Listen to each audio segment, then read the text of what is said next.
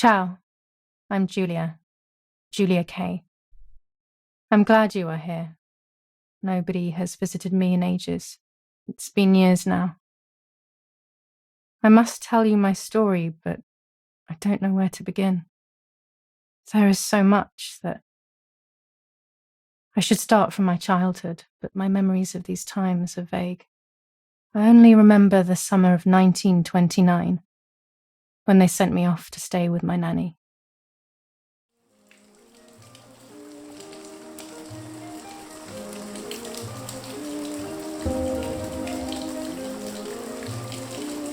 Nanny, will you tell me the story of the White Lady? No, little sparrow. Not tonight. A fog is coming, see? Yes.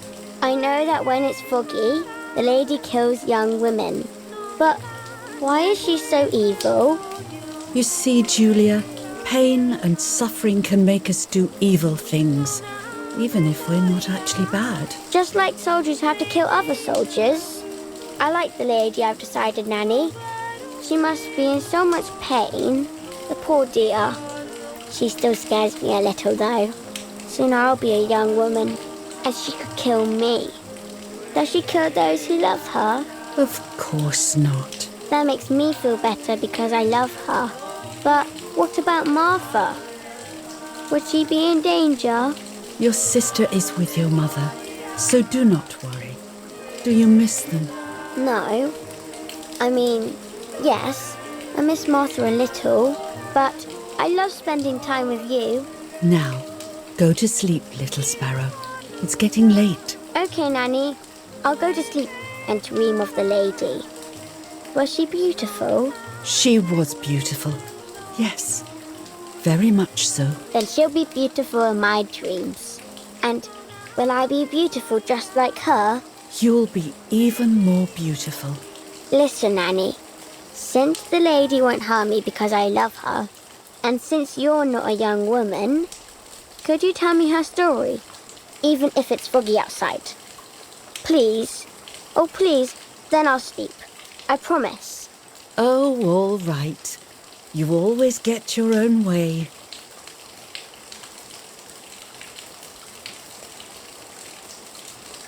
I loved Nanny and I loved that story.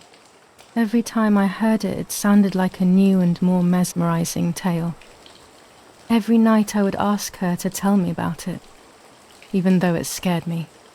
Even now I can remember every single day of that time and how happy I was.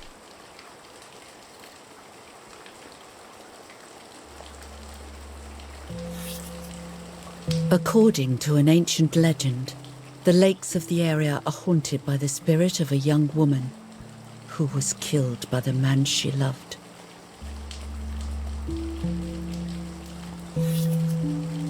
She was expecting a lover's stroll by the lake, gazing out at the old tree growing on the lake's island.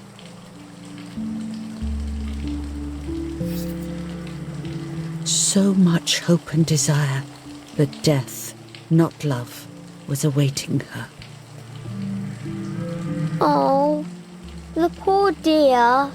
That's not fair. Life isn't fair, Poppet, but that's the way it is. And we must learn to deal with it. Okay, I'll try. But it makes me so mad. Keep on reading, Nanny. In despair, the man confessed he had killed her out of jealousy.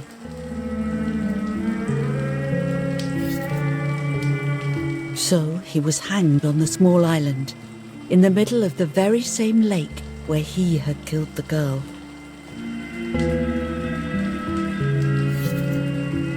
They searched everywhere, but the girl's body was never found.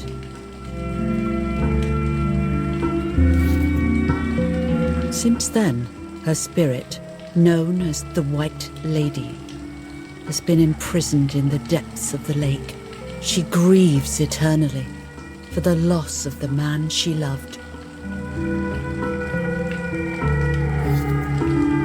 When fog arises, the White Lady is known to leave the waters of the lake and roam the woods, looking for her long-lost love in vain. Within the fog of dawn, Hunters have claimed to hear the wailing of a woman in the distance. I'm a little scared of this story, even though I like the lady. Should I stop reading, my little sparrow? No, Nanny. Daddy always tells me that fear must be faced. Go ahead. Okay, honey.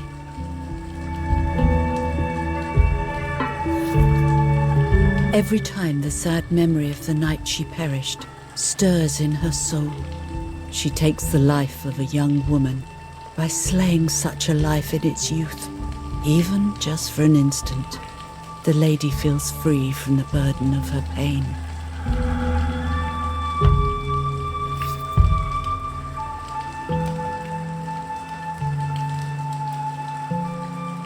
Good night, Nanny. Good night, my love. I spent almost 3 years with the nanny, but when I came home, I quickly forgot how to be happy. My memories do not return until 15 years later, in 1944, when I stayed in that house. I enjoyed setting up cameras in the woods by the lake. My father created a device that attached to the cameras. It would make them take pictures at set intervals. I was trying to photograph animals, or whatever else was in that damned place.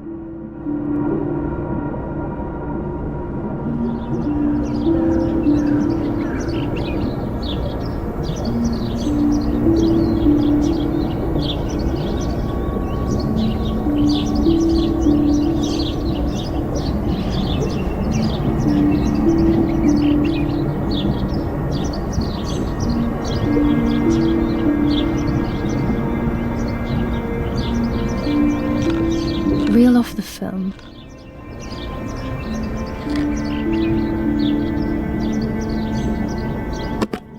Open the camera. Remove the old roll of film.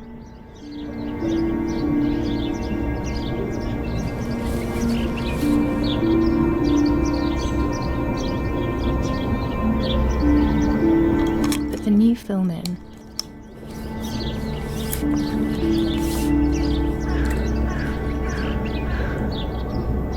Close the camera.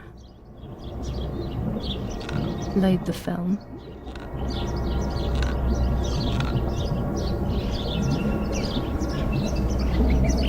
Activate the timer.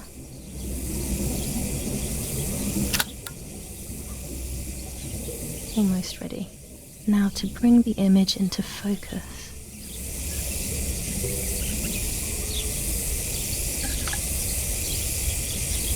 There's something floating on the surface of the water.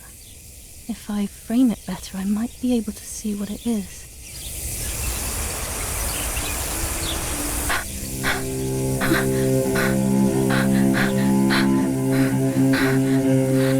What? Is that a person? I must help them.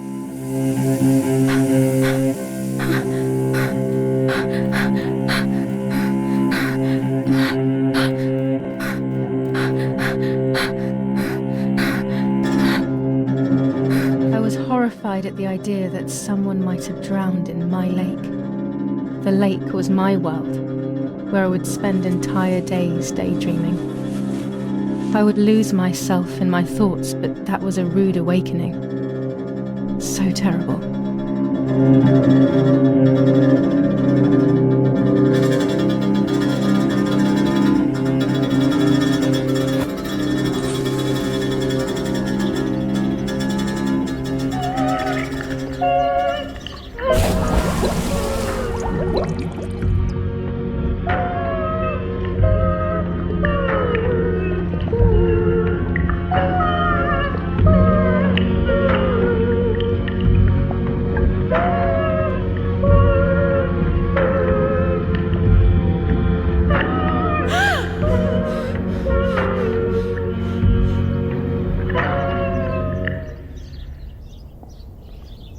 I instantly noticed that the person was wearing one of my dresses. I was scared. I dragged that lifeless body as best as I could to the shore, trying not to drown myself. Only when I lifted her in my arms did I realize who she was. It was my sister, my twin, a part of me, dead. impossible to comprehend. I was desperate. I didn't know what to do or to think.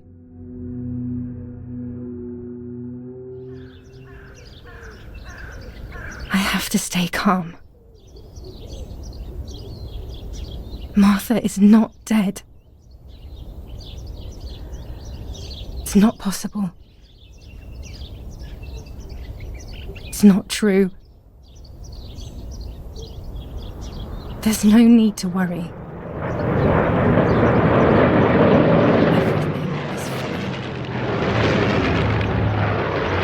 Everything will be fine. Martha, February 26th, 1923.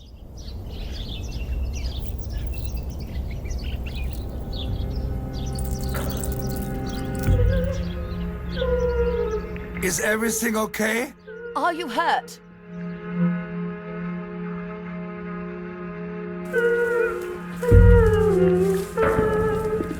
What are you doing? Go, Eric! Run! My parents ran towards me. My mother hugged me.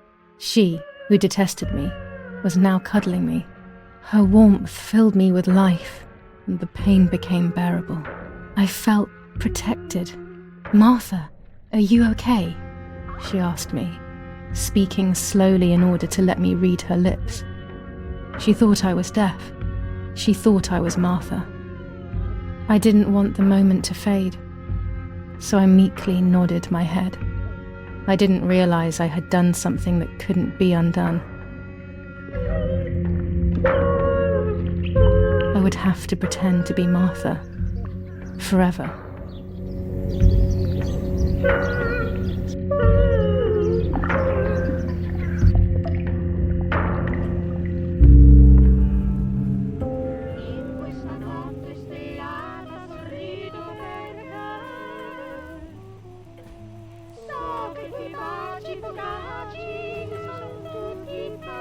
O Lord, who gives life to the dying, let your sacrifice of love be offered for Martha's soul.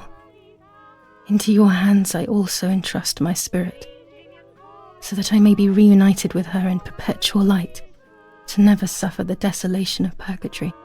Please grant her eternal rest, O Lord, and may eternal light shine upon her.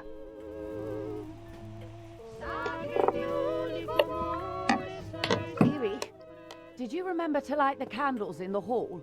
People will be here soon. Mummy always finds something for everyone to do.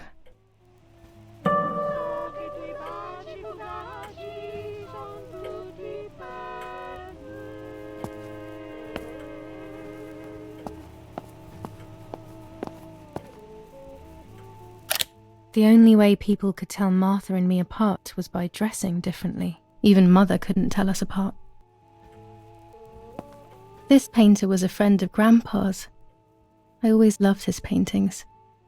As a child, I used to look at them for hours. Mummy and Daddy. They are the epitome of wealth and elegance, but pain pays no heed to money and style. Books, books, and more books. In our villa, there must be 10 times more than even here. Daddy must be devastated. He loves me. I messed up and now I have to watch him suffer my death. I can at least light the candles and let him find some comfort in sleep. These hunting rifles are not Daddy's. He never went hunting. Nanny must have left them here. Daddy's oboe. We were preparing a really nice duet together. On the rare occasions he's at home, that is.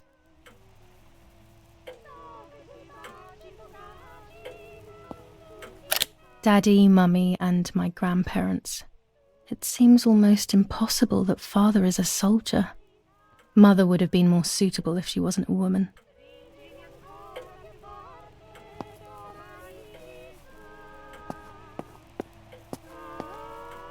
A telegraph box. I know how to use it. Daddy taught me. There's no reason to use the phone right now.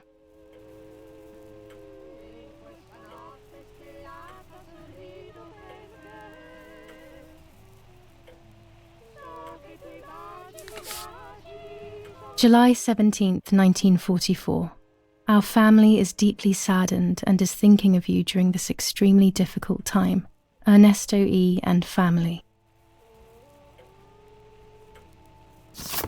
July 17th, 1944. Our hearts are with you and we share your grief in the wake of the tragic loss of your dearest Julia. Monsignor Attilio D. July 17th, 1944, Ministry of War. Director General for Conscripts and NCOs. We are grieving over your sudden loss, and we send you our heartfelt condolences. The Lieutenant Colonel Rapporteur.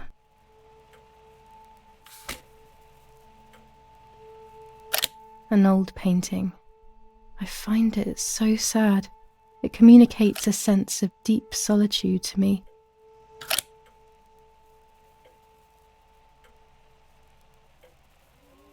I can't turn it off. We have to listen to the radio all of the time. Any news and announcements can be vital.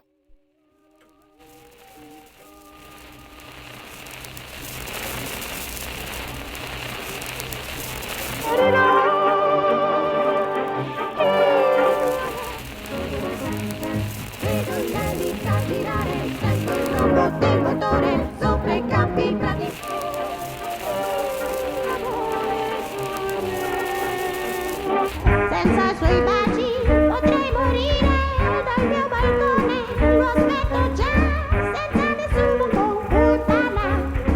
Oh mamma, no mamma, oh mamma, no mamma, oh mamma, pensa mia madre mia, sogna di me.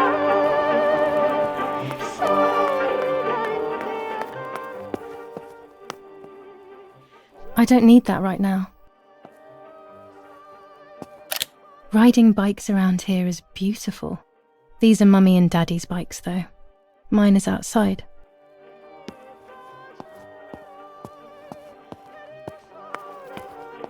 My dog's basket, or should I say, the new dog's basket. I don't remember what happened to my first dog, but when I think of him I feel despair.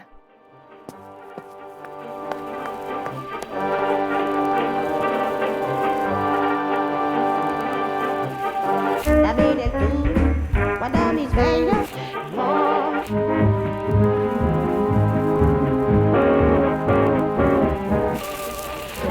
la mia testa fa girare sopra i campi granitieri.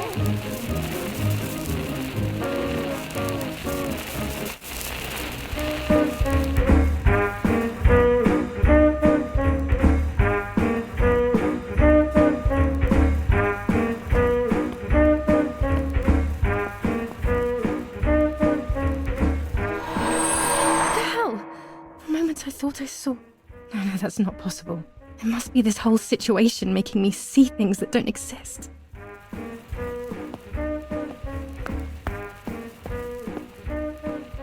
Daddy's canes. They are so beautiful, but I can't say why, but they have always scared me.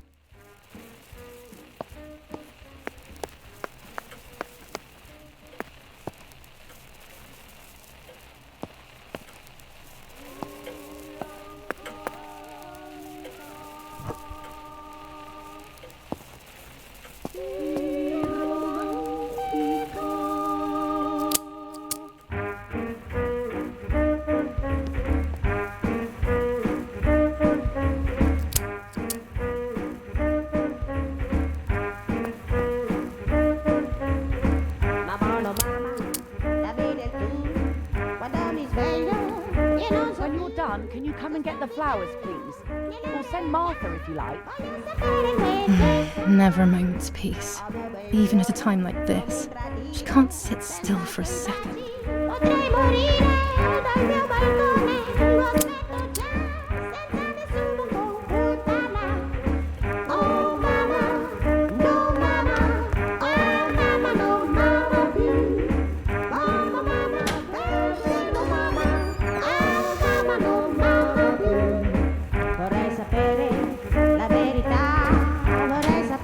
Everything always has to be perfect with her.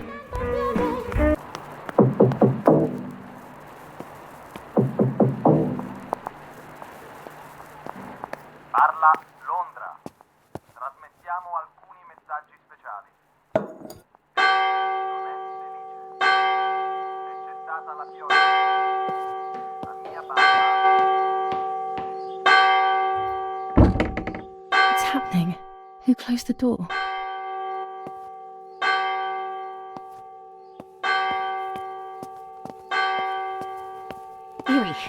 Erich, wake up. Do you think it's appropriate to sleep here, of all places? What? Yes. I must have fallen asleep.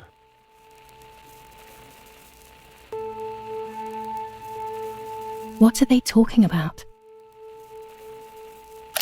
You can't stay here forever. Why don't you go to bed? No. I want to stay with my daughter. Your daughter? Your daughter! You have another daughter, you know. The one who's still alive. Remember? What are you talking about, Irena? Julia is dead. What kind of comment is that? How can you? You should be thinking about Martha. Julia harmed Martha. You know that, right? And as if that were not enough, she has now also abandoned her. It's the same old story. Everything is always Julia's fault, isn't it?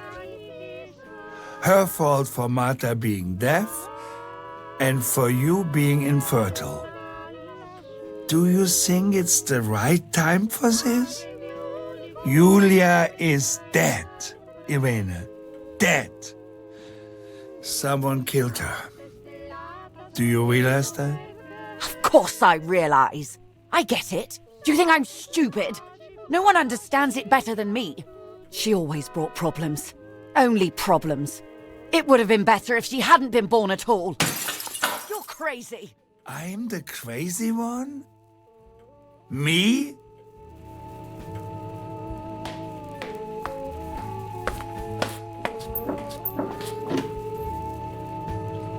They have done this to get at me, yes.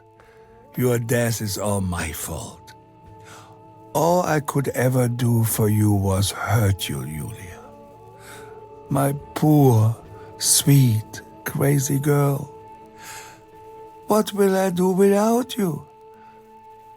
What will life be like now?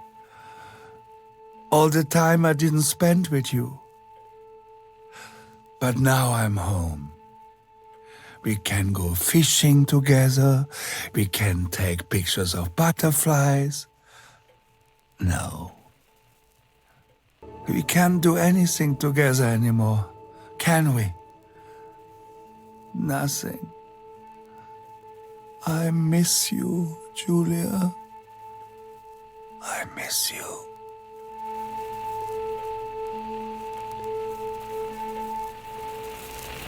While American bombings continue to devastate the peaceful towns within the Elsa Valley, we have heard some tragic news from the area of La Ramola. The young daughter of German Army General Erich K. was murdered near her home. What possible reason could there have been behind such a cowardly act? This is what the Carabinieri, who immediately intervened, hope to find out.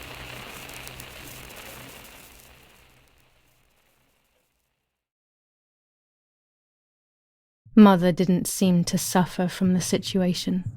All she cared about was that my death was so painful for Martha. But not having me around anymore must have been a great relief to her. At the end of the day, it was better for everyone that it was me who died. And it was better for me too that people thought that. But the guilt began to consume me. That's when I started having horrible nightmares.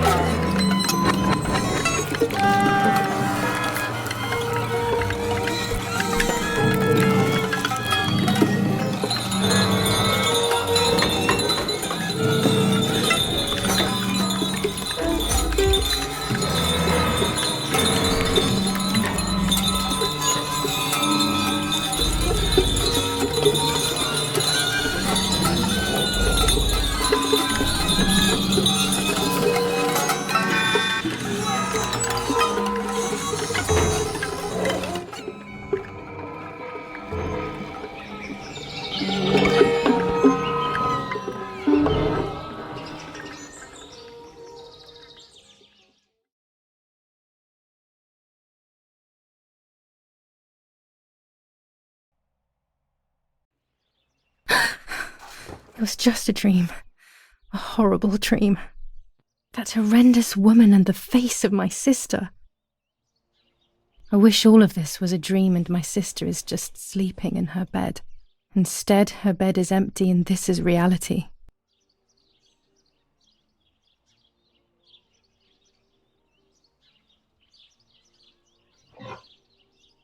This is Martha and me at the festival of the patron saint. It was only a few months ago, and now...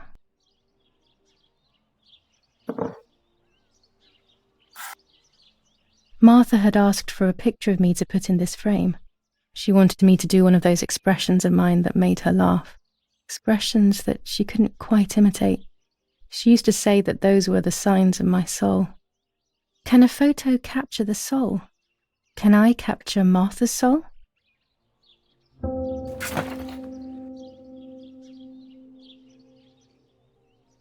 Scary fairy tales. Everything seems to be scary lately. Yet everything here is so beautiful and bright.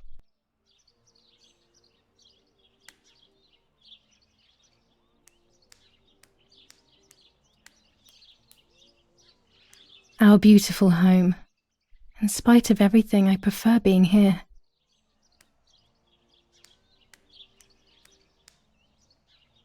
Even more scary fairy tales.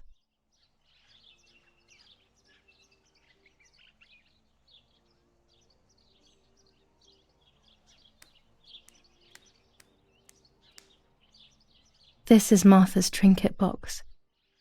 It could contain something that will help to figure out what happened.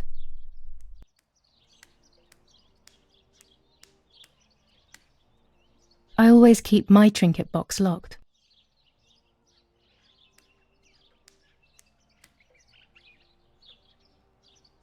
Oh gosh, if Mummy sees this picture, she'll throw it away for sure. It's me and Lapo. I want to see him as soon as possible so we can mourn Martha's death together. The butterfly collection that Daddy made for me.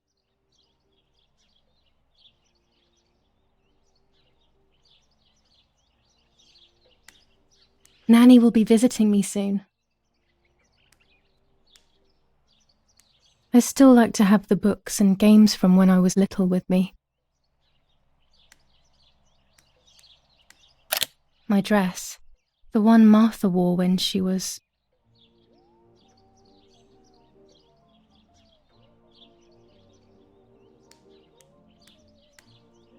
Here's the whole family together, a very rare thing indeed.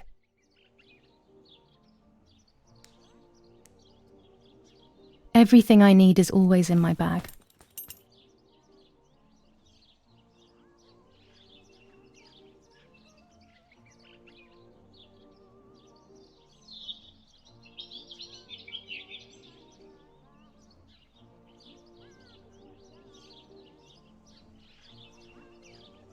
The key to my trinket box.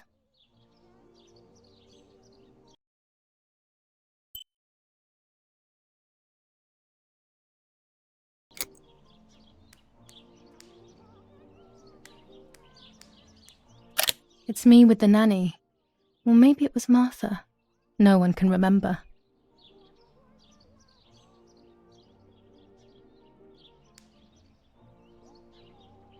Can I be Martha without her clothes? Mummy never wanted us to swap, so I don't know how she will take it. I could wear Martha's clothes instead, in the other wardrobe. It's about 9:30.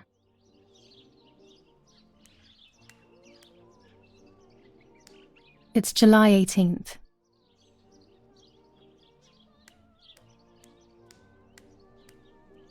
I don't think it's appropriate to leave the room in this state. It would be quite impolite.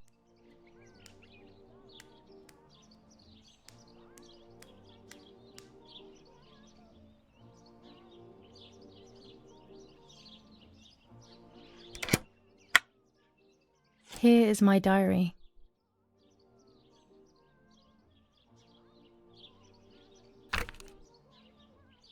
July 12th, 1944. This is a new diary. We moved here today and I forgot my old one back at home. But that's okay. A new chapter in my life, a new diary. They say they brought us here for our own safety. Daddy, the war, and everything else. Nanny gave us her house and she went to look after the mansion. It's weird being back here after so many years. I remember Nanny telling me the fairy tale of the Lady of the Lake. It's one of the few happy memories I have from when I was little. Nanny isn't here and that's a shame, but Martha is here with me. I also get to see Lapo more often, which is wonderful. He's always hanging around here. Mum is thankfully too preoccupied with fixing up the house to worry about me. At least for now.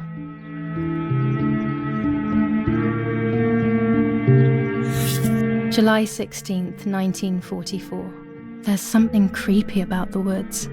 Every time I'm at the lake, I get a strange feeling. Maybe it's the legend of the White Lady playing tricks on me. I get weird ideas. I think that there is this presence. Then I think I'm just being crazy. Anyway, crazy or not, I want to take some pictures. I'm not scared. In fact, I'd say I'm excited. I've made arrangements with Martha. She's coming to the lake with me tomorrow to set up 2 new cameras with timers, and we'll see what we can photograph. Not before a good swim, of course. To be honest, Martha doesn't like photography all that much, and recently she's gone off swimming too. But she does like spending time with me by teasing me. Then, when she gets bored, she disappears into her books, and I do my own thing. We feel right when we're together.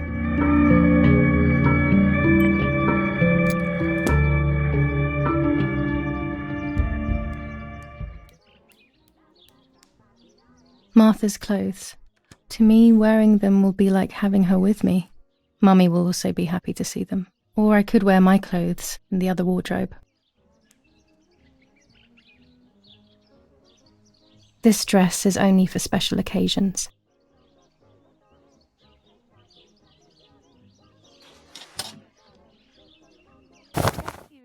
I'll be right there. I'm just going upstairs to call Martha down for breakfast. Fine, but I'm not sure we should let her sleep all day. What do you think? What did you say? Okay, I won't wake her up. I'll just turn on her light. So when she wakes up, she'll know when to come down for breakfast. They really think I'm Martha and I can't hear them. I need to be careful not to talk, or I will be in serious trouble.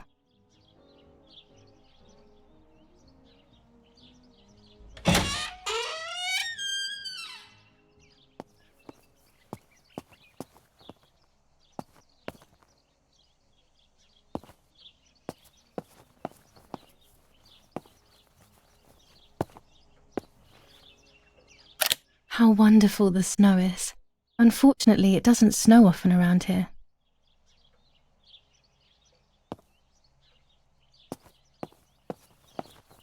There's no shortage of paintings in our house. Mum is passionate about painting. Dad loves these prints of Florence. I find them a bit sad.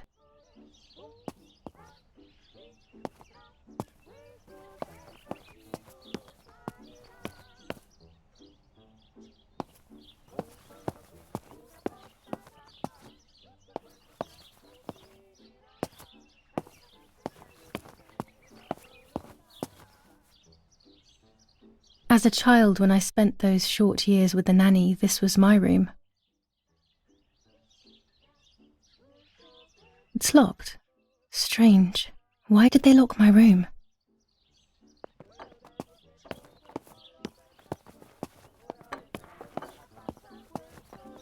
Mummy's family coat of arms.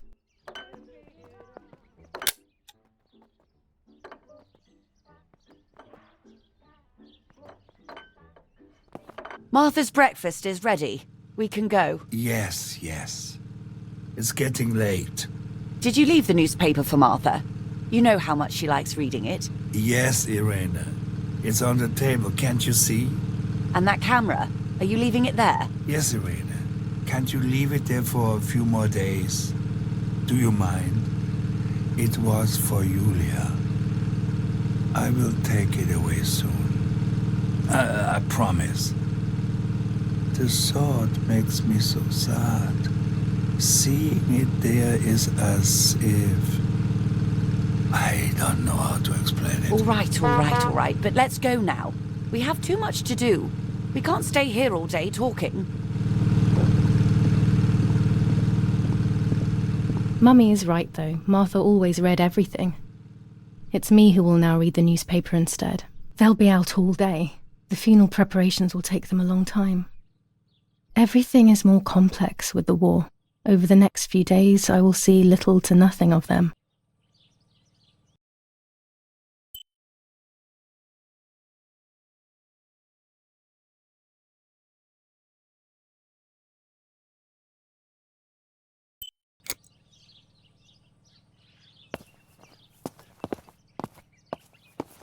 During deep winter, I would go to sleep snuggled by the fire and Nanny would get angry. Do you want to turn into a piece of charcoal, Julia? These plates are not ours. Nanny left them here. I remember them well.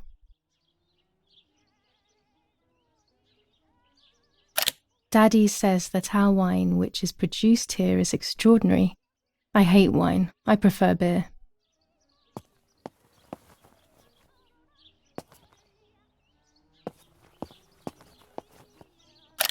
These are our vineyards. My father loved them so much that he constantly took photos of them.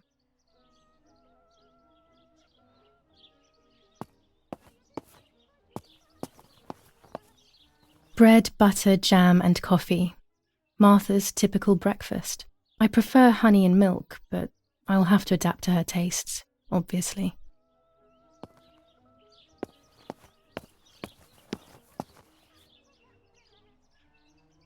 Chocolate, a privilege for few people in these times.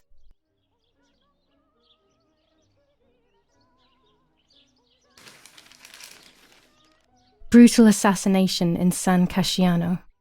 Julia Kay, a young woman from a respectable family, brutally murdered near her home. Carabinieri investigates. A possible political motive emerges. Martha was not killed by politics or war. She was killed by something much closer and much less clear. I will find out the truth. Brutal assassination in San Casciano. Julia Kay, a young woman from a respectable... Firm bulwark even in the skies. 159 aircraft of the Germanic defense shot down in 24 hours. Major Russian operation northwest of Jassy. Enemy convoy lost in the Mediterranean. 2 destroyers and 6 merchant vessels sunk. Julia Kay. Distressed but supported by faith. Irenei the mother, Erich the father, and Martha the sister sadly announced Julia's passing. The funeral will take place in La Romola, Thursday, July 20th at 9:30 p.m., departing from the property of the deceased. First improvements in food registration. Bread rations increased by 50 grams per day as of April 20th. A kilo more every month of soup ingredients. Reforms to the treatment of agricultural workers and an unexpected distribution of jam.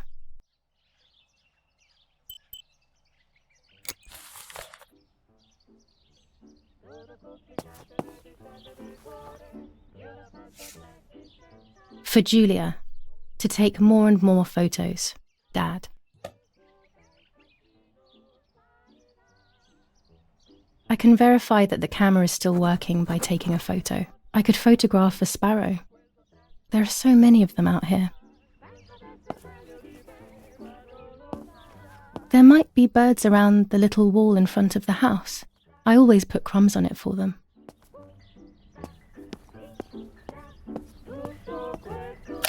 Dante's Inferno illustrated by Dore, always hanging cheery things.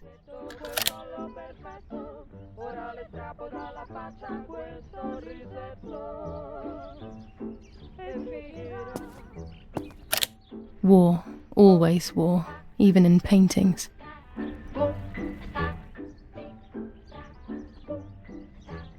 One of Daddy's many photos. Who knows who these other people are?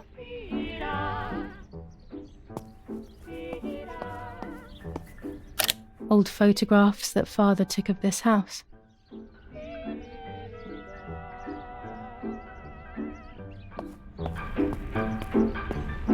Oggi Bonsi. On the day of St. Alexis, the battle rages in the city tormented Florence, by July Anglo-American 15th, bombs. 1944. Our Lady of General Carmel, Erich a K. company of the Falchium Regiment, As per our prior counterattacked agreement, yesterday, we are sending you forcing the military French to encrypted retreat communication to Piazza material. del Mercato. The device must The remain situation hidden and is secret. currently under control. Hail. Feld Mascherallo, Carl H. Complicate le vicende del cuore, io la faccio a pezzi senza rancore. Busta, sinistra, quel suo bel faccino sparirà. Un colpo qui, una botta là, tutto quel contesto finirà. Pensa d'esser meglio di me. I don't need that right now.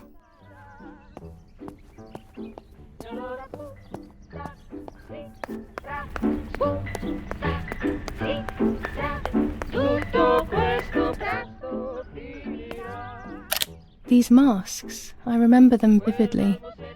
I always tried to escape their gaze.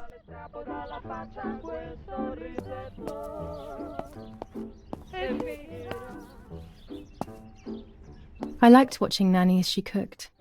I always picked up loads of techniques.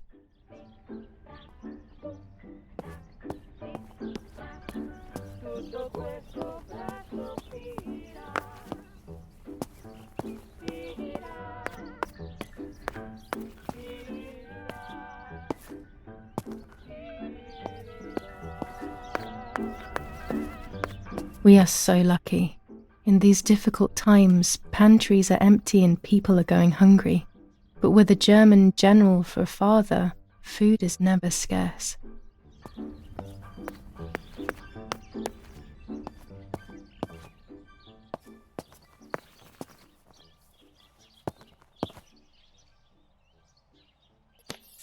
Lorenzini haberdashery. 5 meters of grey cotton fabric. 6 meters of white linen fabric, 4 meters of green satin, delivered on June 5th, 1944. In the event of an issue, contact us on the number 6987. And this red fabric? It's not been mentioned. Could this also be one of Mummy's, or could the nanny have left it here?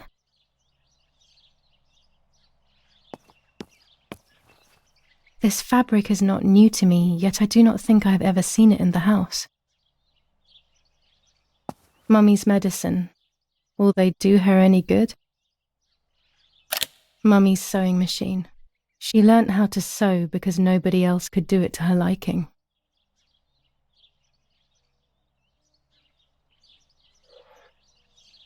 These could be of use to me.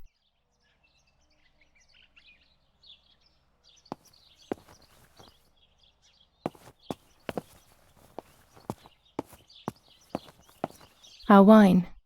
Daddy is so proud of it.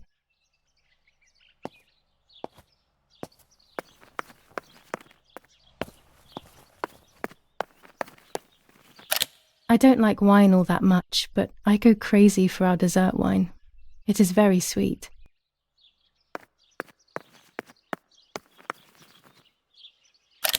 The puppets I used to play with were made here. I never knew that when I was a child. They always told me that a fairy brought them. I didn't really believe them, but it was nice to think that. These workbenches fascinate me. I would love to learn carpentry. This is where Nanny's husband made my dolls.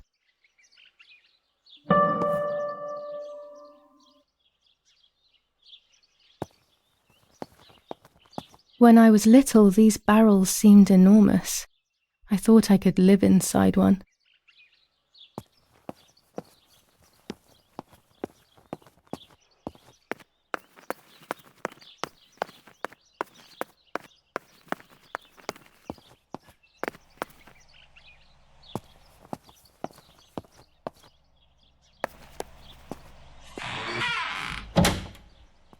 Daddy set up his darkroom here. He doesn't take photos anymore because of his work, but photography is still his true passion. I'm allowed to use the darkroom when I want to.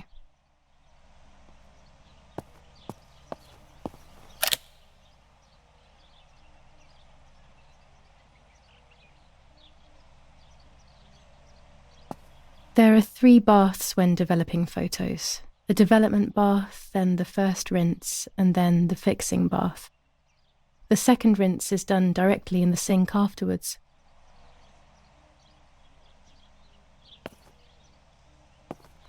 Daddy had this device brought here last week. It's old, but still works. He has always loved everything technological. Before I can use the enlarger, I should take a photo.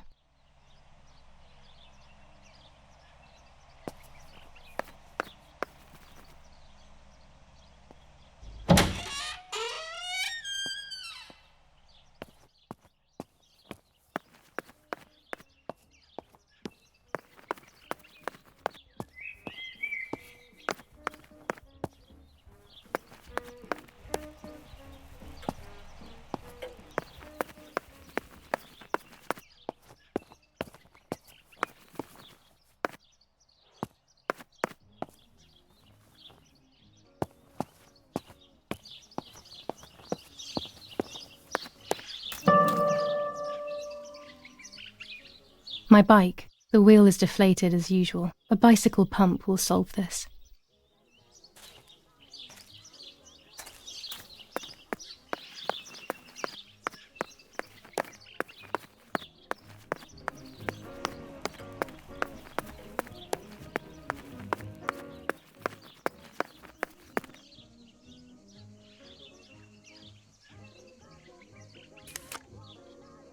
Here's the bicycle pump.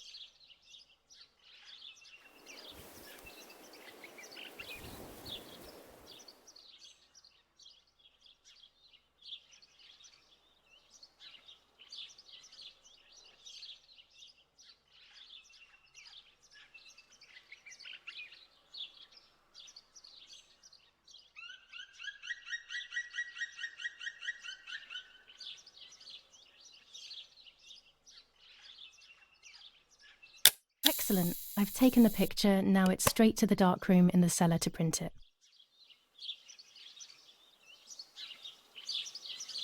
Daddy recently became a general in the German army.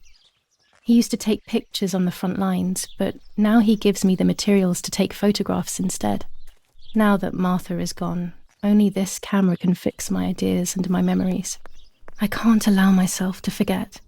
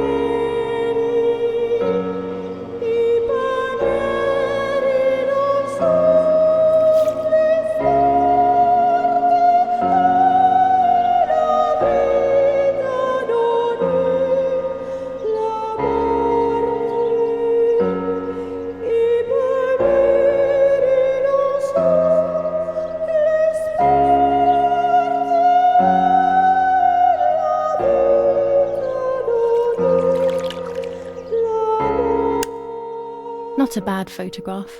It seems that the camera works perfectly. Now I can take a self-timed photo for Martha's frame.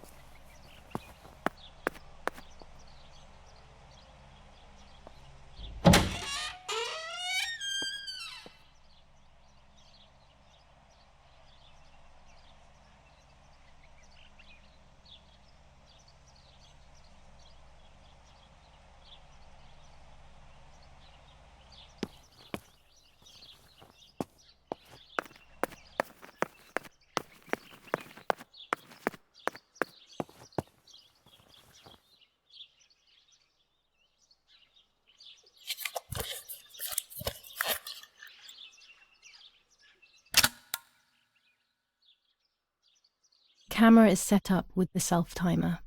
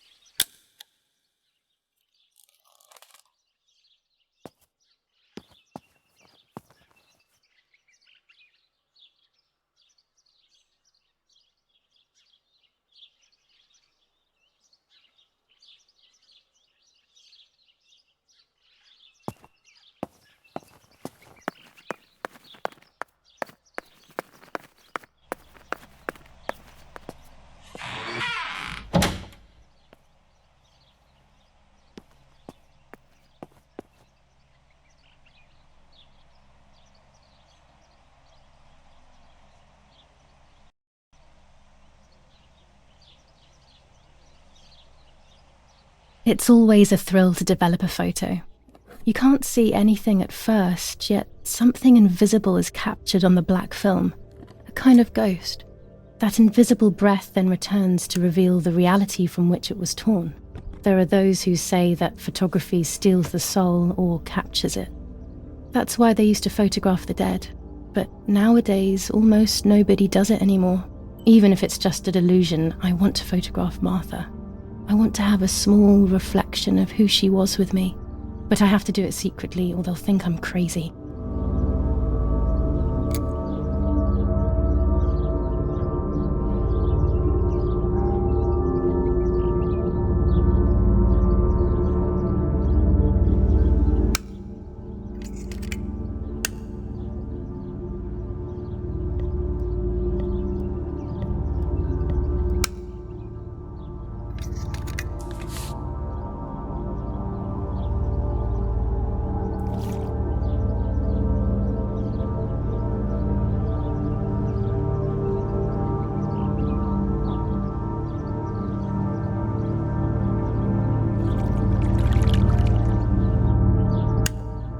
Yes, this is me.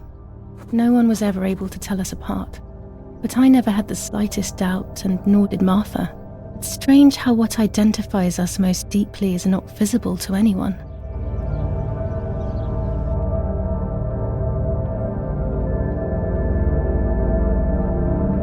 I was obsessively thinking about Martha and what had happened, but suddenly a thought took control. The memory of that day at the lake was becoming more and more like a dream when, after awakening, the image becomes more and more faded. Could it be that the memories were a figment of the mind? Had I been the one that hurt my sister? I had always envied her, and now I had taken her identity. I experienced a suffocating pattern of thoughts. I decided to go straight to the lake to retrieve the film rolls. They would tell a different story, I was sure. But deep down, I kept hoping they would confirm my fading memory. Of course the door is locked. The keys aren't hanging on the lock as usual, then they will be in Daddy's study. We live in fear now. My parents are not going to let me go to the lake anymore after Martha's death. So this is the right time. I need to know. The self-doubt I feel is eating me up.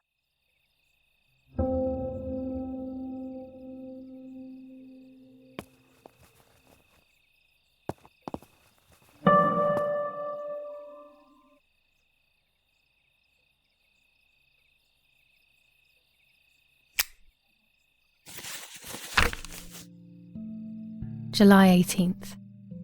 Everything has changed. I feel like a different person. The best part of me left with Martha. My enthusiasm, my desire to live, and the will to joke around. I find myself alone, left to my own devices, confused with no desire or expectations. I was handling the cameras at the lake and there was a floating body on the water. I don't remember what I was doing before. Yet another memory lapse. That lifeless body was Martha's, my sister.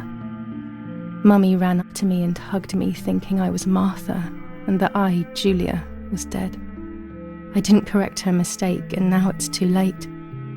If they find out I have been fooling everyone, I don't even want to think about it. I feel terribly guilty pretending to be Martha, pretending to be deaf. I took the photo for Martha's frame. I know it's too late now, and I felt incredible pain placing the picture. I said goodbye to her forever in that moment. I realized she was gone, and there was no going back. I must do one thing for Martha. I must find out what happened. The partisans couldn't have killed her. That's just ridiculous. Lapo is my friend, and he is one of them. He loved us so much. We know all of them, so it's just impossible.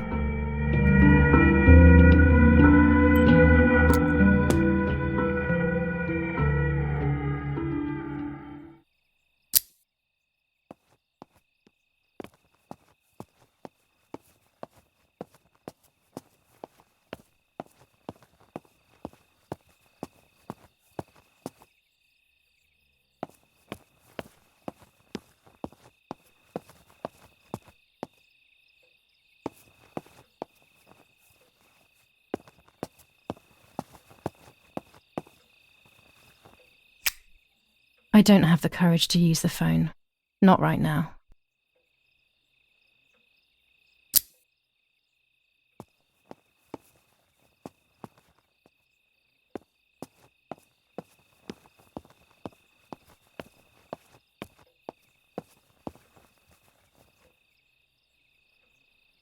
Daddy's stuff. War maps. I've heard everything will play out on this new defensive line.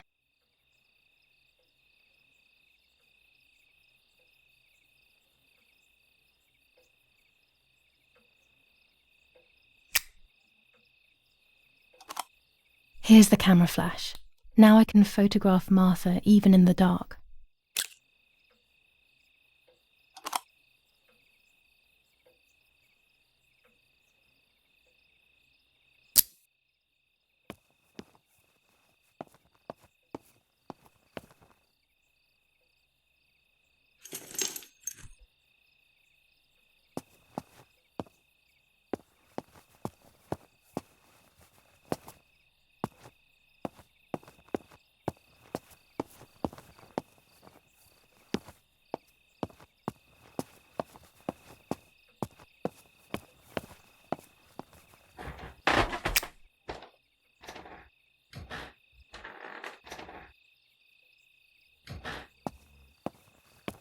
I shouldn't risk it really, but I love watching them sleep. It's the only time they are together and not fighting.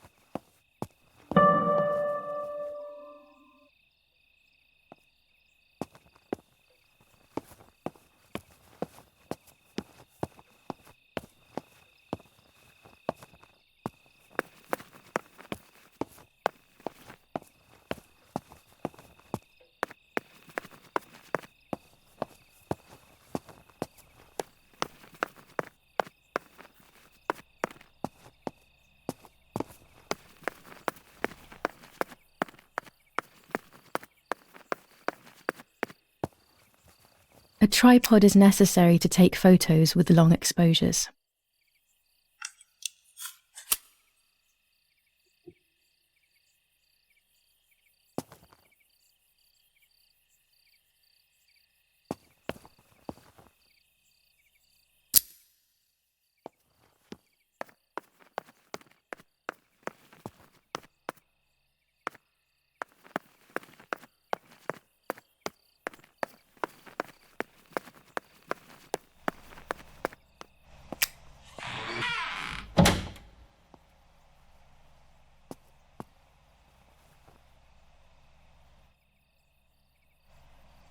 a lens and a roll of infrared film. They can photograph what the naked eye cannot see. I have found what I need to take infrared photos.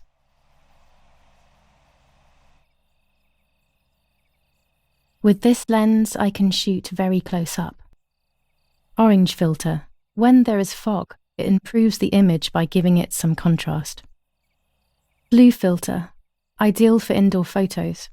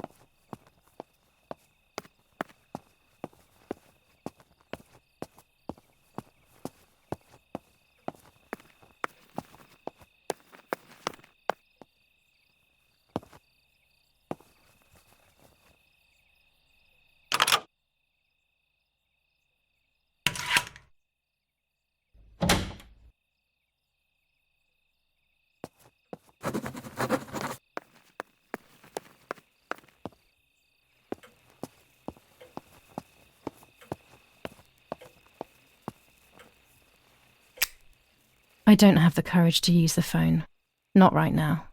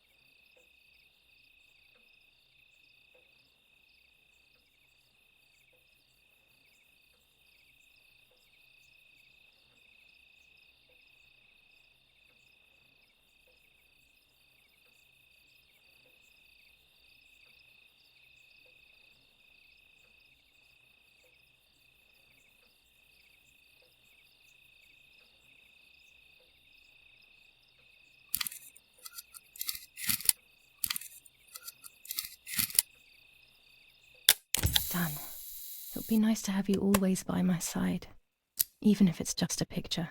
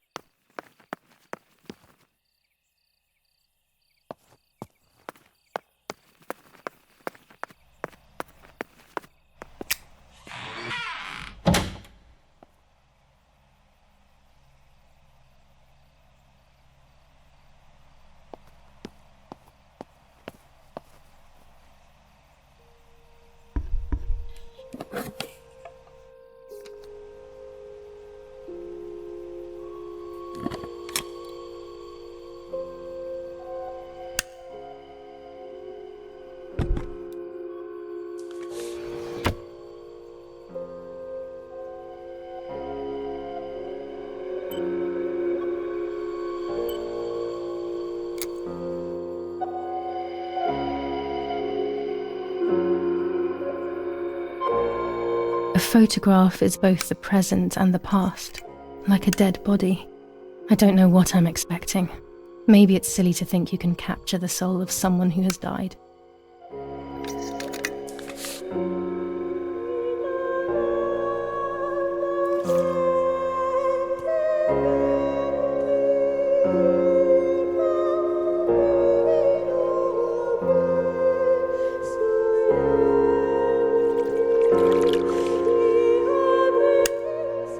Her face can no longer tell me if what happened was my fault. I should have known that already. All I can do is head to the lake and get those rolls.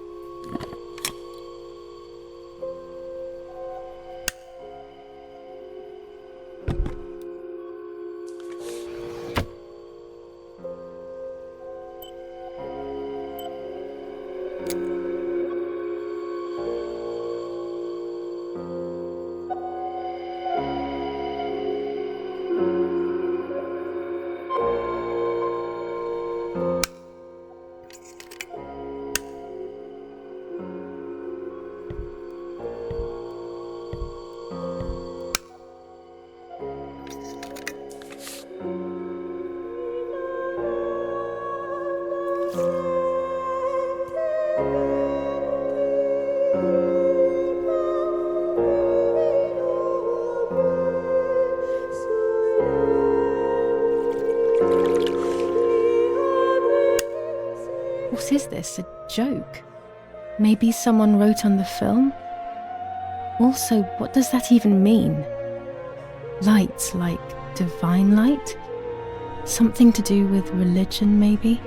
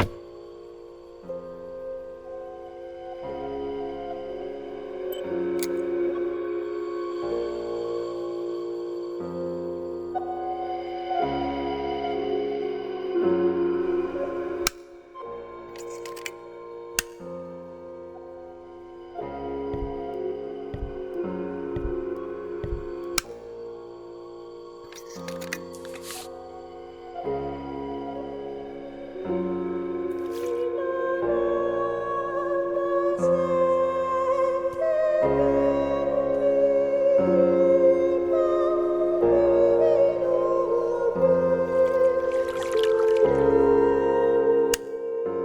crossroad, one path towards life and one towards death. More writing, how very strange. The path that leads to death, could that be the actual road that leads to the cemetery?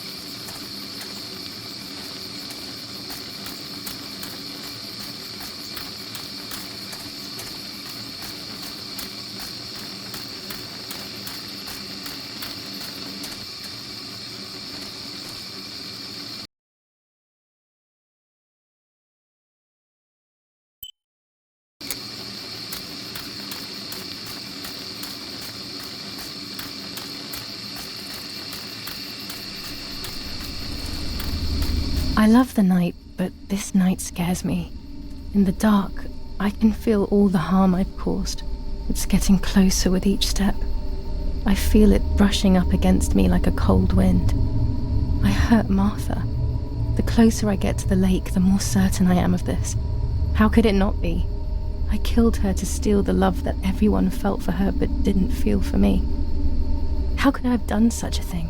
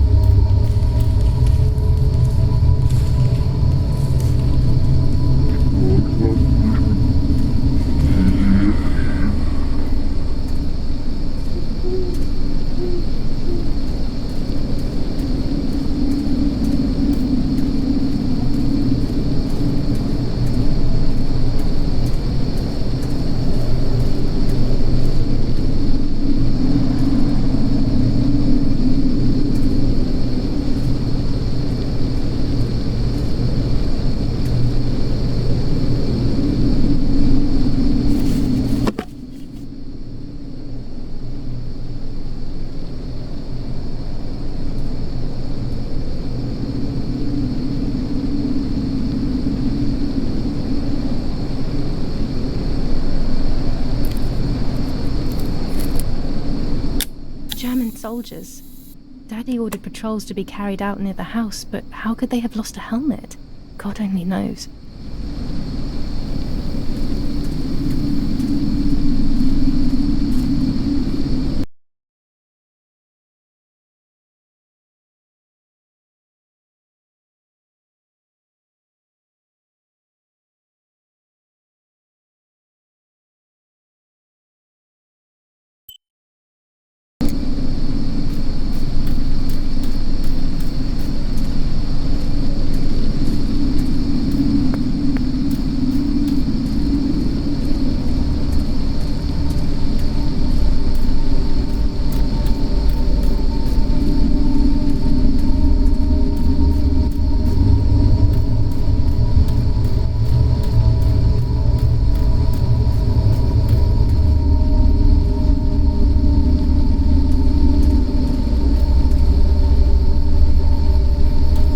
What a beautiful place.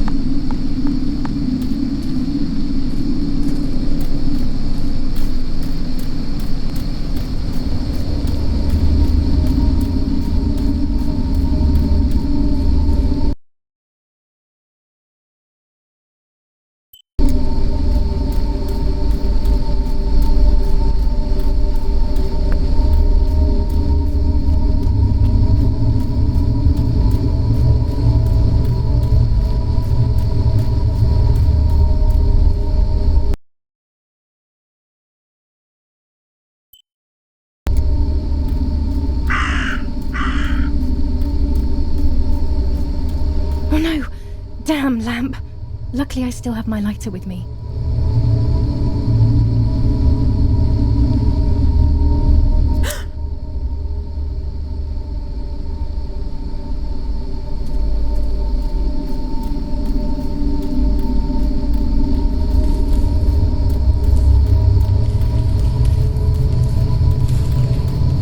The cameras are somewhere around here.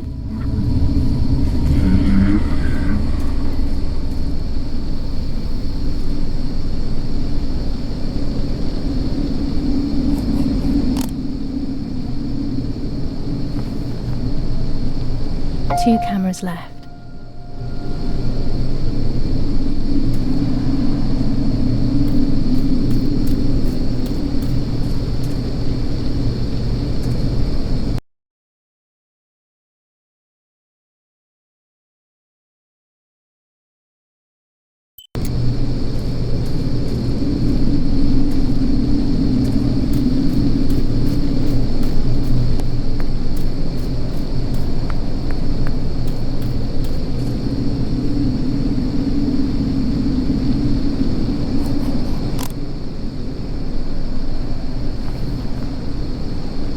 one more camera to collect.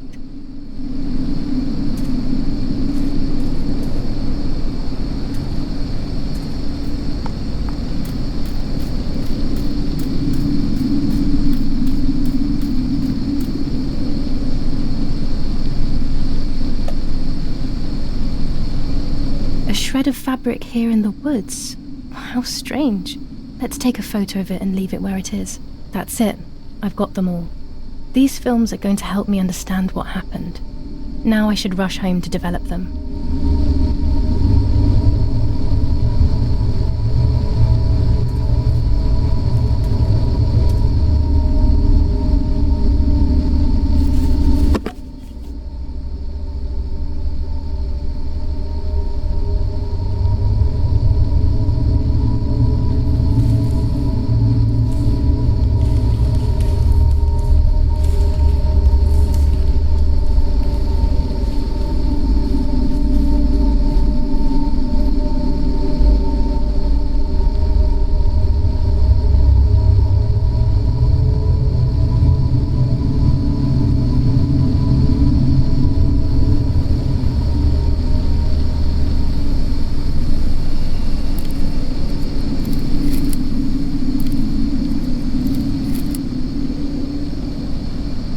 How could it have ended up here? It looks familiar.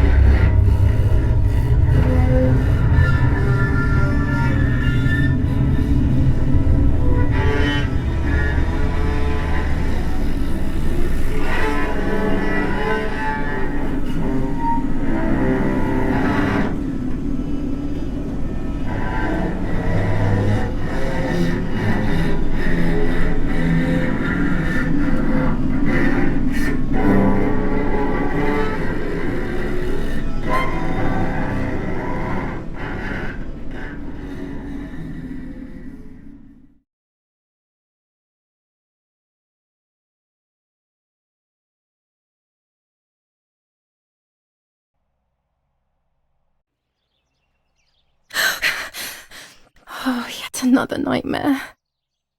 She entered my dreams once more. Maybe she wants to talk to me. What am I saying? Fairy tales coming true. Yet I feel... No, these are the thoughts of a crazy person, and I'm not crazy.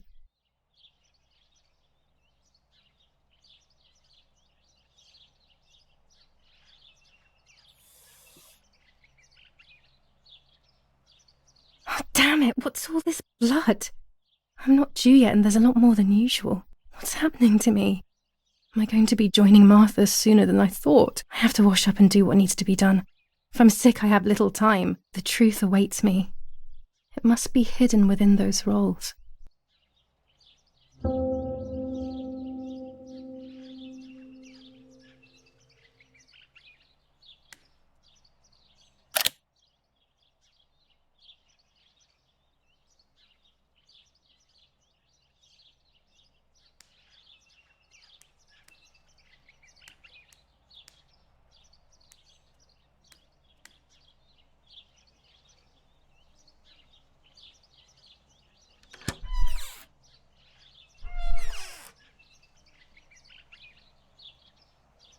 What am I thinking? I would stain my clothes with blood.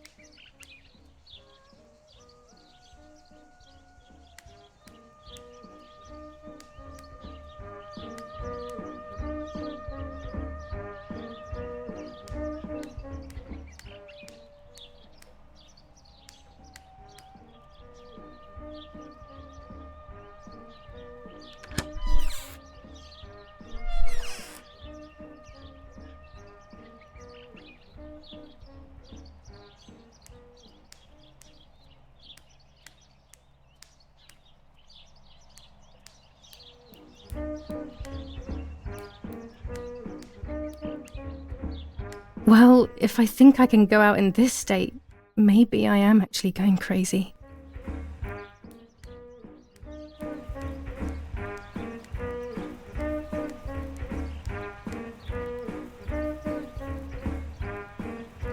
.25 ISO film. When the sun is high in the sky, it's perfect.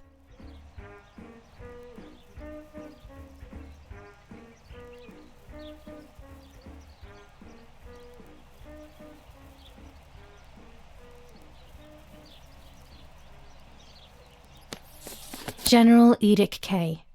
New rules on curfew and women's behaviour. German command of S. Vincenzo Attori. Telephone number 1185.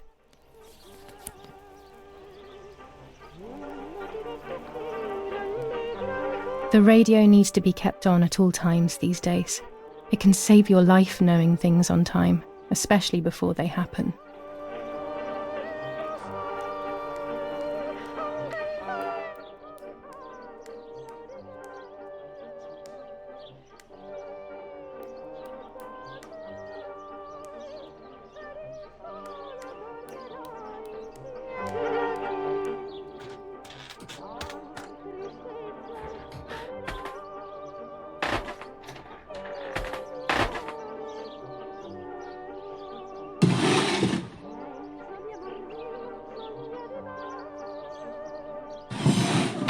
Dear Mother, this is hard, but I have something to tell you.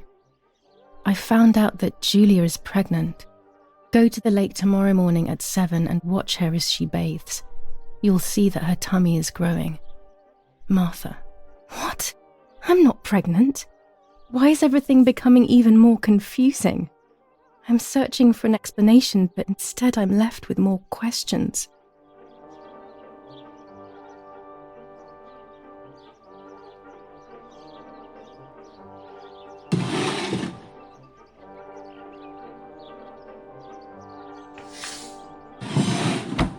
Here are my cards. Nanny and I always used to play with them. She would predict my future and I pretended to predict hers. The future was always good for everyone.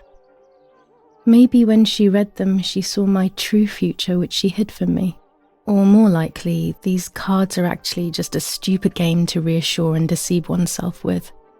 But deceiving oneself is sometimes necessary. How can we live happily otherwise?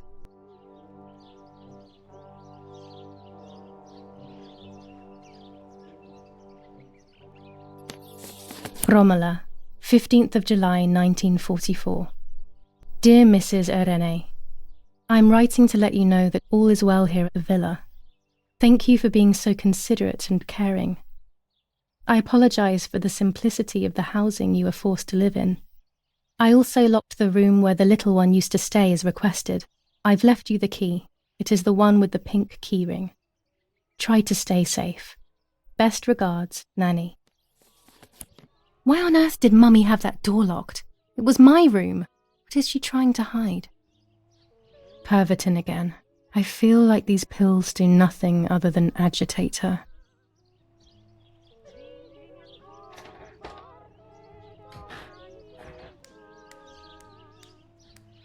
There are more and more weapons around, and everyone is scared after what happened.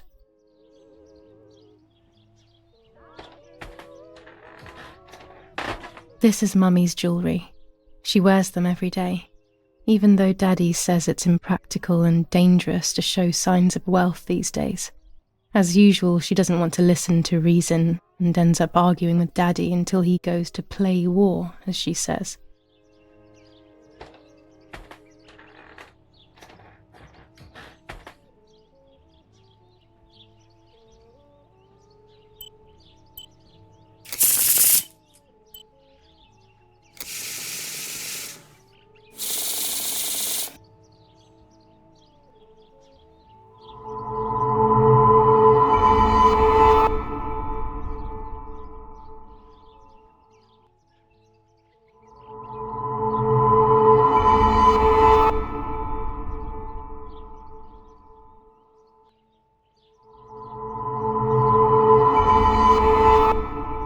The solution is still far away.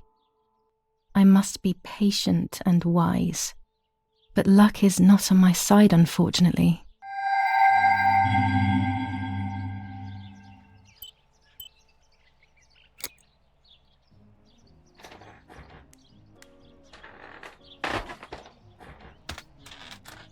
Following the dramatic The keys to my old room are not here. Where are they? Will protest with the French in the city for the raping being committed by invading troops. New ordinance for the safety of citizens. Nets for catching butterflies, This moment poor on, it creatures. is forbidden for I anyone had to so leave much their fun with them. homes and walk the streets of San Cassiano. All windows, including cellars, house entrances, and doorways, must remain closed night and day. The population are advised to stay.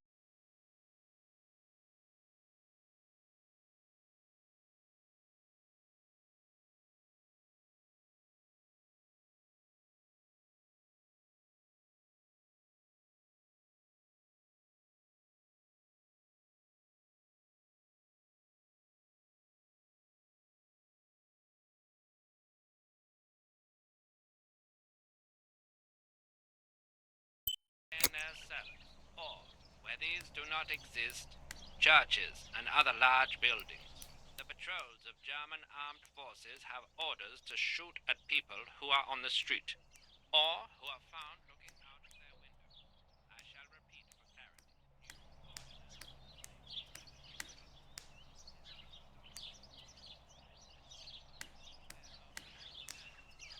What am I thinking? I would stain my clothes with... What am I thinking? I would stain my clothes with blood.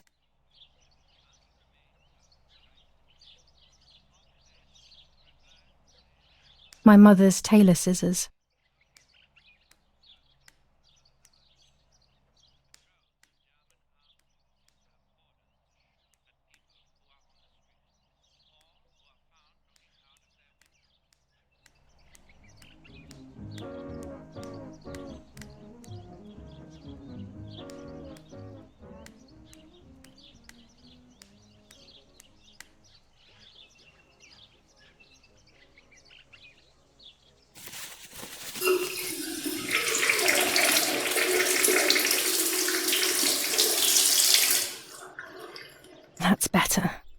But I still don't understand all of that blood. That's never happened to me before. But I'm not going to tell my doctor. Otherwise he'll make me stay in bed and rest.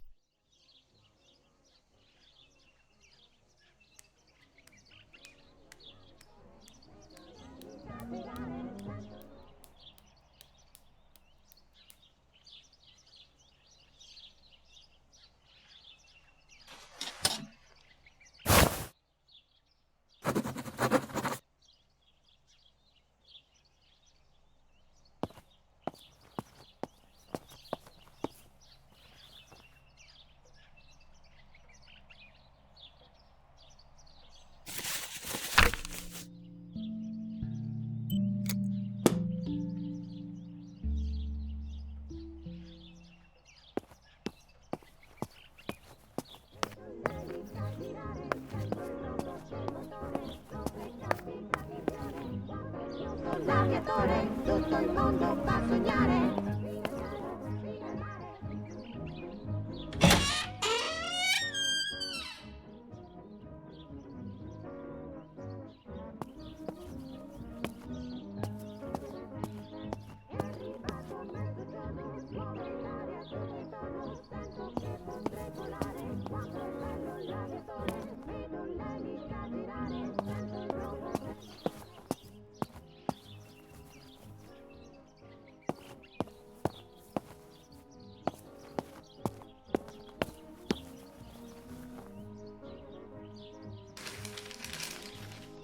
The Superior Commander of the German Federal Armed Forces announces 1.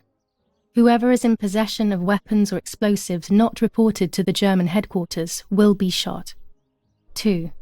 Whoever harbours bandits and/or protects them and provides them with clothing and/or weapons will be shot. 3. Whoever is aware of the existence of any rebel groups or even lone rebels without reporting them will be shot. The Superior Commander of the German Federal Armed Forces announces 1. Whoever is in possession of weapons or explosives. Italian workers in Germany. The following rules are in place for workers who voluntarily work in Germany. A commitment of a maximum period of 1 year before returning to Italy. War rages on the Eastern Front. An attack launched by the Soviets after hours of cannonade. The fight on this front has been going on for a long time. Fighting in Normandy. Victorious Germanic counterattack on the road from Perrières to Carentan. Pont Heber reconquered north of Saint-Lô. Many US losses caused by the flying bomb action.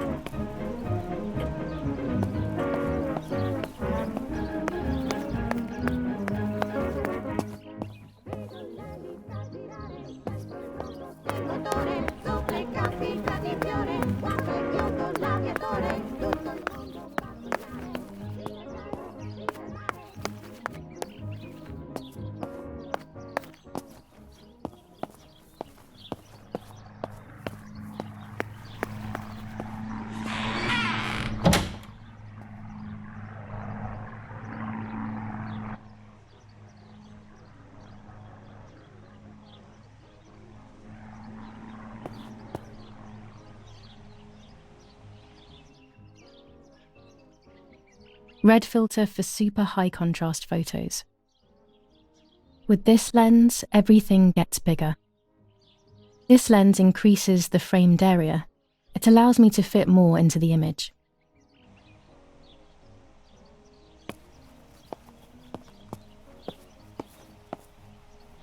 I have to be careful and keep the volume down as I listen. I must go unnoticed. I am meant to be deaf after all. Ready? Julia, you ready?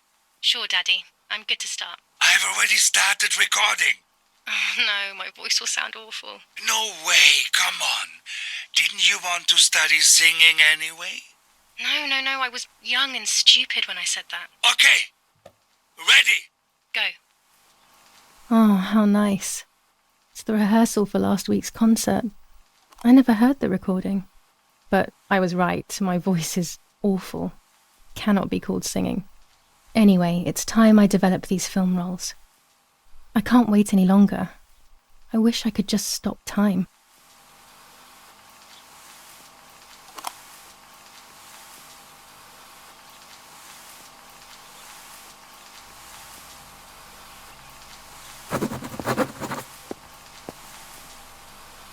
These images could change everything.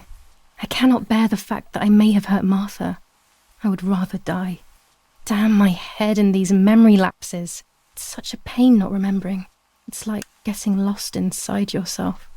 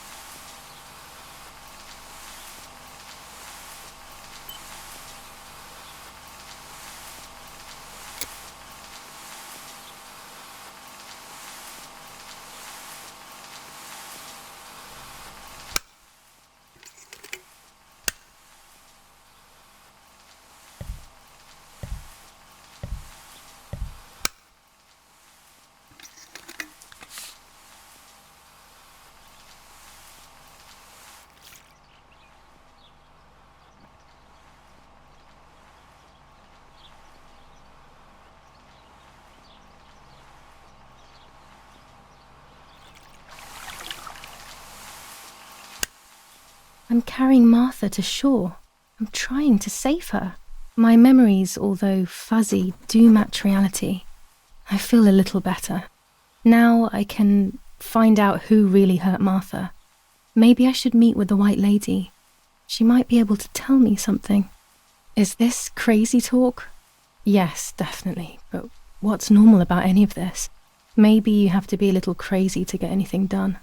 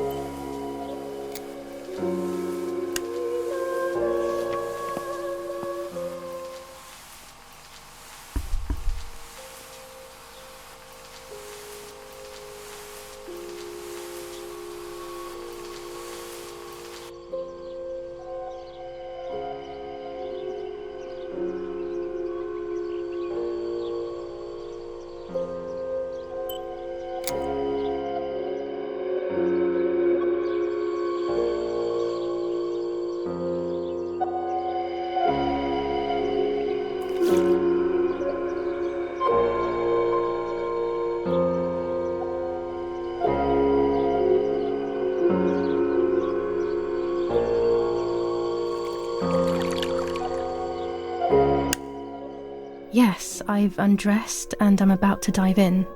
This matches my memory.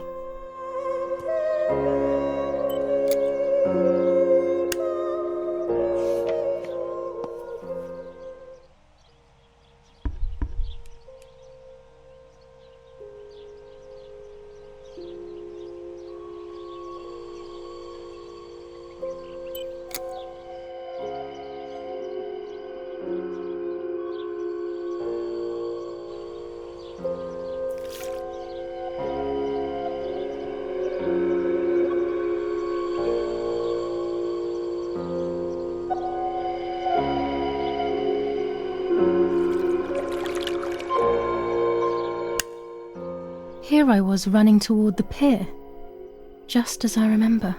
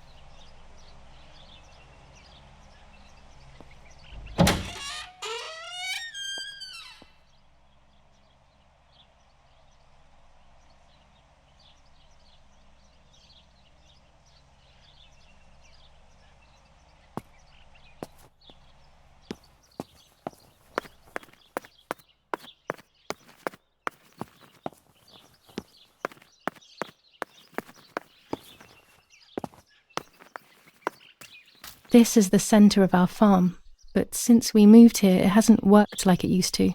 Security matters, Daddy says.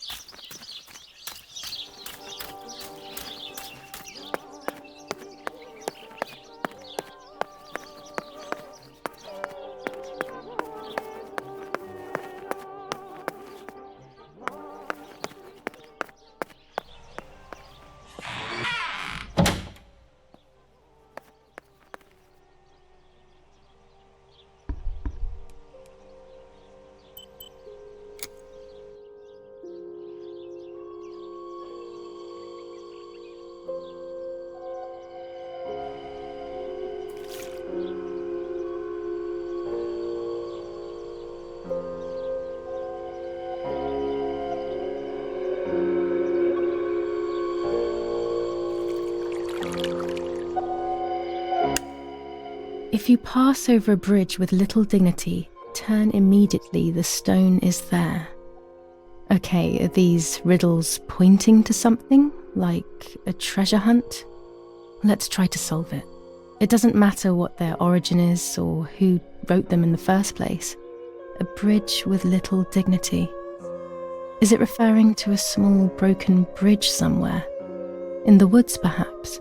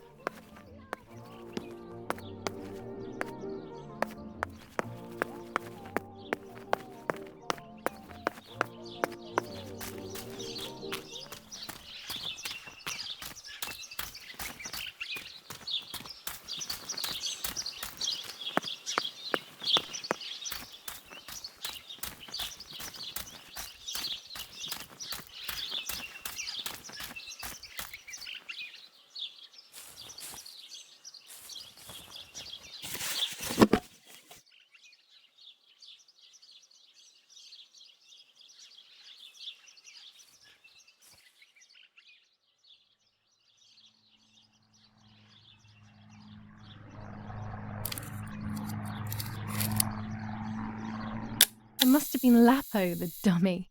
There's little wonder why everyone thinks there's more than friendship between us.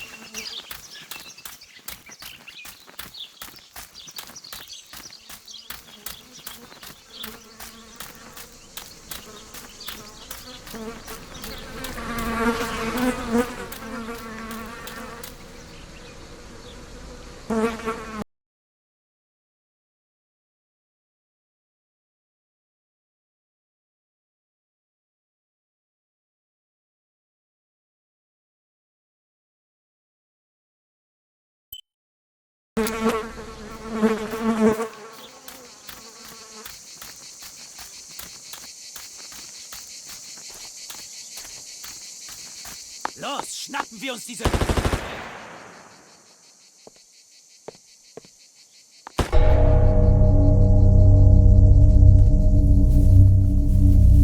Los! Hey, hey, hey! Los geht's! Hier lang! Hier drüben! Oh, hey! Vorwärts! Hier! Sie sind da lang! Verdammt! Los, laufen! What is going on here? What are the soldiers doing? It's dangerous, I know, but I want to follow them and see what's happening.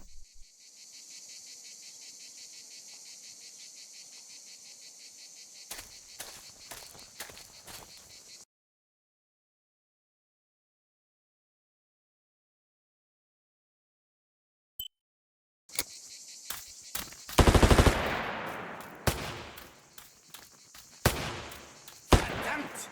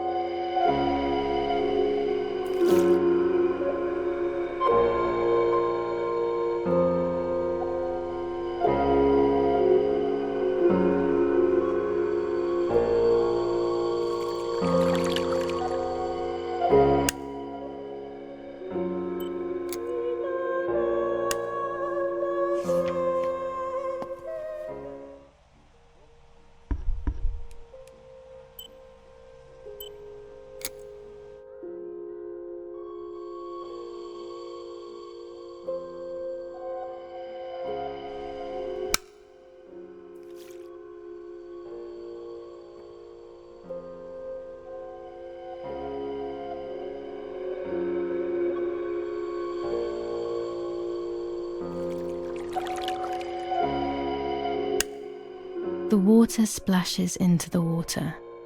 Easy, the stream that enters the lake. No, it can't be that easy. What else could it mean?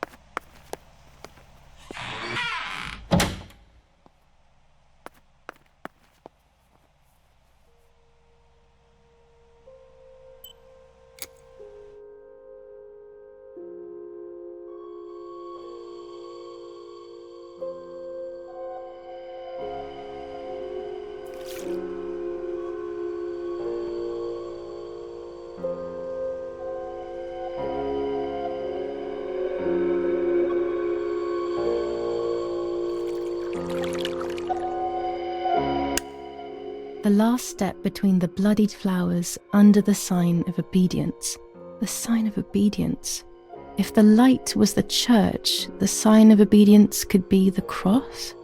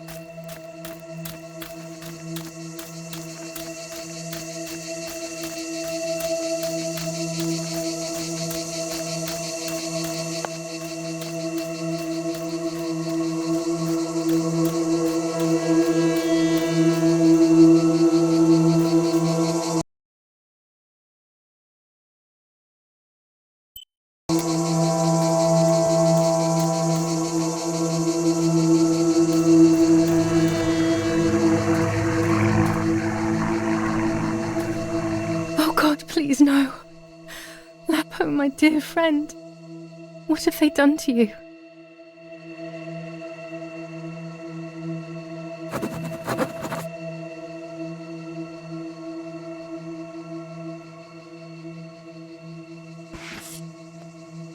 Your handkerchief was the symbol of what you believed in. At least that is left of you.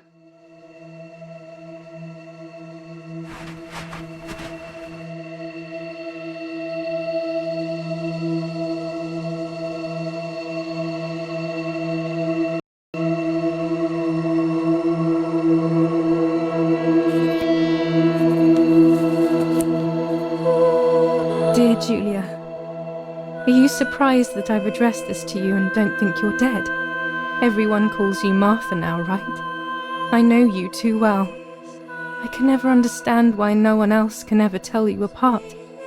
Not even your own mother and father. Martha is gone and I cannot reconcile myself.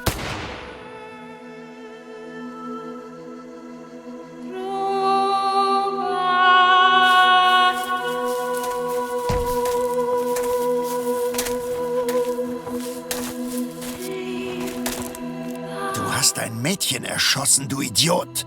Scheiße, scheiße, scheiße. Was machen wir jetzt? Sieh mal, was sie um ihren Hals hat.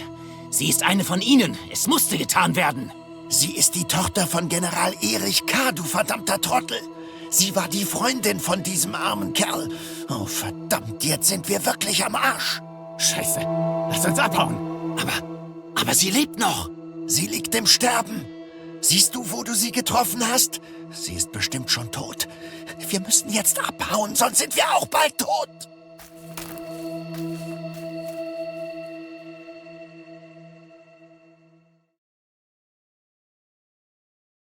I'm dying, I thought. But strangely enough, I wasn't afraid. In fact, I was almost relieved. When I returned, I found myself once again in the midst of a bad dream. One whose meaning I did not understand at the time.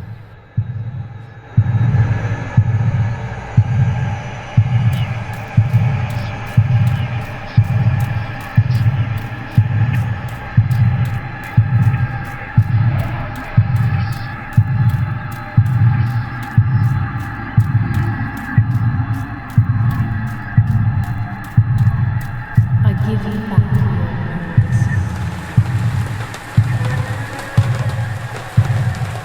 I give you back your words. I give you back your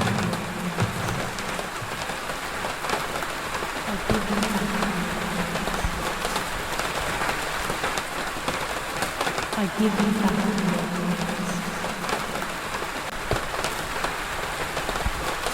I give you back your words. I give you back your words. I give you back your words.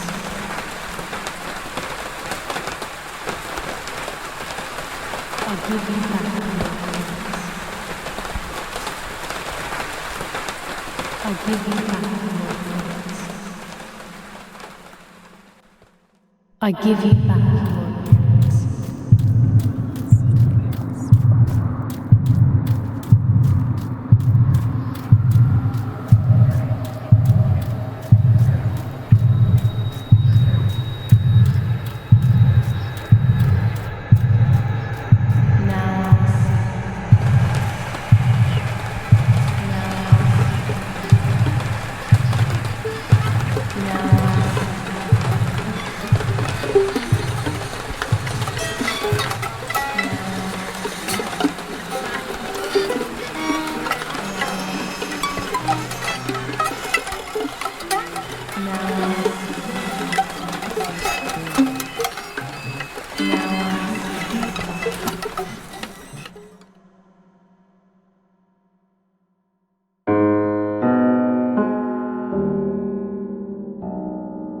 two sisters were destined to die. Julia, the first sister, and Martha, the second. On Julia's day of departing, identical twins stood before me, impossible to tell apart. They questioned my presence, since they were still so young. Julia must come with me, I demanded, but they both claimed to be Martha. I explained that Martha's fate was soon to be the same, and their games were useless. I didn't have time for it. The war was keeping me busy. But they didn't concede, and instead kept insisting. Can we follow you together? No, impossible. Are you sure Martha will die too? Nothing is certain in wartime. What if the wrong person went with you? Then you would have cheated death. One would die unjustly, and the other would simply be delaying her fate. They discussed amongst themselves, then hugged before one of them came forward. She stared in a determined, almost threatening manner. I guessed it was Martha sacrificing herself, giving more time to her sister. But I stayed silent, not to reveal their failed deception. No one lies to the face of their own death, so I asked how their choice was reached. We drew lots by throwing a medallion, she said quietly. They had trusted in fate. Oh, how naive they were. They knew fate plays by its own rules, which is true, but it is also my ally. Fate never would have allowed the wrong girl to follow me. In that case, my work was done. She must have been Julia. However, little to my knowledge at the time, that blasted medallion had the same name engraved on both sides. Martha's. So, my first assumption was correct. They were too damn smart, and had fooled both fate and me. One thing is for sure. I'll put things back where they belong. I will correct my ignorance and give fate back its blindfold.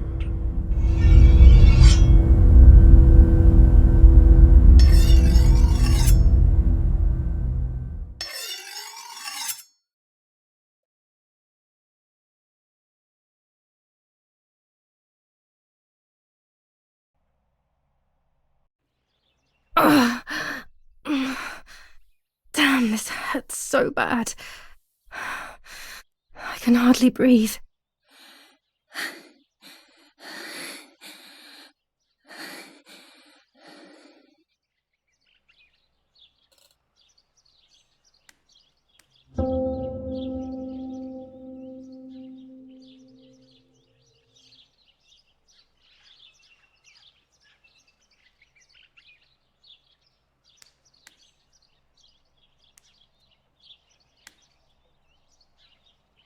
Looks like Mother has been here all night with me, or rather, with Martha. She even left her medication behind. She can't live without that now.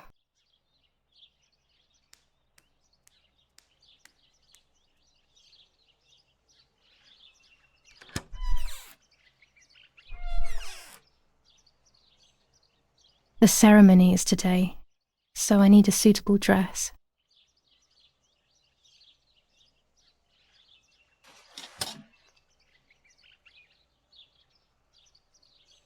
I would like to spend a moment with my sister, just me and her alone, before people arrive for the funeral and then take her away.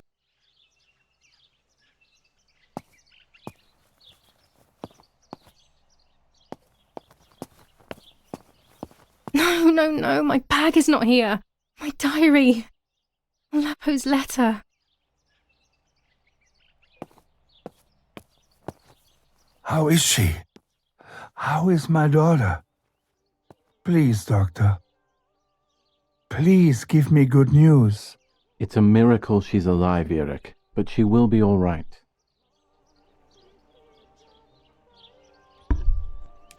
The bullet passed right by her heart and exited her chest. Unbelievably, it missed her lungs, spine, and heart. She could have been paralyzed or died. But thankfully, she's fine. I examined her thoroughly. She didn't even lose that much blood. She was lucky. And you were lucky, so to speak. She was lucky that my wife went for a walk in the woods. Otherwise, she would have bled to death, yes. I don't know what to say. All of this, it's too much. So much death and suffering. Nothing more. Don't worry, Erik. She's young, so she'll recover quickly. I'll be here all day anyway. Thank you, Doctor, for everything. Do you mind coming with me to pick my wife up from the cemetery? The funeral will start soon in the chapel. Of course not. Lead the way. You know, with all of these preparations for the funeral, Irene wants everything to be perfect. It's her way of coping, so she doesn't have to think about everything going on. She is a woman who has suffered so much. Maybe too much.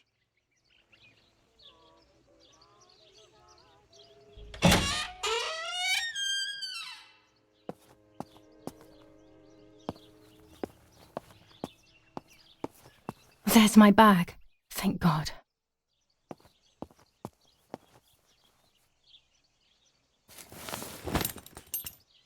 Let's hope Lapo's letter is in there.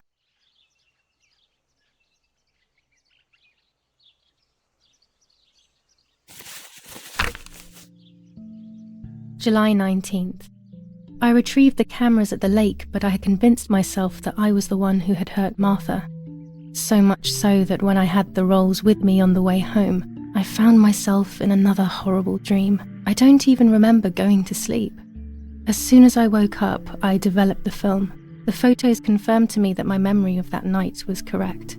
It was a great relief. I have decided to go back to the lake in an attempt to communicate with the White Lady. I know it's a crazy thought, but I can't get it out of my head. I need to know what happened to Martha, so I must pursue every possible avenue, even the path of insanity.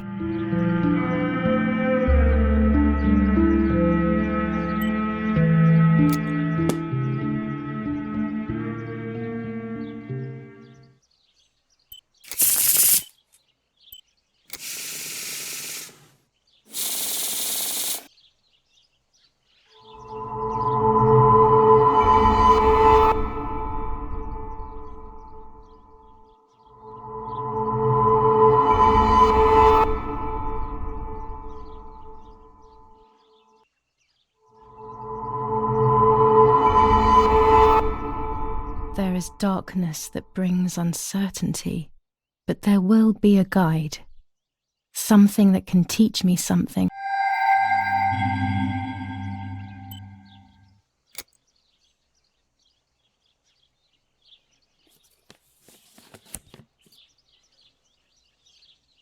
Dear Julia, are you surprised that I've addressed this to you and don't think you're dead? Everyone calls you Martha now, right? I know you too well. I can never understand why no one else can ever tell you apart. Not even your own mother and father. Martha is gone, and I cannot reconcile myself to that fact. I have to stay hidden, and sadly I can't run to you. Even if I would love nothing more than to hold you tight and cry together. No words. I just want to be close to you. Can we meet in the barn tonight? I will try my best to be there around midnight. Don't be alarmed, but if things get ugly, please remember this number, 6934. He knew he was in serious danger, but what about the letter? I had it in my hand when the soldiers ran off. Mummy found me, and if she's read it, well, she hates Lapo, and now she must know who I am. No, she probably would have left me there to die. She'd rather have no daughter than the wrong one. Before I passed out, I must have put it back in my bag. There is no other explanation.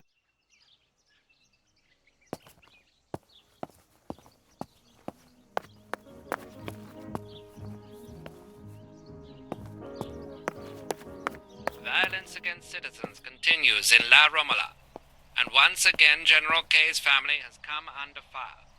Now it is the life of her sister. When it's not too sunny outside, the 200 ISO film works well. Gunshot in her back could have killed her. It is only by the grace of God that the girl is alive. General Edict K. New rules on curfew and women's behaviour. German command of S. Vincenzo Arturi. Telephone number 1185. On the 18th, they are still far from the Tavernelli Val d'Isa. The German resistance on the Tuscan hills has been exhausting for the invaders.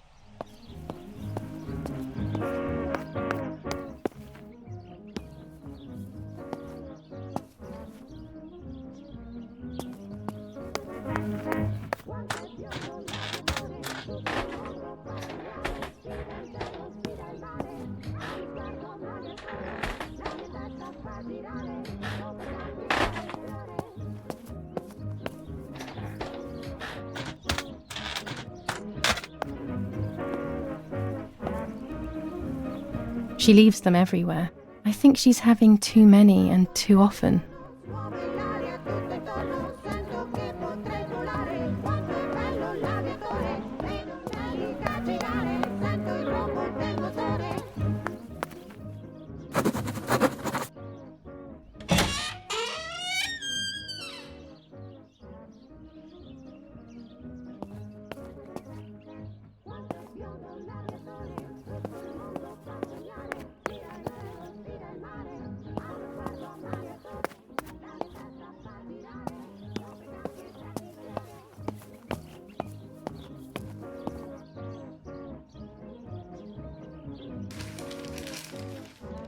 Attempted murder in La Romola.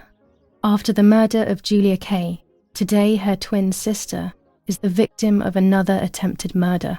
The condition of the young girl, found by the German troops, is no cause for concern. The political motive behind this is becoming all the more clear. But that's not what happened. It's all wrong. Mummy was the one who found me. The German soldiers shot me. Best to stay quiet. No one ever believes the truth. New ordinance ban on the use of bicycles. Over the last few days, cyclists have once again shot at members of the Italian armed forces and at civilians in the streets. The offenders will be punished in accordance with German martial law. Even in Florence, the war is beginning to be felt. Supplies are starting to run out. Bread may only last a few more days. Prices are rising dramatically. Meat can now be found for 100 to 140 lira per kilo. The gas has been cut and there is no coal. The Battle of Tuscany. German operations in the Livorno area. Extremely violent fighting in the streets of the city.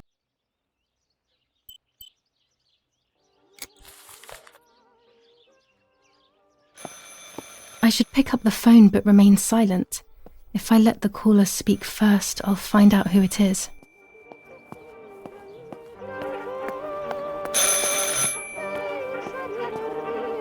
Martha was taken to the chapel for her funeral. I want to say goodbye to her alone before everyone arrives.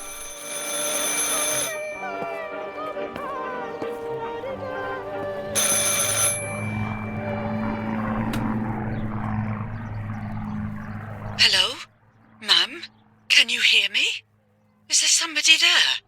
Mr. Eric? It's the nanny. I can confide in her. Nanny? Hello, it's me. What? Hello? Oh my lord. I must be dreaming or something. No, Nanny, you're not dreaming. It's really me, it's Julia. Oh my God. Julia. My little sparrow. How wonderful. Sorry, but I thought you were dead. I saw you lying there dead. This brings me so much joy that... Actually, you must explain to me, my little sparrow. What is happening? I told Nanny everything that had happened. She was sad for Martha, of course, but very happy at the same time. I was the one she had a special bond with. I explained to her that I wanted to try and meet the White Lady. even if I knew it was a silly idea. But she didn't think I was a fool. Quite the opposite. She explained to me what I should do in an attempt to meet her. It was complicated. I noted everything down carefully in my diary. Who knows, maybe she did it only to keep me occupied, while deciding what to do with me and who to warn. I won't ever know, though, because that very same day, a bomb struck the villa and she died. They all died. We should have been in that house ourselves, but instead, poor Nanny. Bye, Nanny. I love you. Goodbye, my darling. I thought I'd lost you. Be careful, my little sparrow.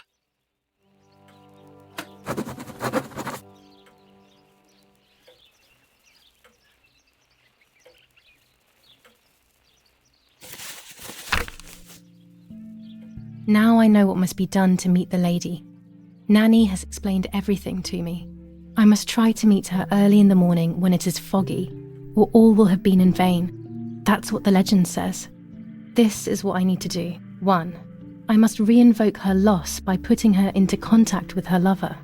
To do this, Nanny said to look for his grave in the woods, but there are so many. Daddy always said that infrared photos can see what the naked eye cannot.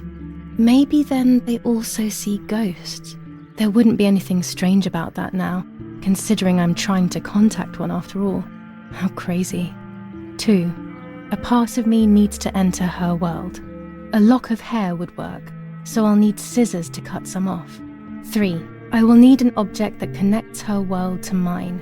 I don't know what to do for this yet. Hopefully something will come to mind when I least expect it. 4.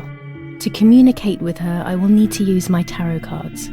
I will meet with the lady on the island where her lover was executed.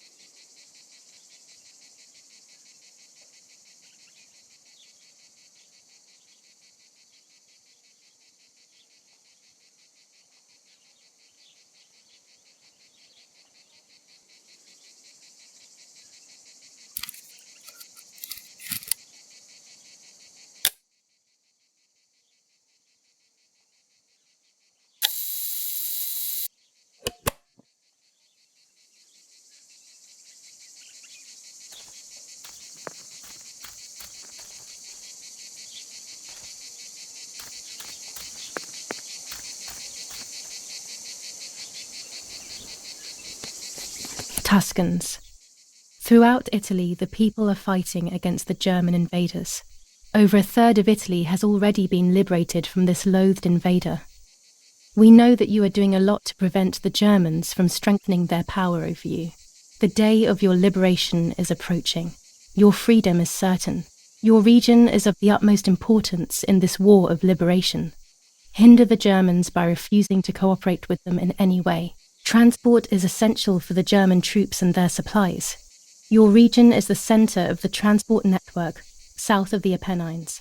The triangle of La Spezia, Florence, Livorno is of great importance to the Germans and their hope to maintain a yoke over Italy.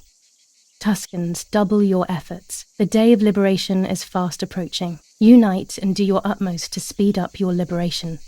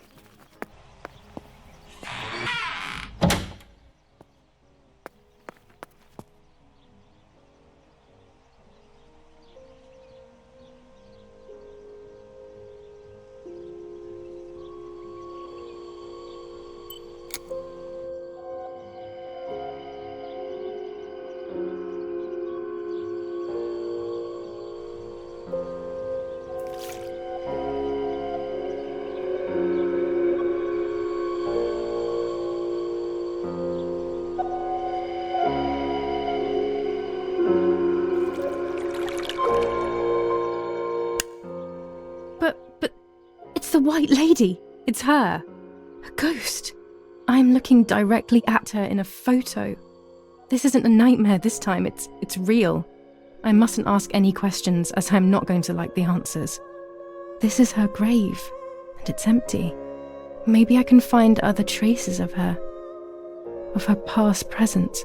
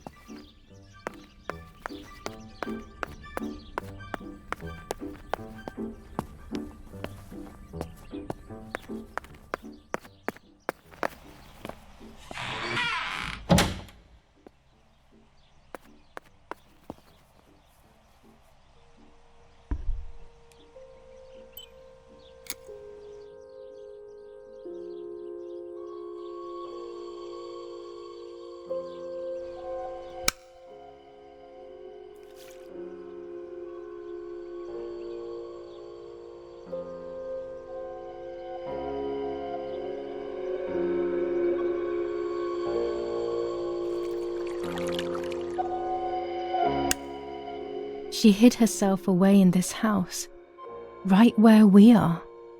She wanted to escape her destiny.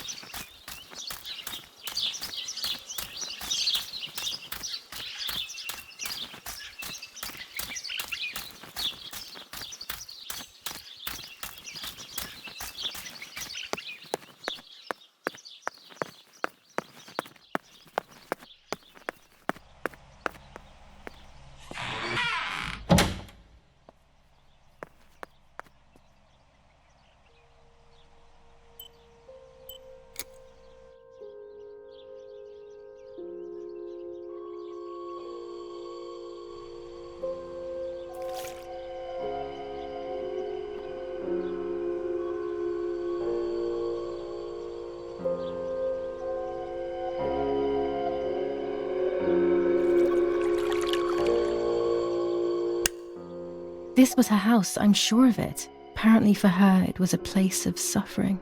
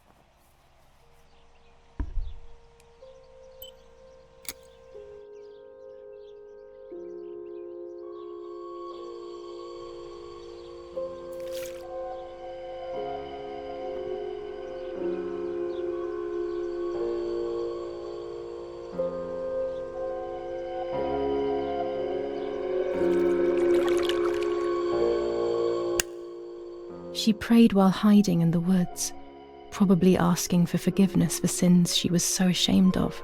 She couldn't go to her church and speak with her priest.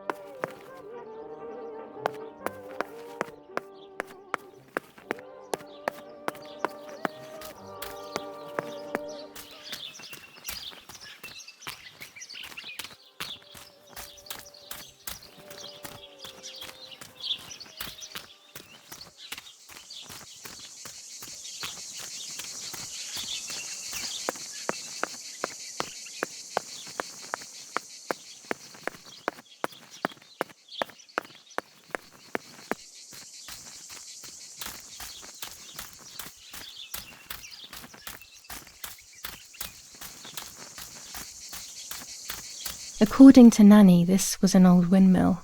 It has been abandoned for as long as I can remember, and it has always given me the creeps.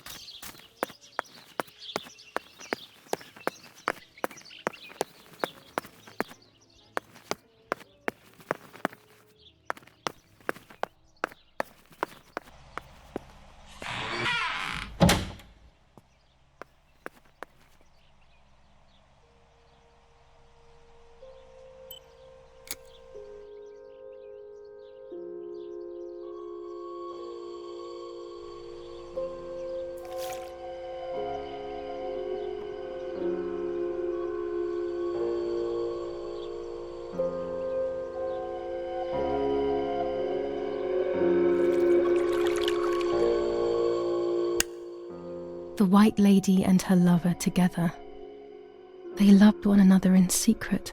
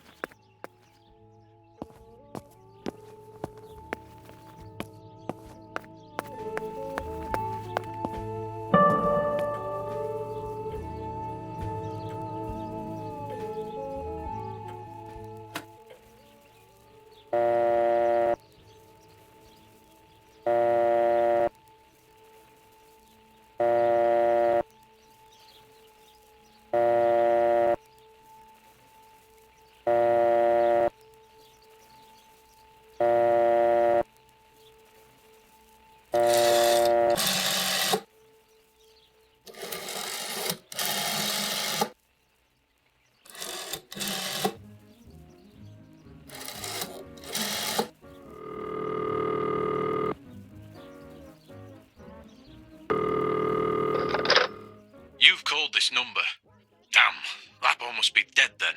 Rest in peace, fair comrade. Yes, Lapo is dead. I am No, don't talk. We don't need to know who you are. By calling this number, it means Lapo wanted you to complete his work. A telephone cable near the house of German General Erich K. has to be cut. One goes to the house, but there's another cable we suspect is connected to a secret base. That is the one that has to be cut. If you see any German vehicles around, let us know immediately. We won't use this number anymore. It's dangerous. Use a telegraph. That will be safer. I hope you know how to use them. Otherwise, you'll have to come up with something. This is important. Frequency X. Before the message, telegraph, town on fire to identify yourself. Long live the homeland. Long live the liberation. Should I sabotage the cable and become a spy? I don't know. My father is German. It would be like betraying him even though he himself hates this war. But what happened to Lapo and those guys? If I can save someone's life, maybe I should try. Or maybe I can talk to Daddy about it. He may be able to advise me on what to do. Don't even know the first thing about all this. What were you thinking, Lapo? To cut the cable, I will need sharp scissors. Tailor scissors should be fine.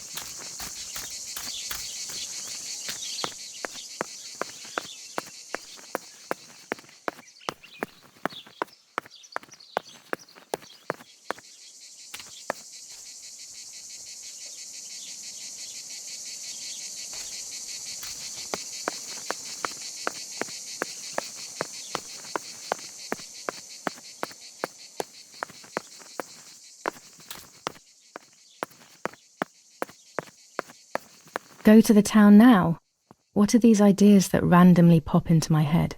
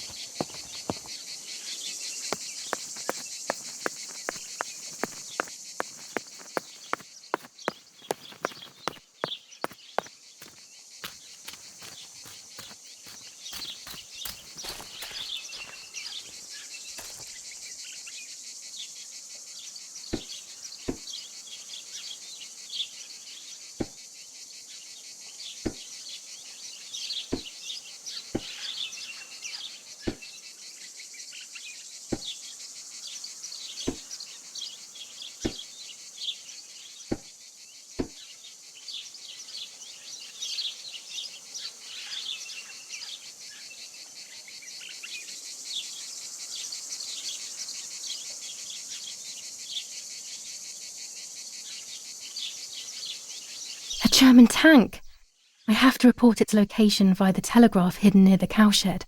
Daddy probably asked for a garrison after all that has happened. I should report its location via telegraph. This wire heads towards the house and then keeps going, so it must be the right one.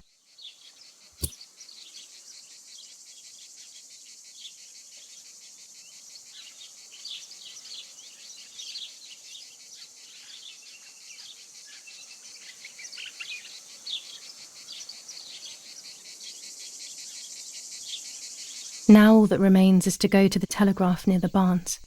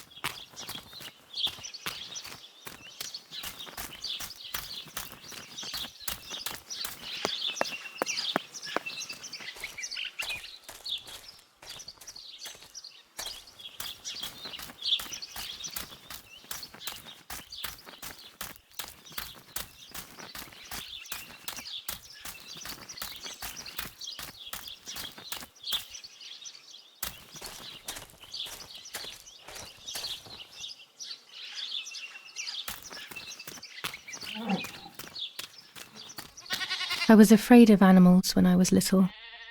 I never approached them alone.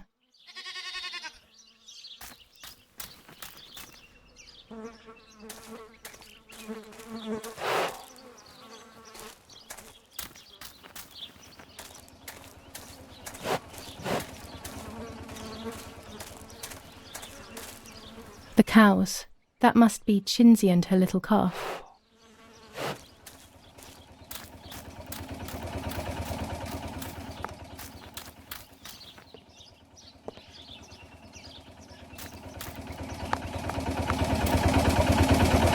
The box is empty. The telegraph would have been installed nearby.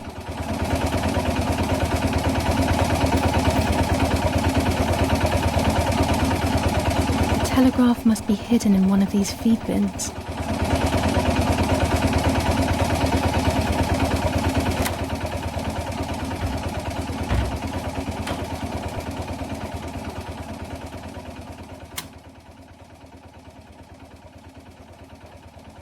I have to start every message with the code word. I saw the tank on the road, and the road is near the house.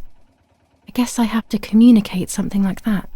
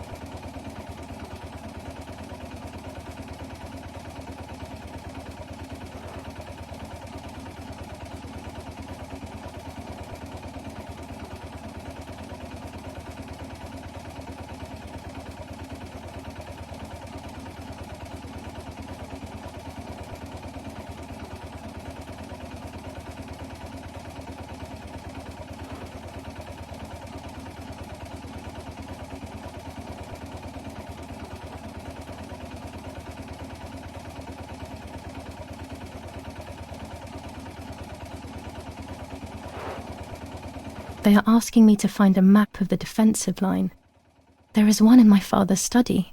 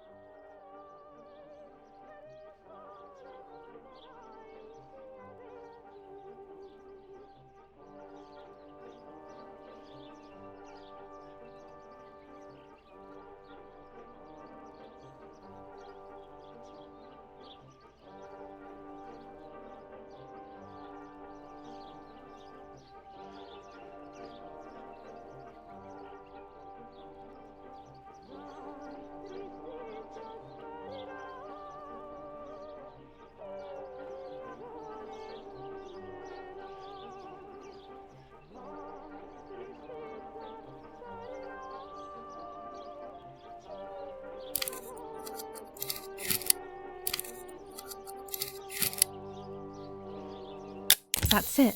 Hopefully the image comes out clearly.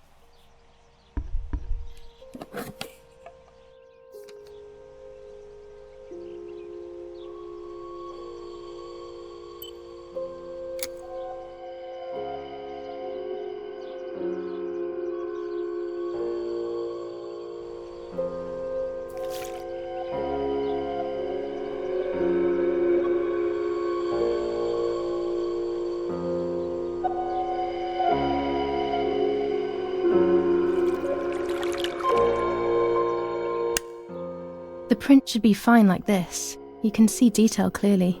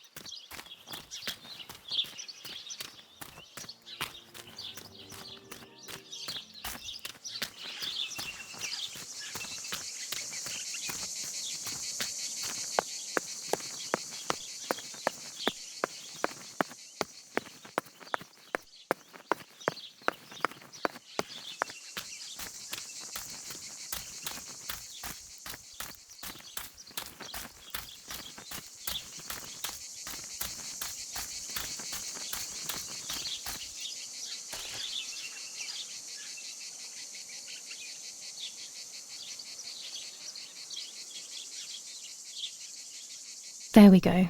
The photo is where they requested.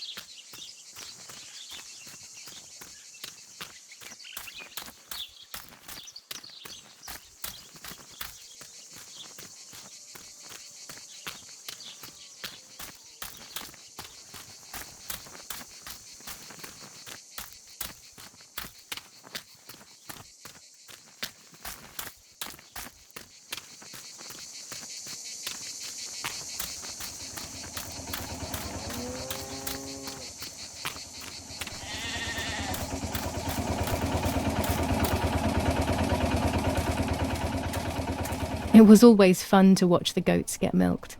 Ice was one of the more agitated ones and would always drive Nanny crazy.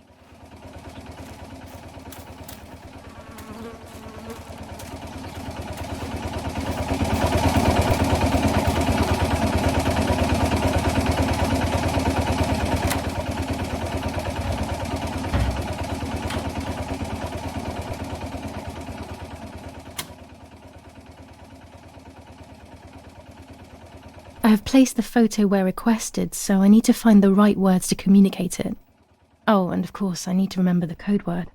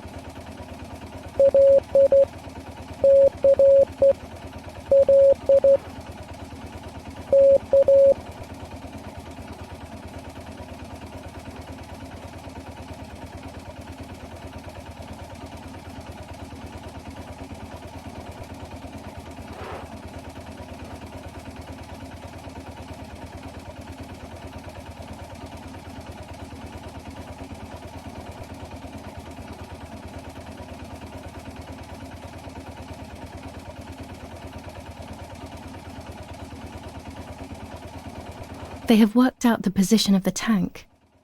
I should confirm that I've understood their message with received.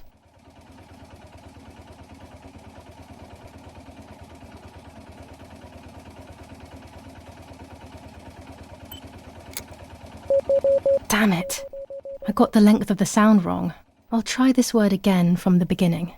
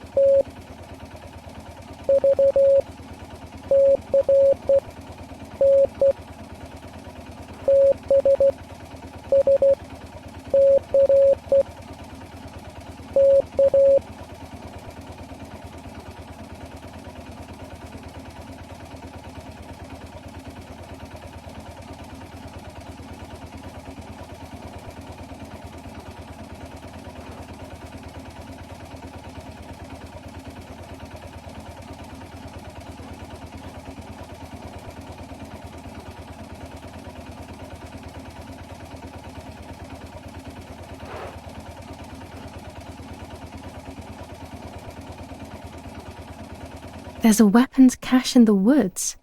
In my woods. Okay, I will search for it. Let's respond received again.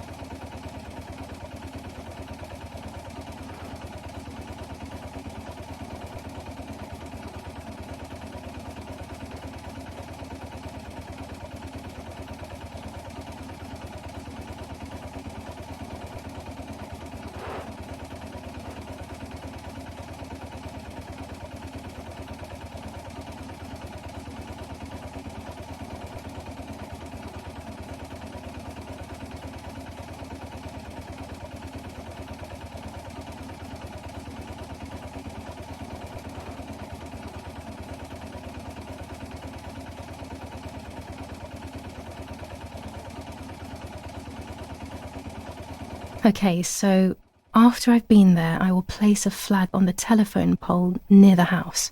They will then know that I have accomplished the task. Easy peasy.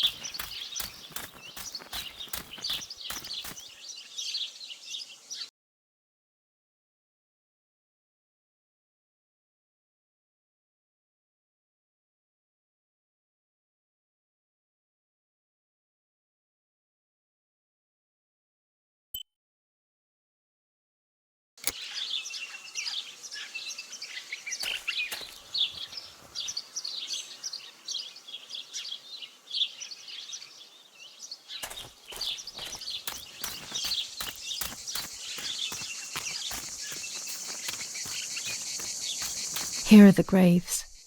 I should wait for a foggy dawn before I photograph them. This will increase the presence of spirits.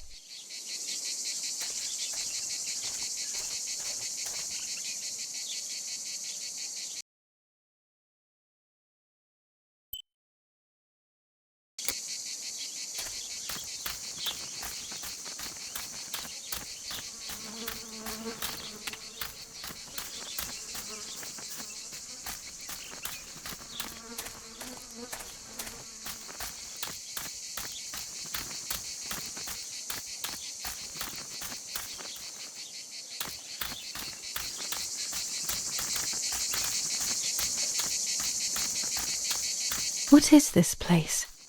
This never used to be here.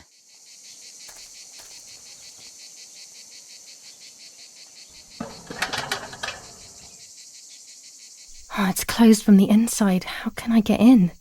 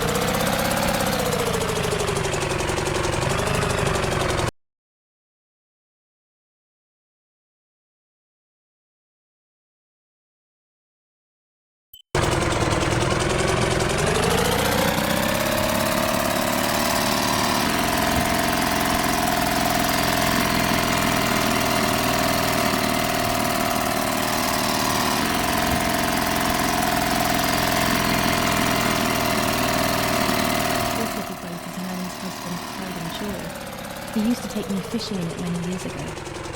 I don't understand why Mother never wanted me and Martha to use it.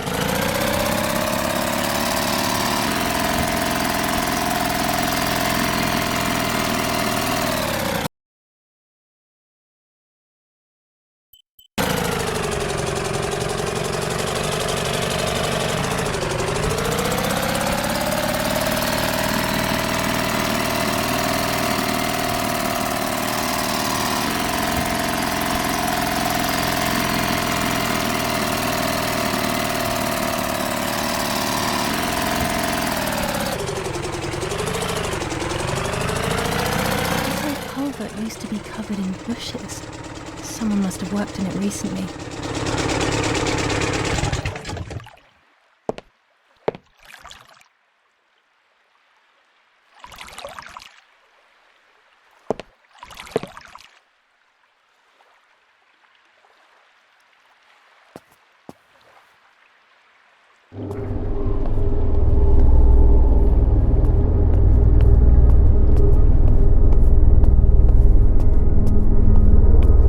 tunnel? Here? It wasn't there when I was younger, I'm sure of it.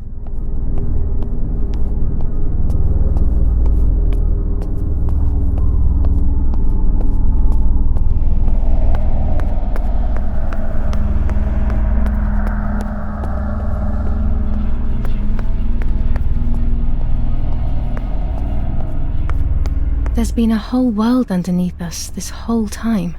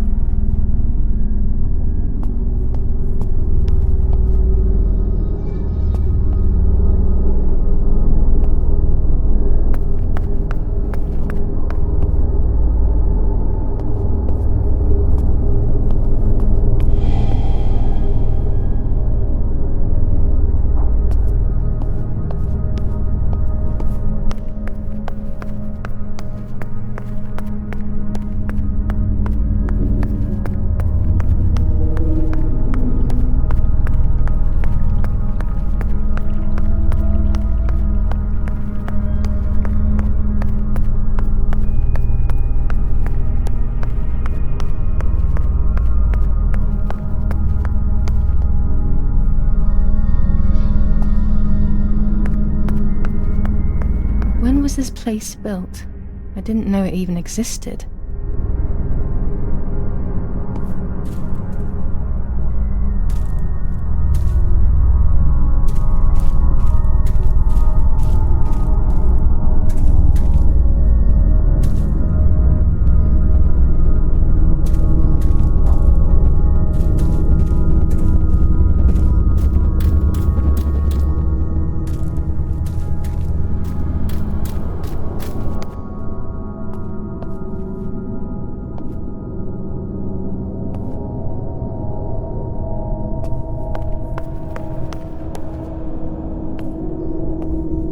This place gives me the creeps.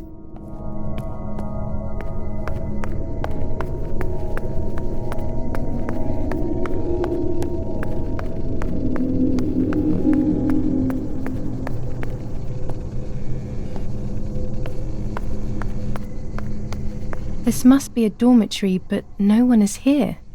Who knows why?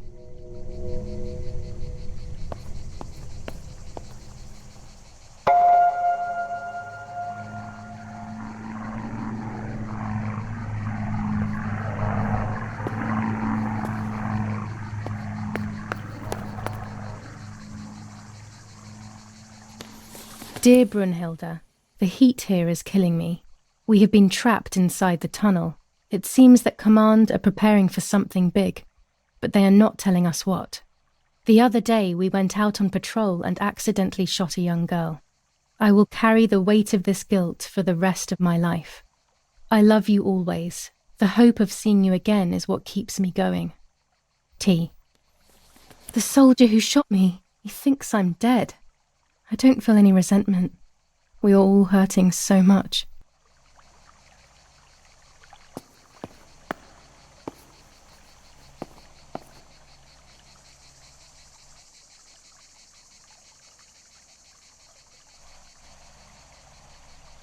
I will hang this on top of the pole next to my house. That will confirm these tunnels are in the area. My mission will then be complete.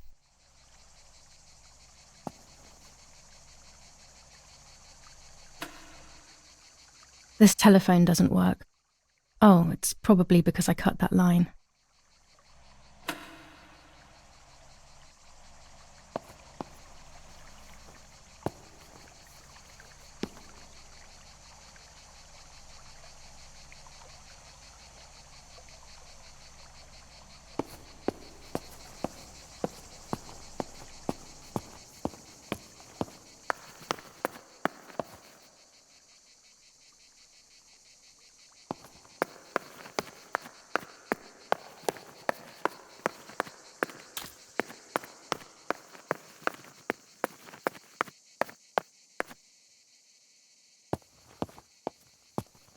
Finally an exit. It looks like I'm back in the woods near the house.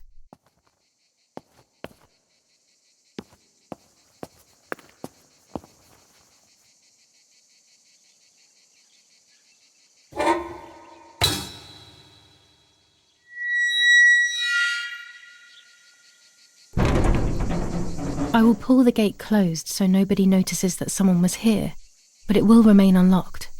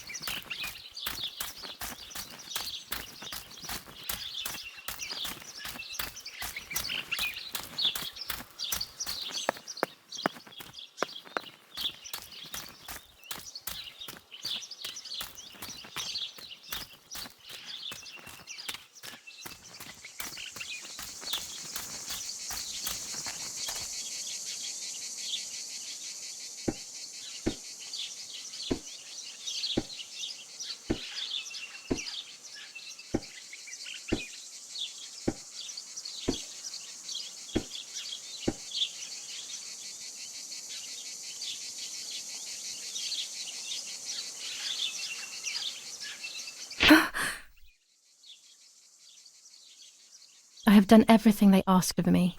That's the end of it. That's the end of it. I hope I made the right choice.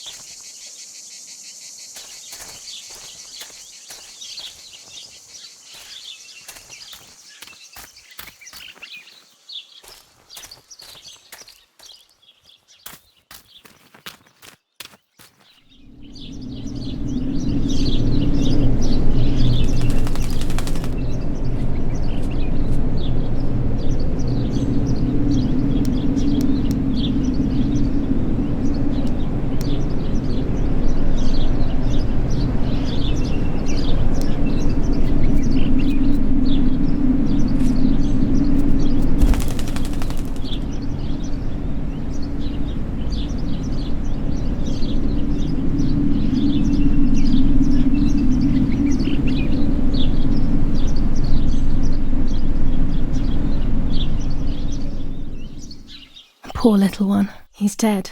Poor little guy. His place is by Martha's side.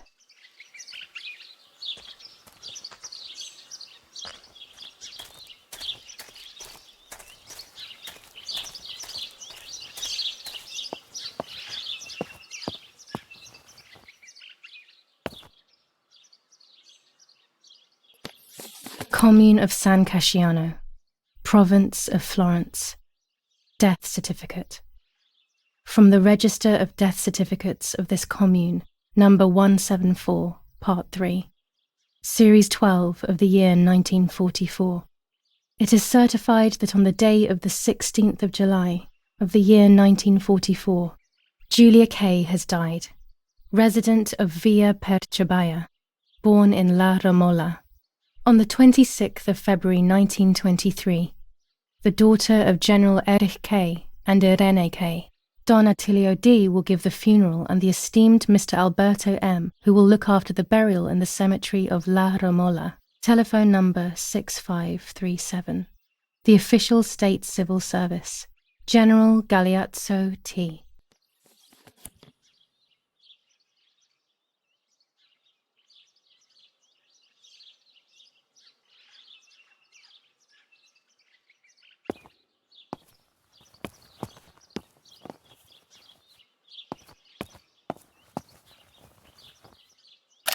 There's only a few signatures from my funeral.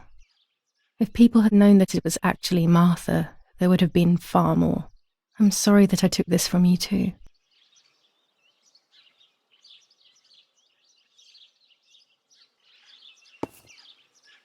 Holy water.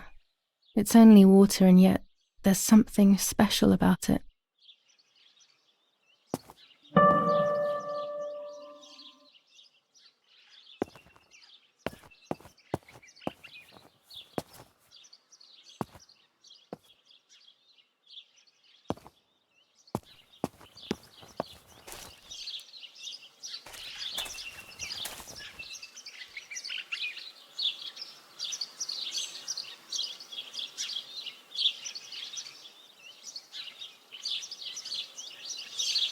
Nanny always calls me Little Sparrow. This is the part of me that died with Martha, that'll be safe next to her.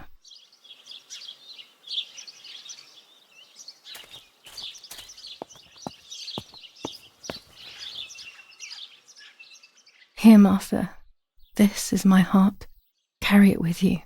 I'm starting to understand how painful your condition must have been. Not being able to properly communicate with anyone is becoming increasingly difficult. I envied you, but I did not see your suffering. I did not understand your courage. I miss you so much, Martha. I'm not worthy to dress in your clothes.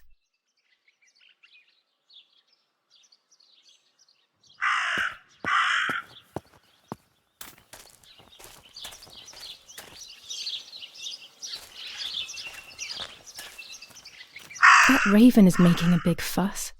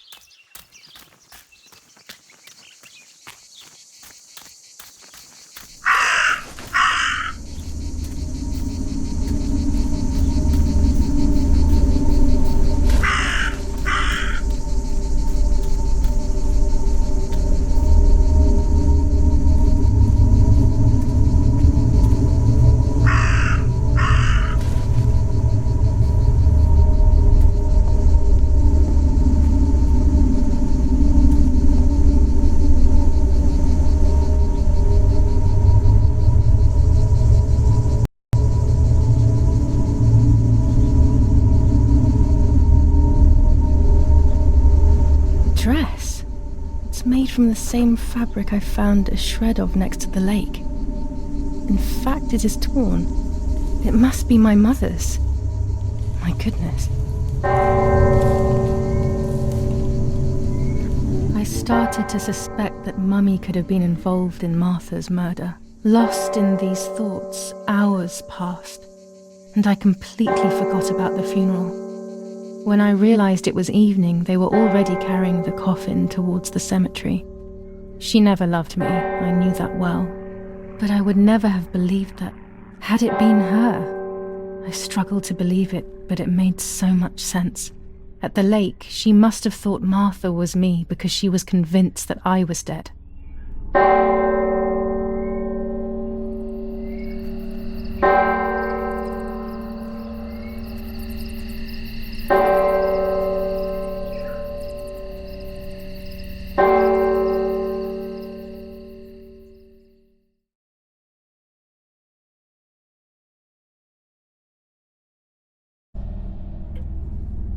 When the funeral ended, I felt an irresistible urge to play. I loved music. I started playing without thinking about the possible consequences. I didn't care anymore. I needed to feel alive, to exist again.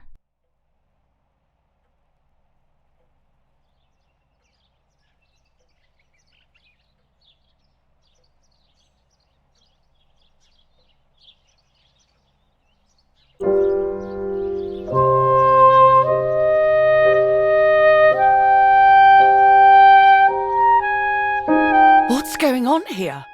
Julia? Is that you? No, it's not possible. Martha's never played.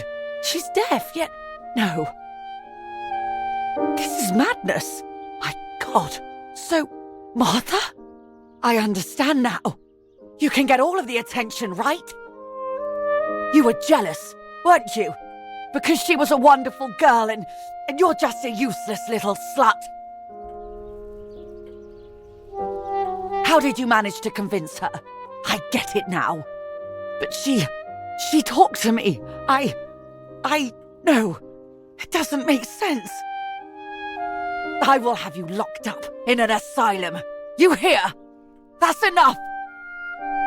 You will pay for what you've done, you cursed lunatic. They will torture you to reveal the monsters in your head.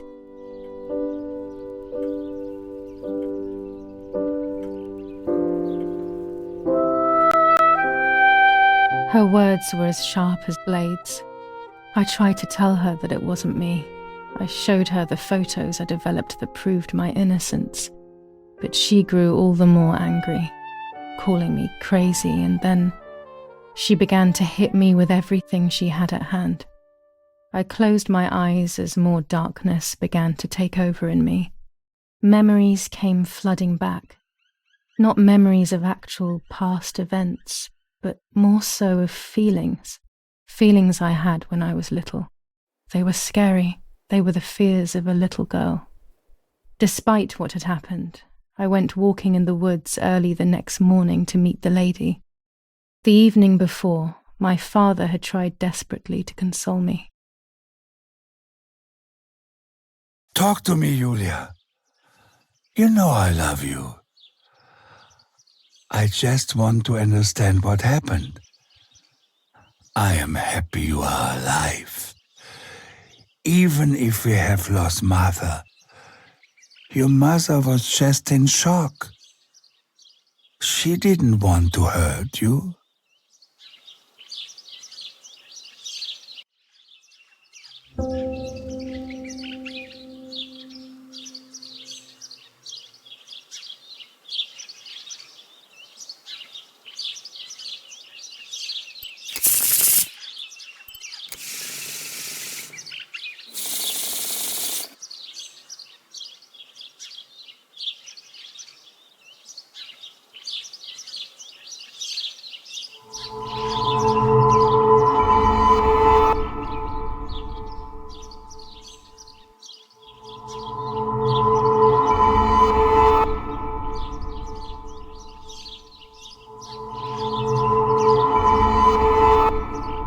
I'm going to make it. It will all change eventually. But luck will not be my ally and everything will be very difficult.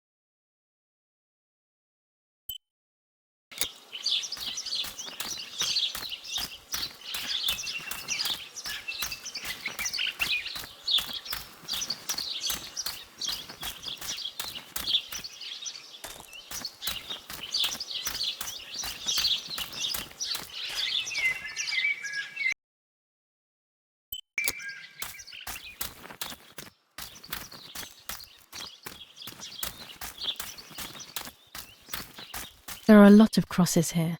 I will hopefully be able to gauge which one is right with an infrared photo.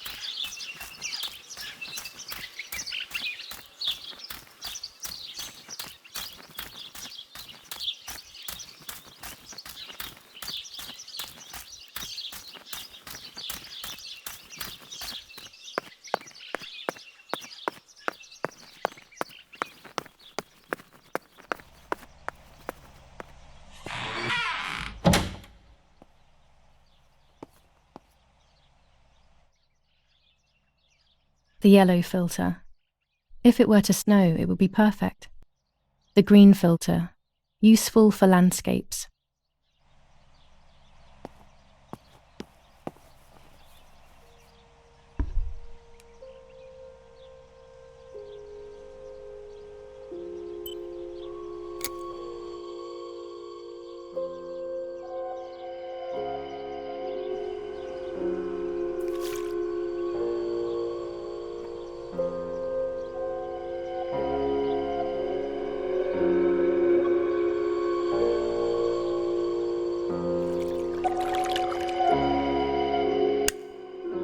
What? A ghost? Isn't that what I was hoping to see? So why am I so surprised? Because ghosts shouldn't exist, that's why. But here it is, plain to see. The spirit is a prisoner residing over the grave that I've been searching for. Just like the White Lady, he is trapped in this world, but they can no longer join together. Evil has separated them. I'm starting to believe that the lady isn't just a legend, and that scares me a little.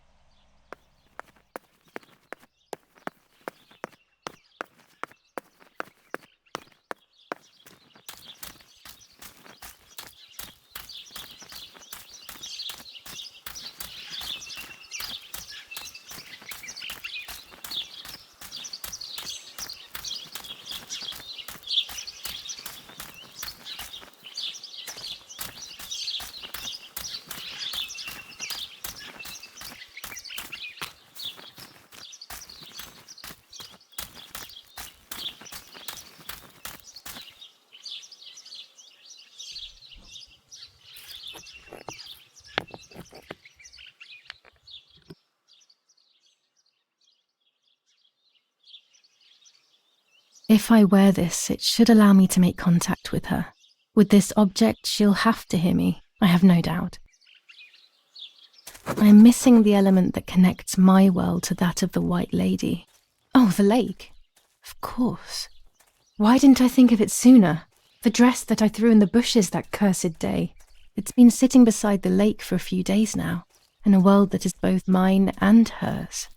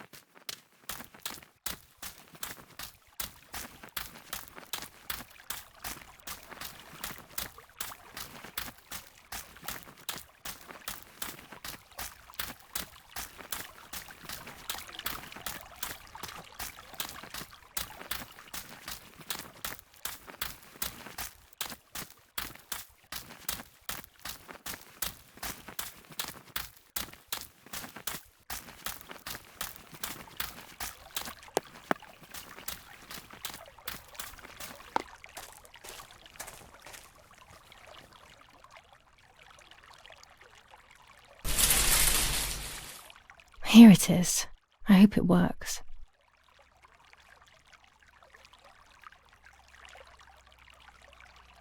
Now that I have everything I need to communicate with the lady, I can finally go to the island.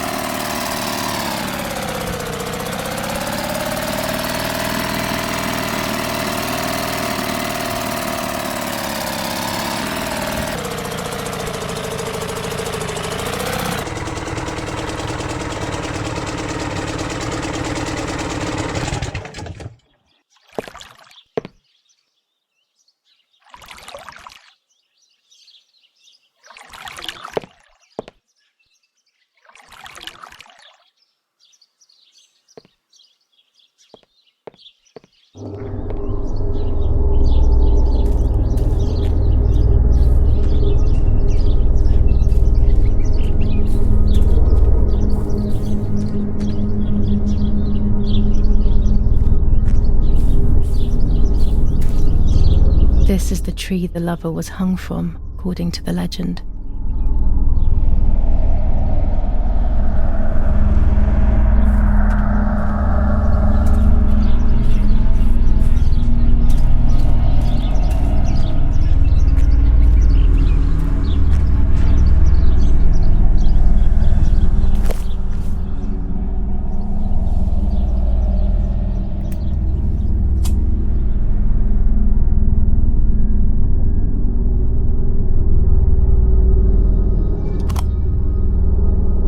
A roll of film. It's the one that I was taking out of the camera just before I discovered Martha's body. It should contain shots from before that moment. With a bit of luck, one of the shots has captured the moment of Martha's murder.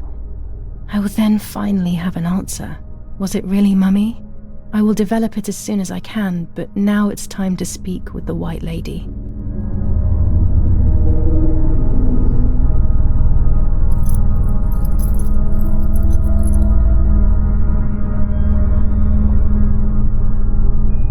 I will wear her lover's cross to draw her to me.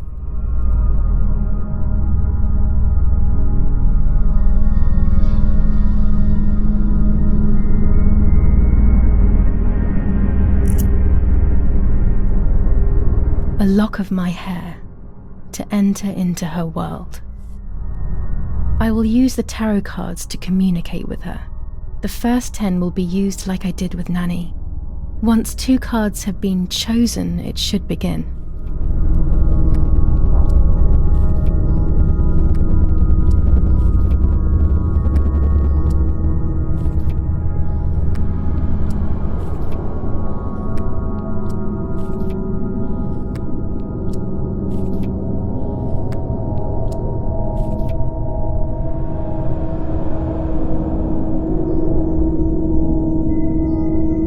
You camouflage yourself in the woods to approach me.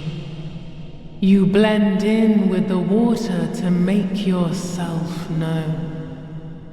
You wish to communicate with me through the energy of symbols.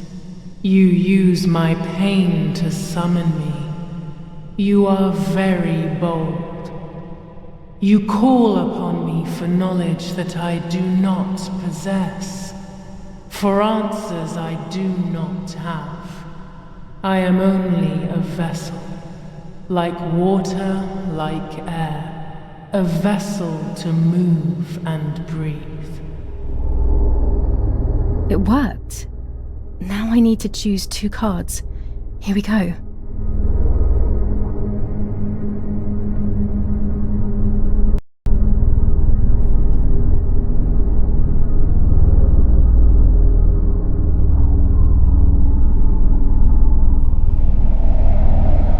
I can sense that you want to know who did it, but I do not have the answer.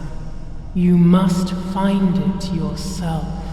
Do not ever try to enter through the front door if you wish to reach the heart. Your twin sister might have the answer you are looking for. Even after death, we leave traces of ourselves, don't we? Everything is indefinite if you look at the essence of things.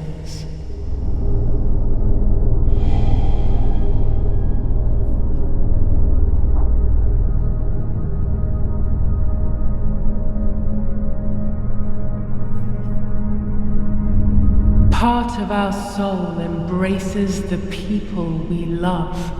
It is then torn away from us when these people disappear.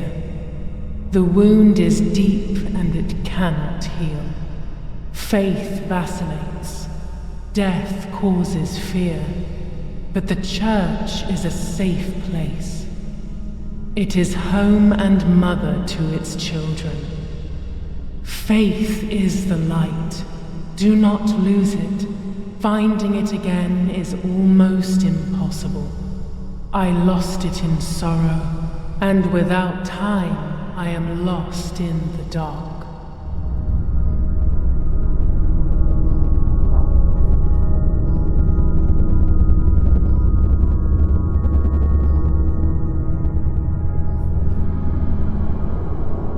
You do not have control of yourself. There is a dark figure inside you. The wounds are feeding it. It will do things you do not like. It will use your desires, your guilt, the darkest parts of your conscience.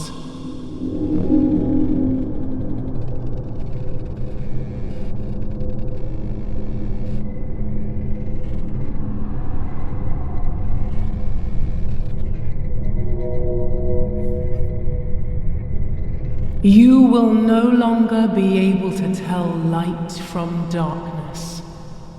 In sorrow, the difference is so subtle. You are alone, and you will remain alone. Memories are abandoning you. They are your only true companions. Now they take the place of your happy childhood. And they may return to keep you company.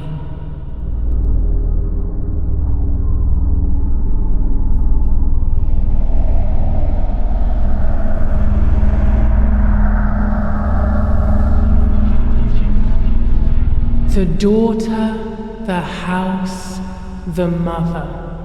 The daughter comes from the mother's house, then makes herself a home and becomes a mother. This cycle is broken. To undo the knot, find the sun. He is the original sin reflected on you. The one who gave you the light wishes to take it back. She wants control. Bit by bit, she is crumbling your life.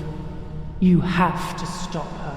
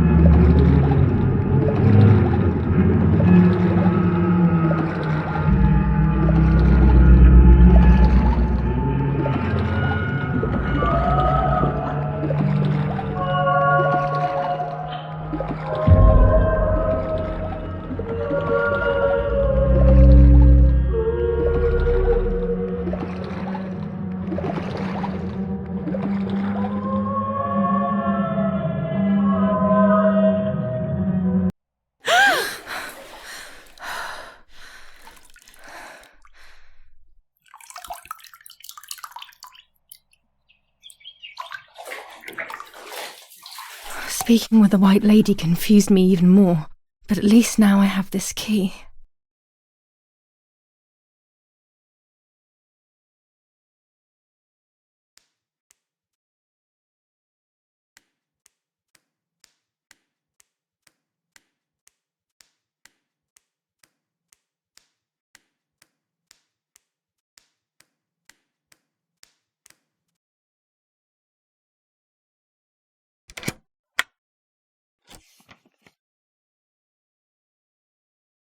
July 16th. Dear Sister, I entrust my secrets to this letter. If you are reading it, things have gone as I thought they might, and I am no longer there with you. First of all, I am not deaf, and I never was. Mother scared me when we were little, so I decided not to speak or listen anymore. It worked. In fact, Mother began to love me. They also found a scientific explanation for my deafness. Neurological damage caused by excessive pressure exerted by the twin during pregnancy progressively led to hearing loss. And like that, my decision was also transformed into a fault of yours. So I must put it right. Do I have any other secrets? Unfortunately, yes, but a letter is too cold for such matters. Now that you know that I can speak, please go to the dark room. I have a hidden recording. Listen to it and you will hear my voice. Farewell, Martha. Why all of this madness, Martha? What else have you been hiding from me? You deprived me of your voice for more than 15 years. I can't wait to hear it now.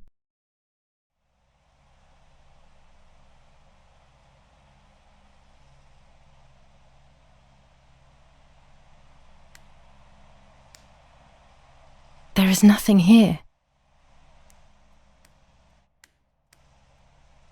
Nor here.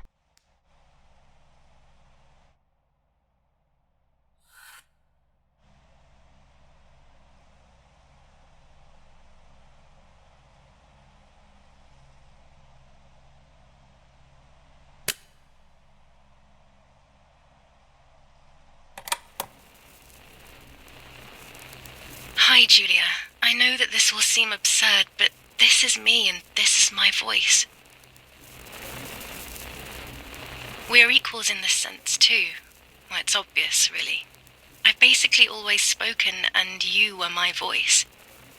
I'm going to meet my fate, so I don't want there to be any more secrets between us.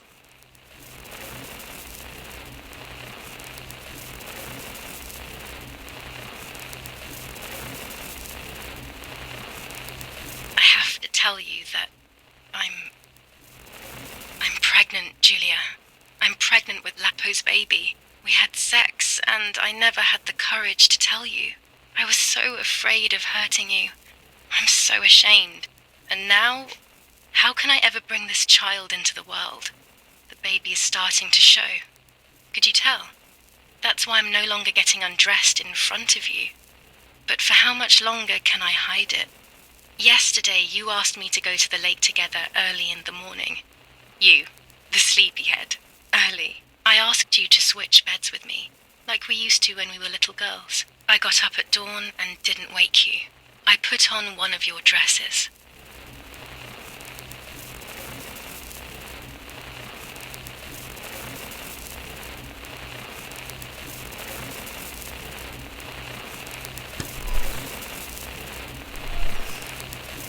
I wrote a card to Mother telling her that it was you who was pregnant, not me, and to come and see at the lake. I left it on the desk in her room.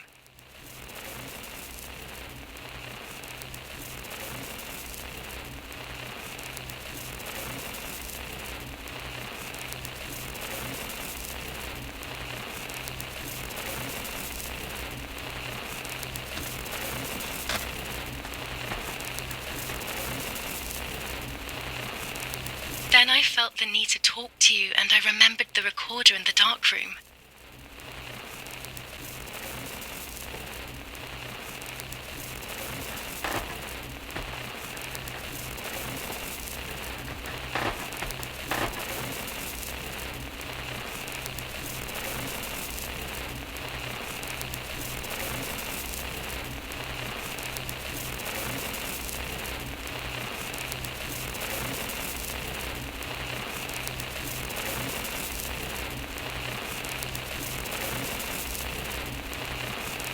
go to the lake alone and act as you. I will tell her everything you never had the courage to tell her. I will be your voice. I know how much she's made you suffer over the years. Unlike you, I remember all of the harm she has done to you, and it is my fault. Take my place, sister. You will live a better life, and I will be able to rest in peace, knowing that I at least tried to put right what I have done wrong. I will go now. My last memory will be the image of you sleeping peacefully.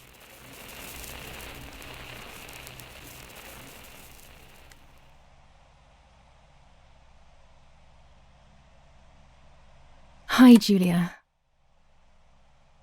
I was upset, unbelievably upset. July 16th, that cursed day. Martha didn't wake me up.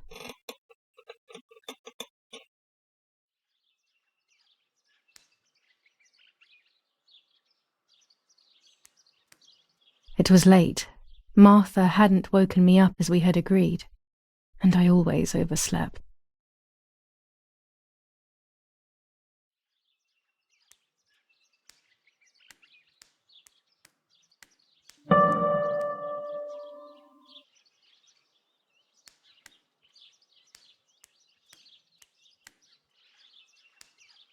Martha wasn't there, and we were supposed to go to the lake together. She even made her bed, which was unusual. I thought Mother woke up early, despite her medication, and asked her to do something.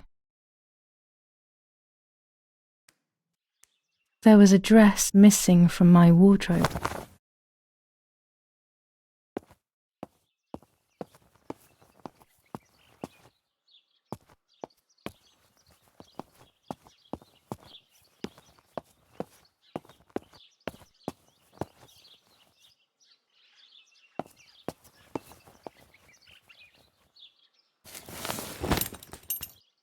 I simply decided to go out and take the photographs by myself without Martha.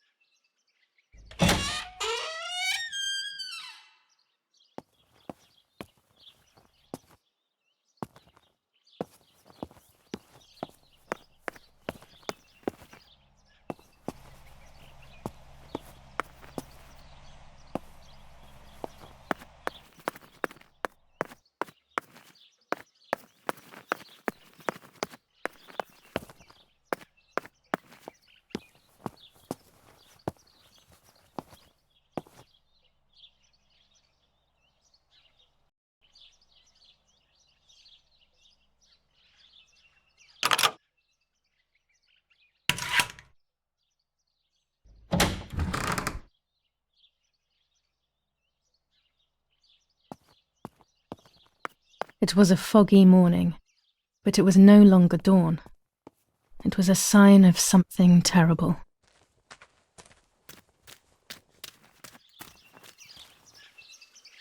My mother had killed her beloved Martha with her own hands. I had then taken her place, usurping the throne of her affection. She would have never forgiven me. I had real reason to be afraid.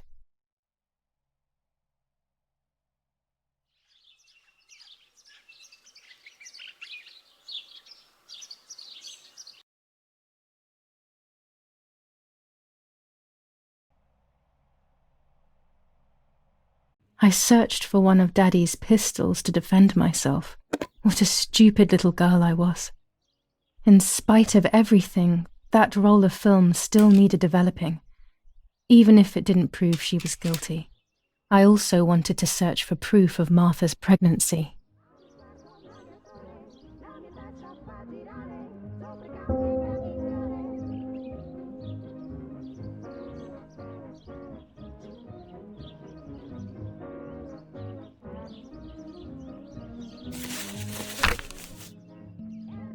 July 21st. Lapo is dead. They shot me in the back when I discovered his body. I thought I had hit rock bottom. These are soulless, empty days. After so many awful events, I finally managed to meet the White Lady, or so I believe. The line between reality and dreams is becoming less and less clear to me, I thought a lot about her words, but they didn't shed any light on my assumptions. They kept ringing in my mind. Maybe I will understand when the time comes. Now I know for certain that it was Mummy who killed Martha, when she thought that she was me. Only a week ago, all of this would have seemed impossible. I just need to find the proof, so she can pay for what she has done.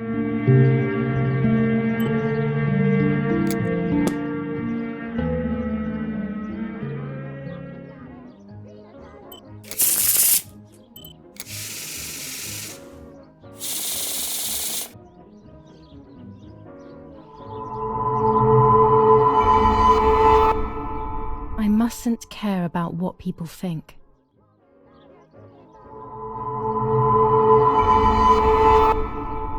Or fear will prevent me from facing the music.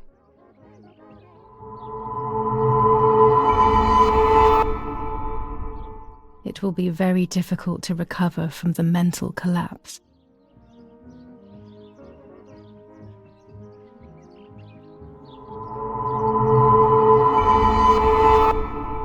Destiny is inevitable.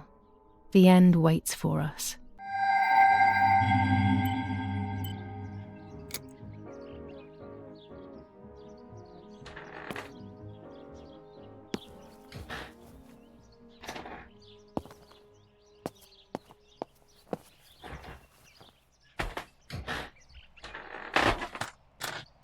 Almost 5 German divisions face the troops of the 8th Army. Units of an Indian division crossed the River Pesa on a vast front, and they advanced 2 400 ISO film. It comes into its own shooting clouds and indoors. units have reinforced their positions that run from San Michel to La Romola. Near La Romola, the Michelangelesque villa of the E family. General Edict K. New rules on curfew and women's behaviour. German command of S. Vincenzo Arturi. Telephone number 1185. Has been the site of graphic barbarity. A farm was stormed and animals were stolen and killed. Nobody has claimed responsibility for yet another act of senseless vandalism. Telegram. I'll leave it in the letterbox. Have a good day. Another telegram of condolence. Isn't it a bit late?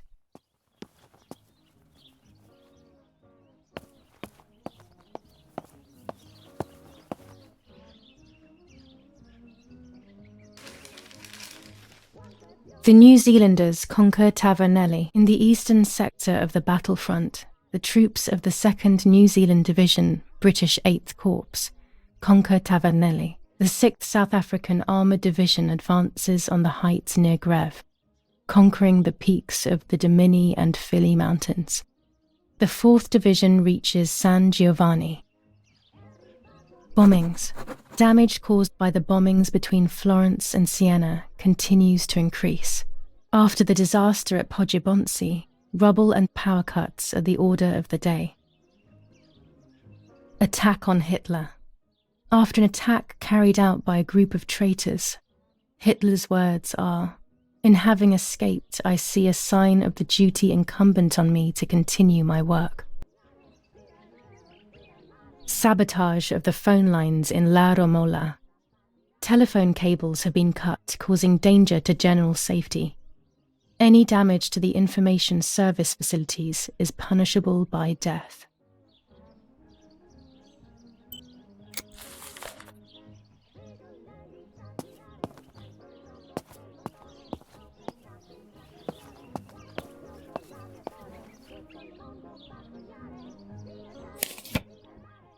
Dear Mrs. Irene K., following your call, we have received a telegram from Dr. D. Your request has been accepted. As soon as the police station issues authorization, we will send for the girl. While we wait, to avoid the girl taking any extreme actions, as per the fears you have expressed, we ask that you trust in the advice of her treating physician.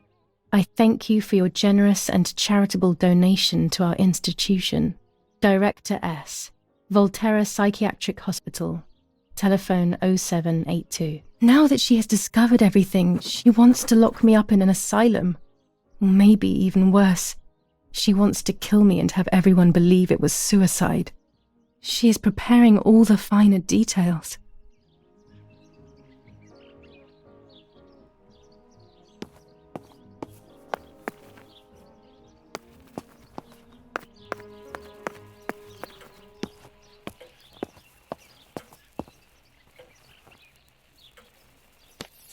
Commune of San Casciano, Province of Florence. Death certificate. From the Register of Death Certificates of this commune, number 174, part 3, series 12 of the year 1944.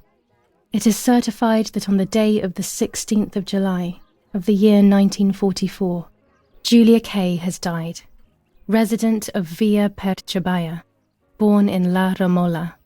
On the 26th of February 1923, the daughter of General Erich K. and Irene K. Don Attilio D. will give the funeral, and the esteemed Mr. Alberto M., who will look after the burial in the cemetery of La Ramola. Telephone number 6537. The official state civil service. General Galeazzo T.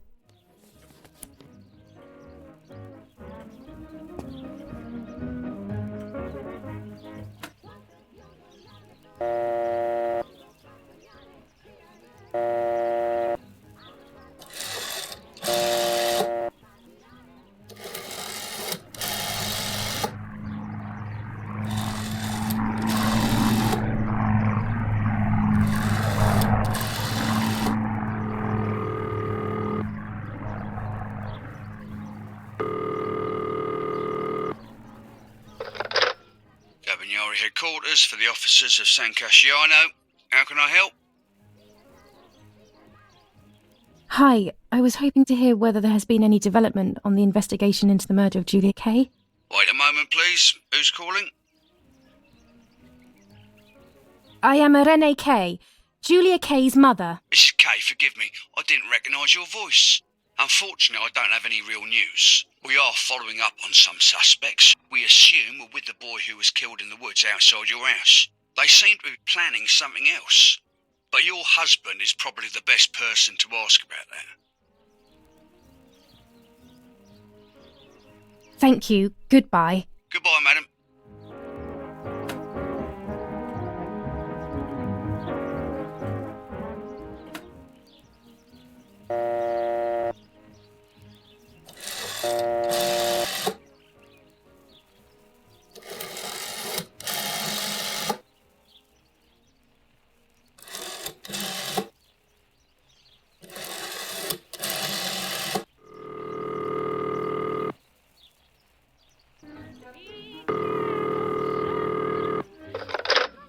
Yes, hello.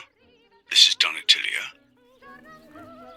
Father, you must bring justice for Lapo. You know it wasn't really him who killed Martha. I know that it wasn't Lapo, and your father already knows this. Believe me. But I can't do anything. These are dark times, my dear girl. Come to see me soon, and we will talk about it.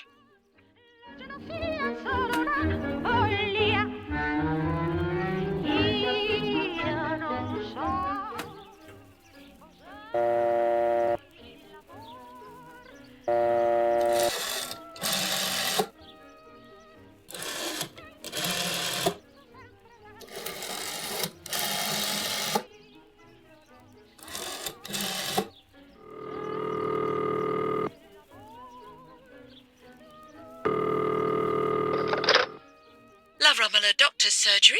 How may I help? Hello, it's Julia K.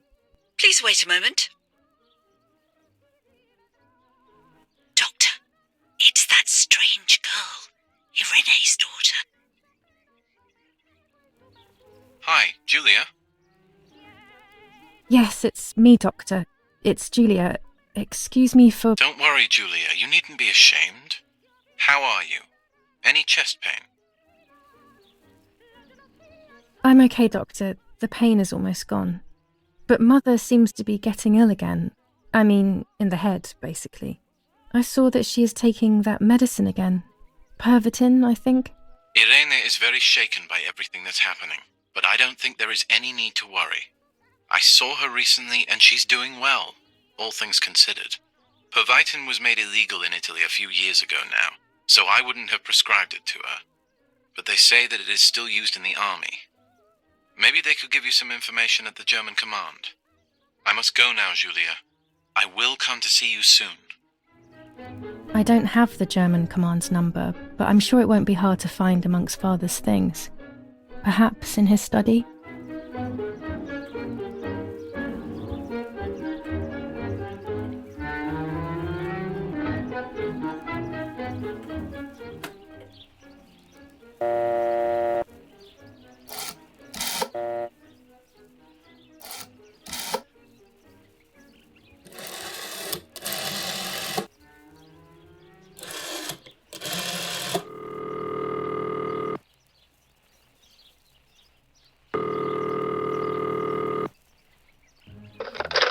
Command of San Vincenzo Artori, identify yourself. It's Irene K., wife of General Eric K. I need some information concerning Pervitin. Please wait a moment. What is it, Mrs. K? Would you like us to send you more Pervitin via your husband? I wouldn't know, madam. We give it to the soldiers and they are very satisfied with it. The guys carry out night watches far more effectively. They also manage their hunger better and are far more active. We have, however, seen a few signs of anxiety and cardiac arrhythmia, but only a few. We think these are unrelated to the use of the drug, though.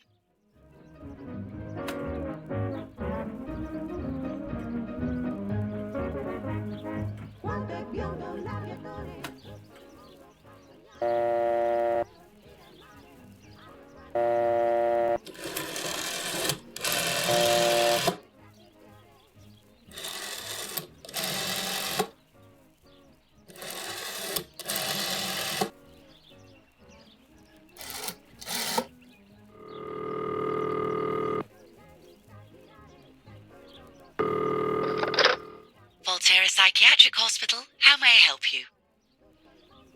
Hello, we recently requested the admission of Julia K. to the hospital. I just wanted to know whether it would be possible to cancel the request. I'm sorry, but the request was issued by the municipality where you reside, madam.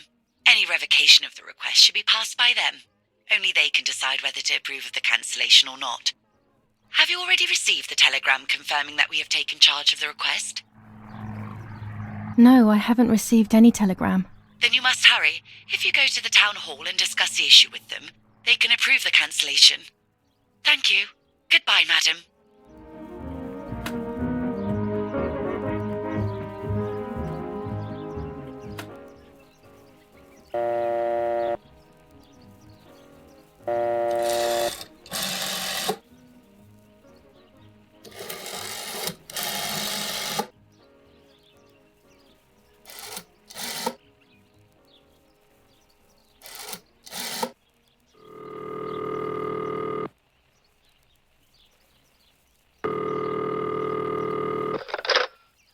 Hello, this is San Casciano Town Hall reception. With whom are you hoping to speak to? I would like information regarding a request for admission to Volterra Hospital. Please hold the line, madam. Yes, hello? I would like some information regarding the request for admission of Julia K., my daughter, to Volterra Hospital. Yes, madam. The hospital confirmed recently that it will be sending its own staff to your house for the admission. The matter is no longer in our hands. Goodbye. Goodbye.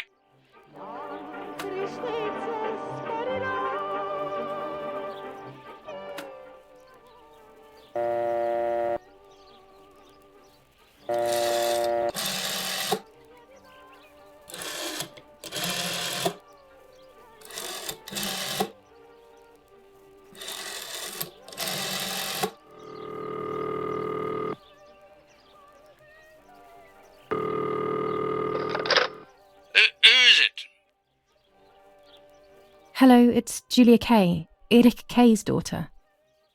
Yeah? Yeah, what do you want from me? I'm sorry to disturb you. I just wanted to know if I can come over to see you later today or tomorrow. Of course not. Do not come looking for me anymore. Stop bothering me, you bitch. He must be going crazy. I don't believe for 1 second that Mummy would let him treat her this way. Sheer madness.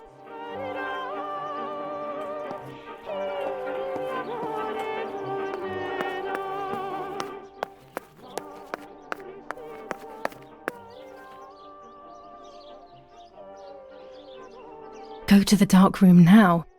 Not when she's around. I must stay as far away from her as possible. I could go to the cemetery instead to find out whether Martha really was pregnant or not.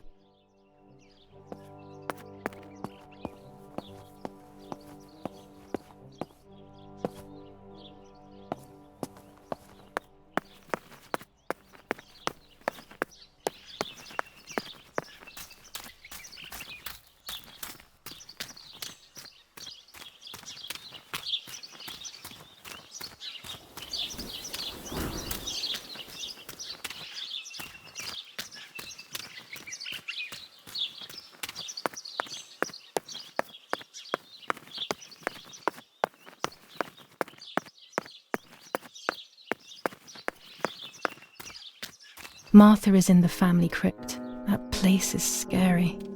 I don't remember, but Nanny told me we used to go there when we were kids, to see who was brave enough to go down the stairs. No one would ever go further than the first 2 steps. Now Martha's down there, alone, in the dark. She must be frightened.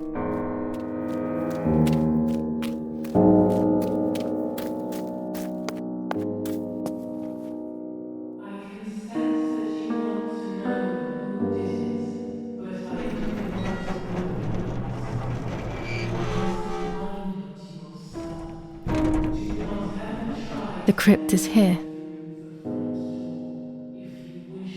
Let's hope the caretaker isn't around. That man gives me the creeps.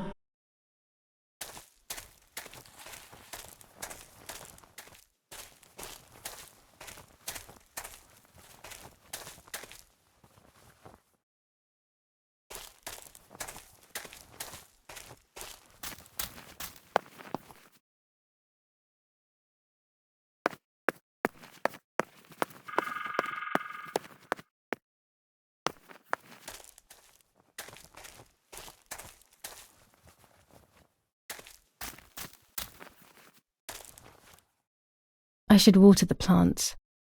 No one will do it. The caretaker clearly doesn't care.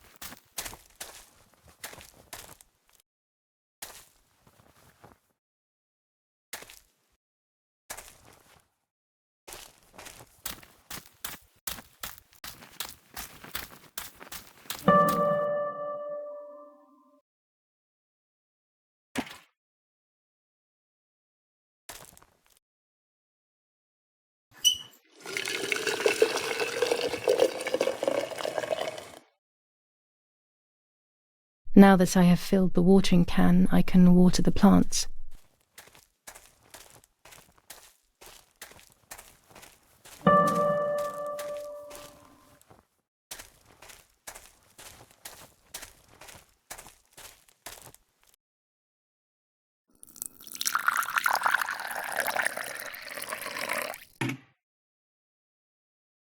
Lapo, if you were in front of me, what would I say to you? That I'm angry because you were sleeping with Martha? No, I'm not angry. I'm sorry that you kept everything hidden from me. It stings a little perhaps, but faced with your loss, everything is now meaningless. I'm happy that they buried you here. We'll be neighbours. I knew that Daddy would allow it even if you were fighting with the partisans. For him, this war is a stranger as it is for me. Goodbye, Lapo. We will meet again soon.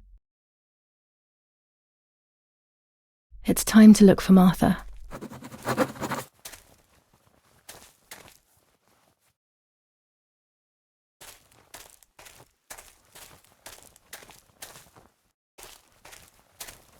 A grave without a name, a life without memory. I pray for you, whoever you are, man or woman, young or old. Does it make any difference?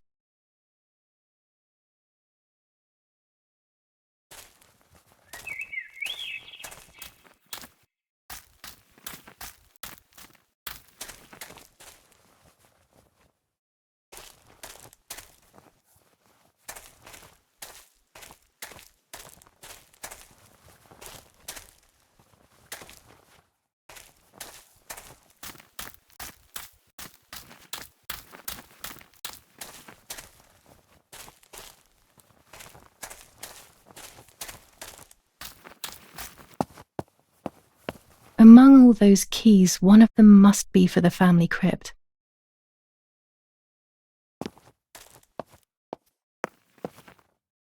This door is locked, but I must get in. Maybe I can find something around here to break the lock.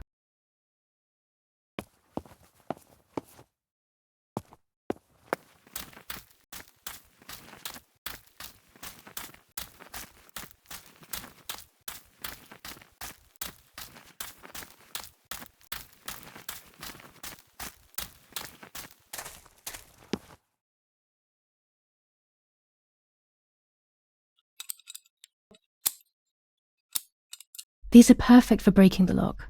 I should hurry before the caretaker comes back.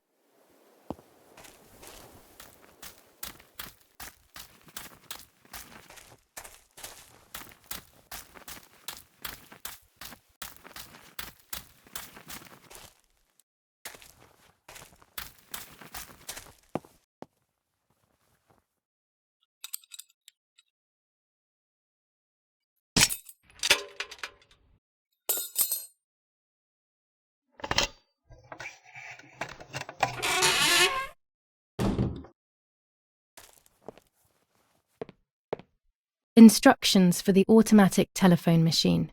For example, if you wish to call the number 0573, pick up the telephone from the hook and bring the receiver to your ear. You will hear a continuous tone. Firstly, place your index finger in the hole displaying the number 0. Turn the disc clockwise until it stops. Let the disc return freely to its resting position. Repeat the same steps for the numbers 573. Everyone takes a side. I find myself siding with my family, but I'm not sure whether it is right.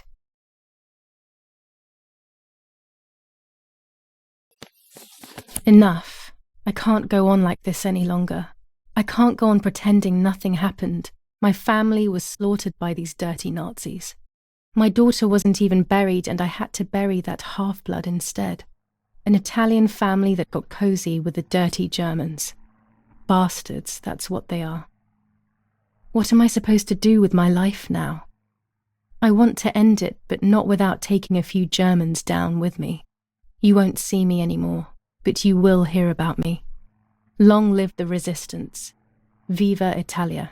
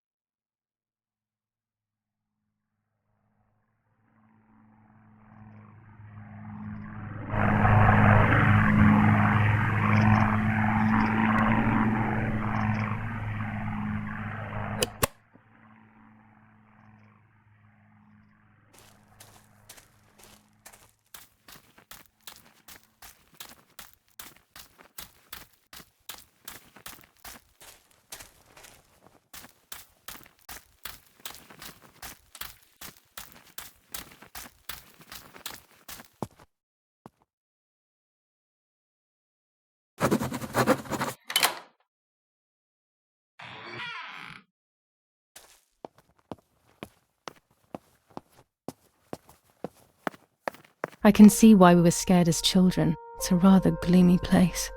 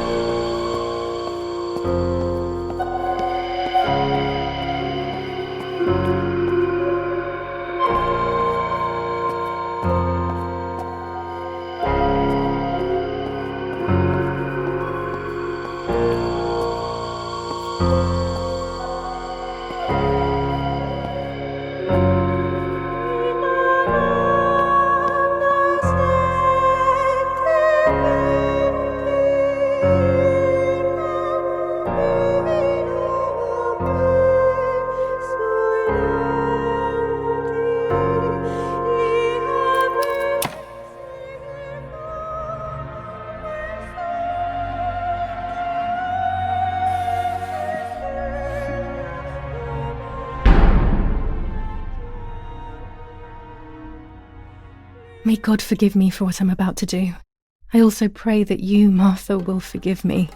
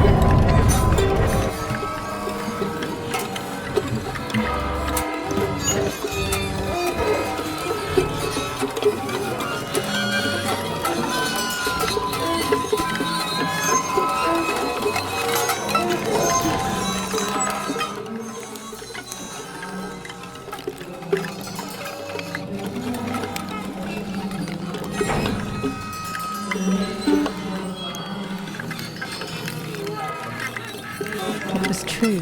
Martha was pregnant. Pregnant with a deformed fetus with 2 heads. Twins again. They always said that it ran in the family. I was all the more shocked. I was doing things that I had never done before. I do not know what force was moving me. I became unstoppable.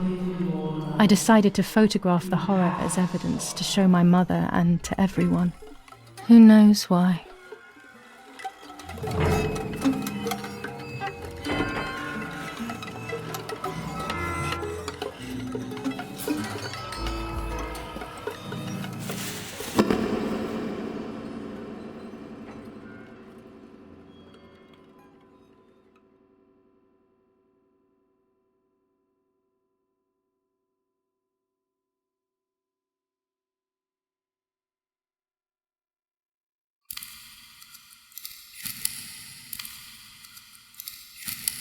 Enough now. I will torture you no longer. I will come back to fix you, and I will stay and take care of you. We will spend so much time together. I love you, Martha.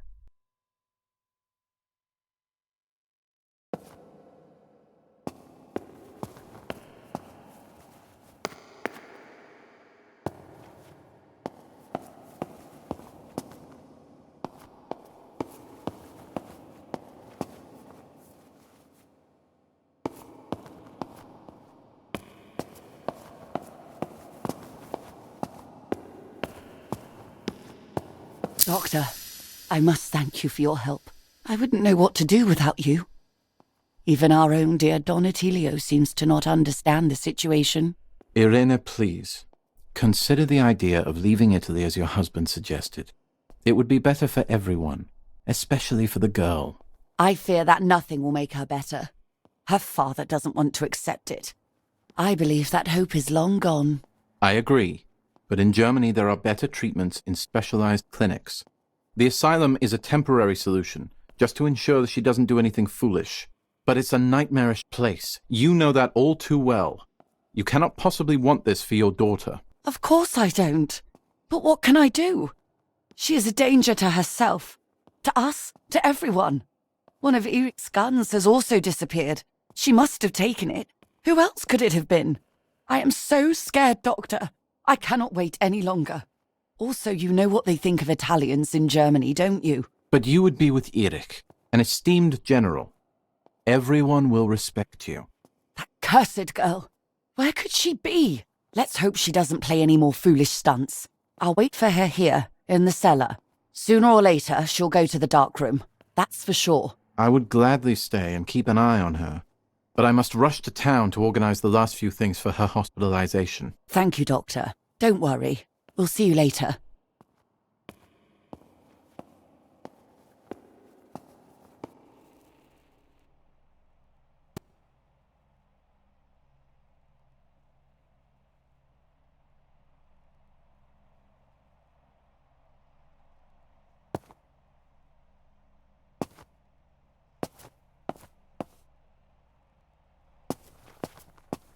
She's sleeping.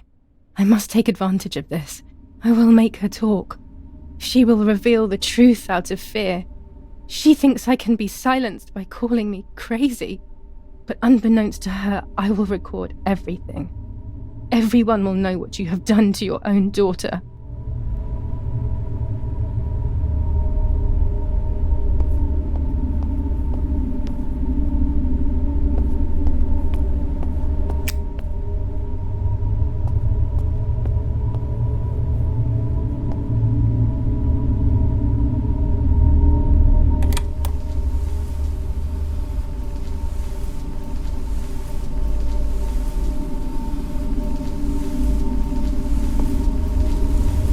I would make too much noise and wake her up.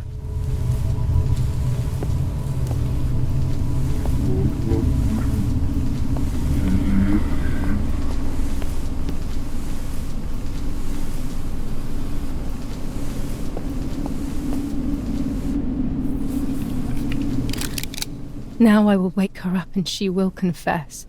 You can bet on it.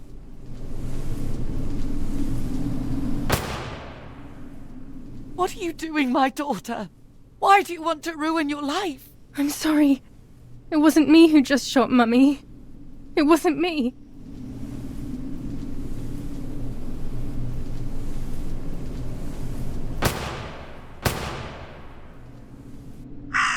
Dear God, what have I done? She forced me. She killed Martha. But who in the world will believe me now? They will take me to the mental asylum. Those rolls of film are my only hope.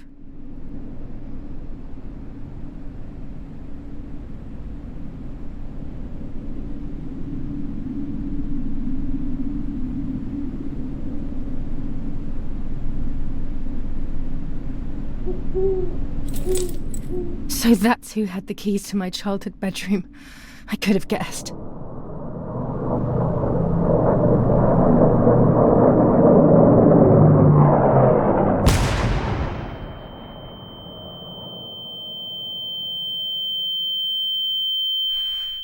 My God, sooner or later more bombs will land here, then everything will come to an end.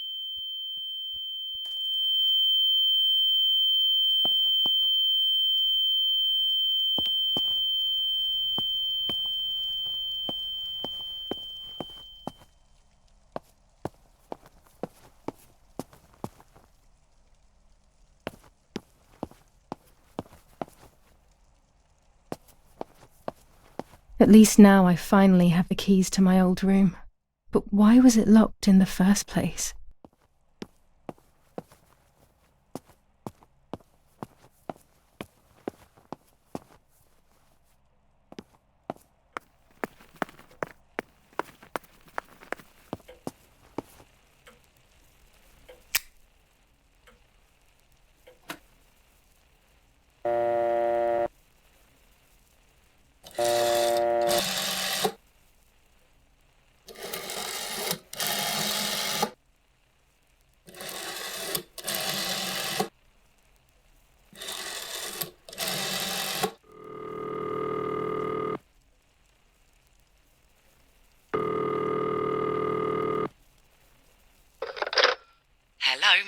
speaking. How may I help?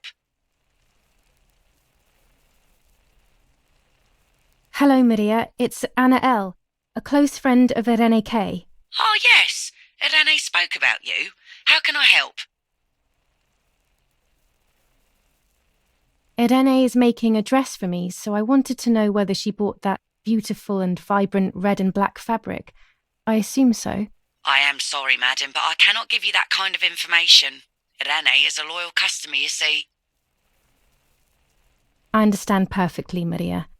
I'm only asking as I wanted to order a few meters of it for myself, without Irene feeling that she needs to sacrifice hers for me. I'm sorry, Miss Anna, but unfortunately, we do not have any more of that fabric. We got more on order for Irene. I'm sorry.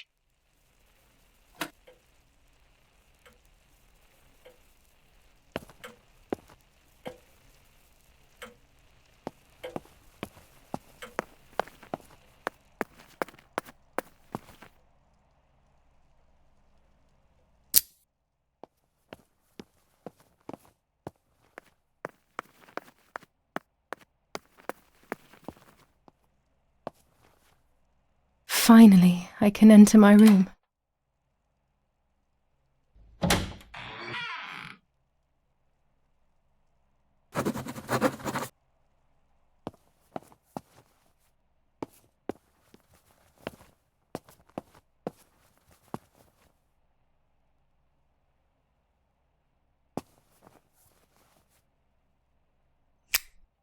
It's like being a child all over again.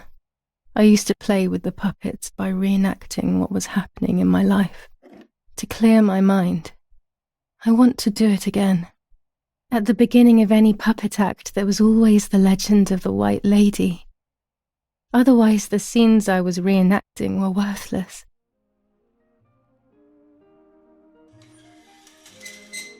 According to an ancient legend, the lakes of the area are haunted by the spirit of a young woman who was killed by the man she loved.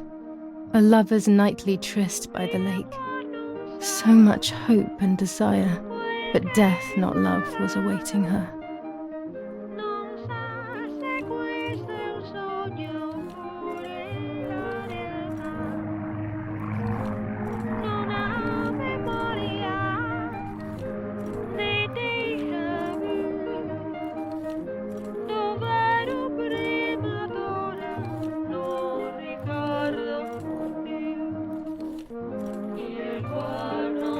My love is not here yet. I'll wait. Ah, what a beautiful moon tonight.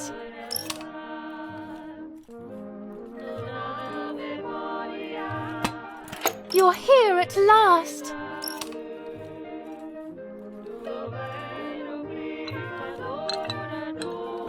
What's going on? Why are you acting weird?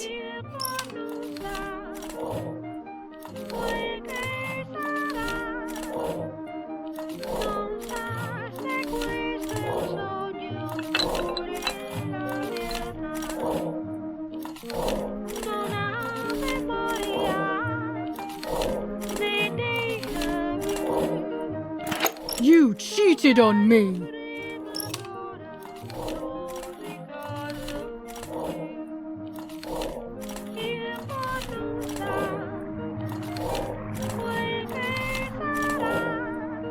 I would never do that. I love you.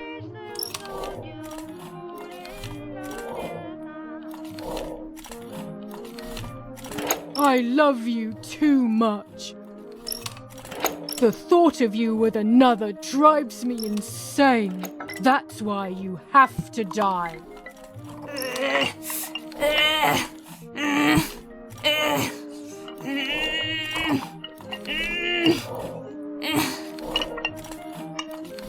What did I do to you?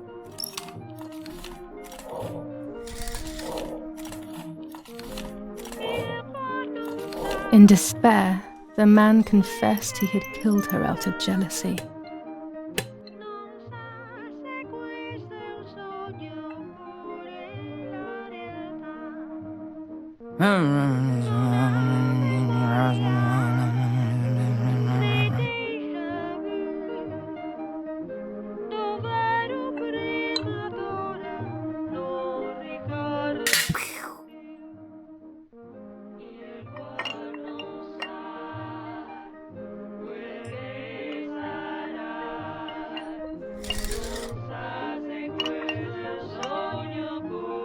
They searched everywhere, but the girl's body was never found. Since then, her spirit, known as the White Lady, takes the life of a young woman whenever events take her back to that sad day.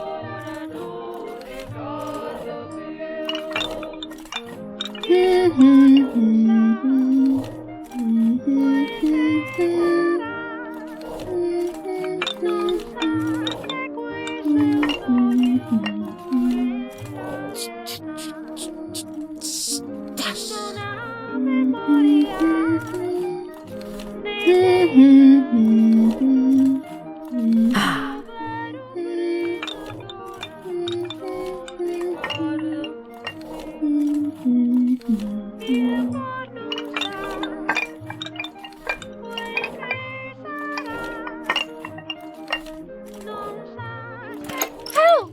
Help me!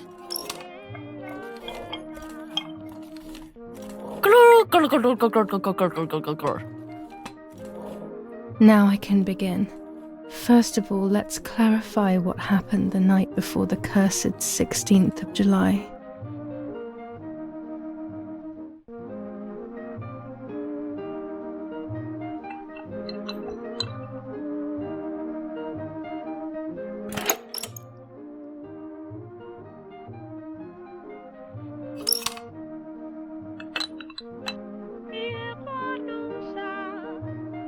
Dad says we're losing. What will happen if we do?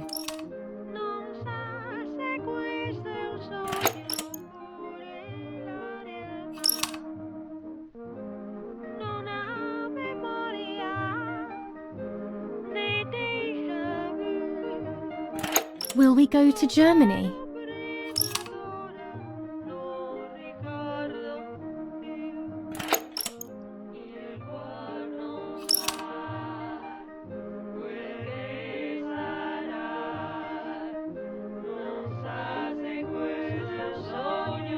Did you see Lapo yesterday?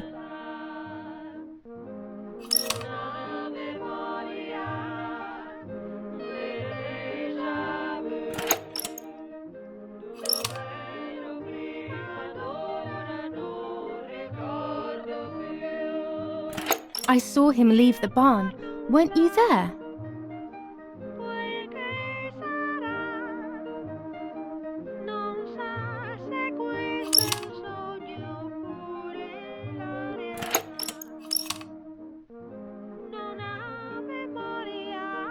Do you want to come with me to the lake tomorrow?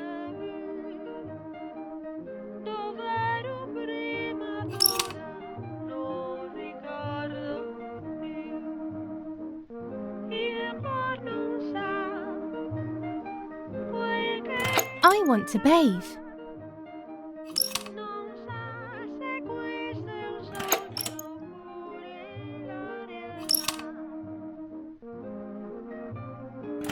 I want to take some photos.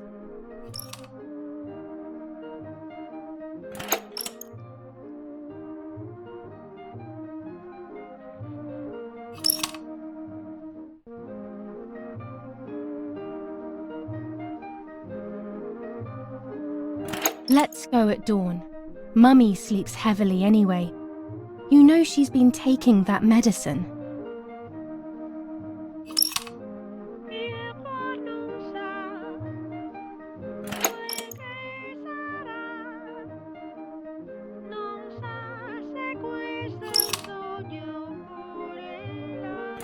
Wake me up!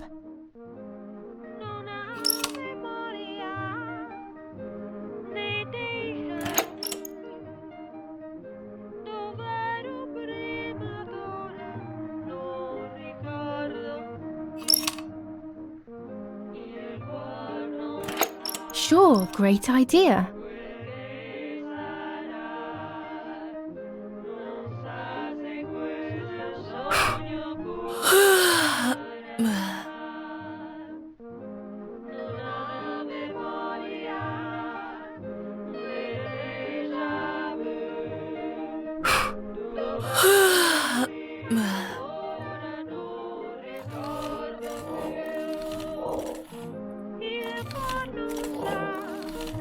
Yes, it happened like this. Then in the morning, Martha went to the lake pretending to be me to show her pregnancy. She knew Mother was going to follow her down. Now I can only guess what happened when they met at the lake.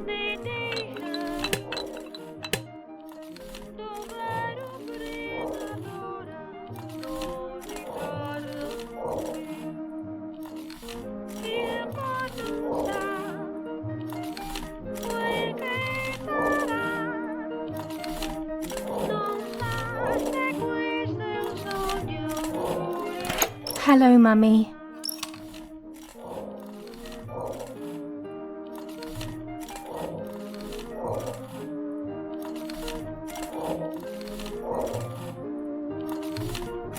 Hi, Julia.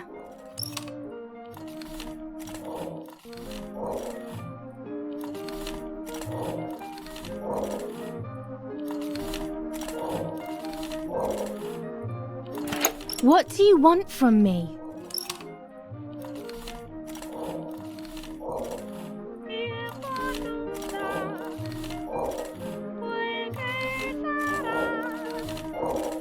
How dare you talk to me like that?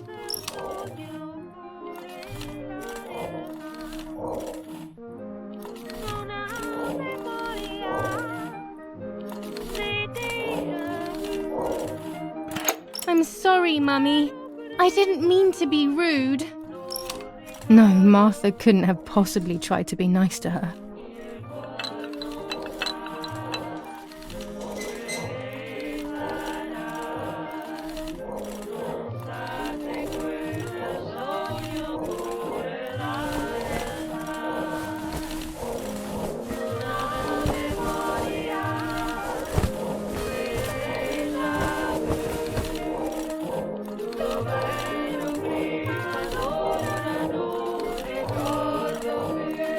So you are pregnant. Your sister was right.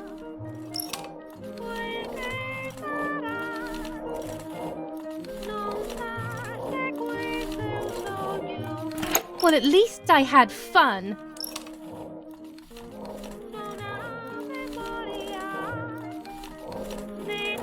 I'll punish you for this, whore.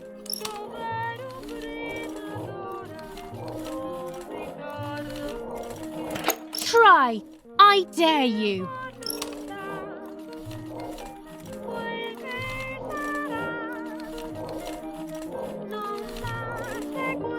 Dum, dum, dum, dum, dum.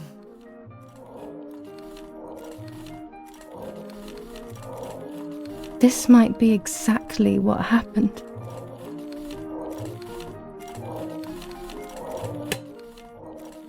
I will never know exactly what happened, but I think I have an idea. And after everything, I shot my mother. No, I didn't shoot. What actually happened? It is all in my mind, but I can remember. I know I can.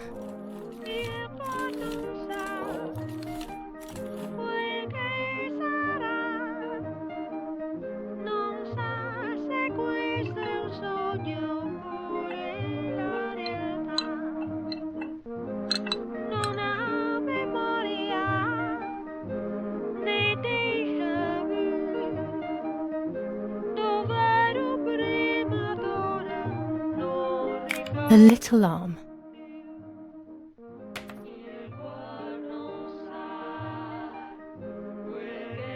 A small leg.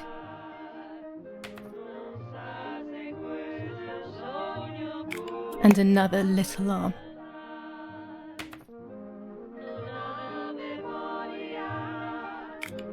Another small leg.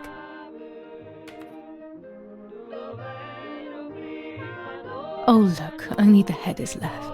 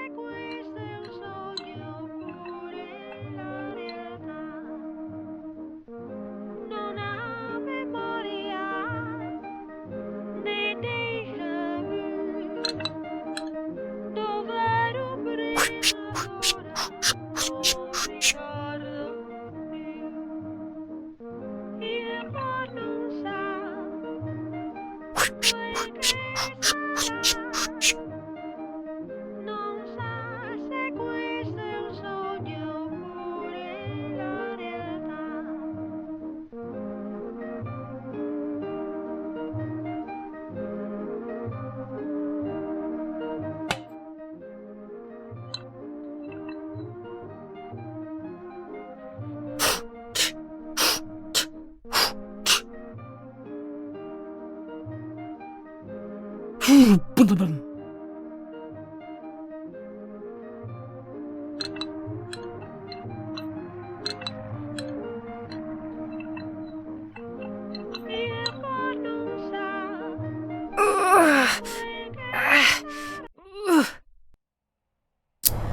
was under the bridge, but it was just a game. This, however, is not a game. I was just playing. It's just a bad joke. Under the bridge, the church, town, speak, the White Lady.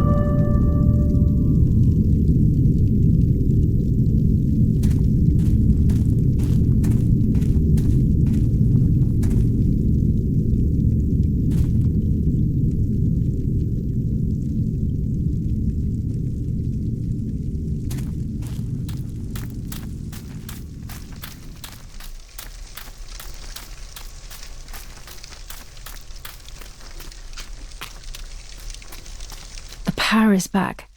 Now I can develop the role and hopefully have my questions answered.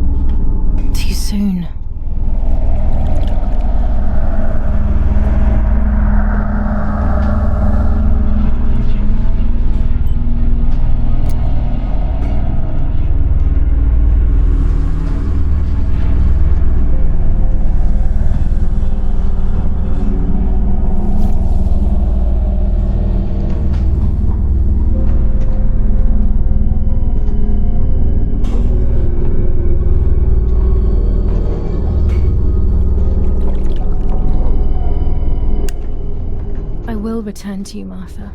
Together we will sort out everything. Just you and I.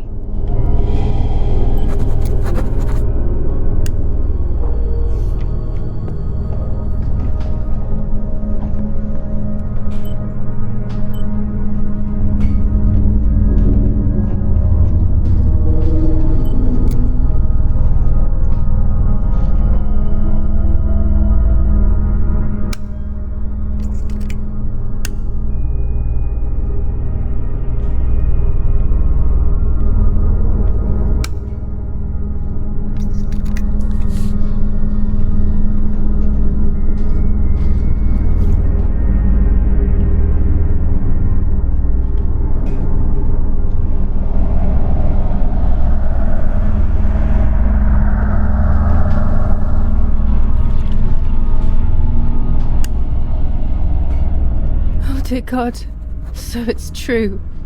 I killed my sister. I did everything to hide the truth. Then I killed my mother to rid myself of the guilt. But she was nasty and everything was her fault. God, what does that make me? I don't deserve to live a second longer. Maybe I will see her again and I can try and ask for her forgiveness. But if there is nothing after death, at least I will be free from this suffering. I know it's not right, but I can't do this anymore.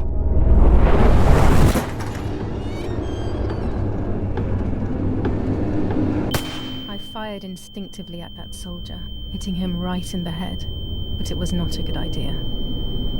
He obviously didn't come alone. When the others came in, I closed my eyes.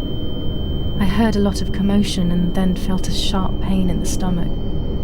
They were kicking me while another tried in vain to convince himself that the soldier on the ground was still alive.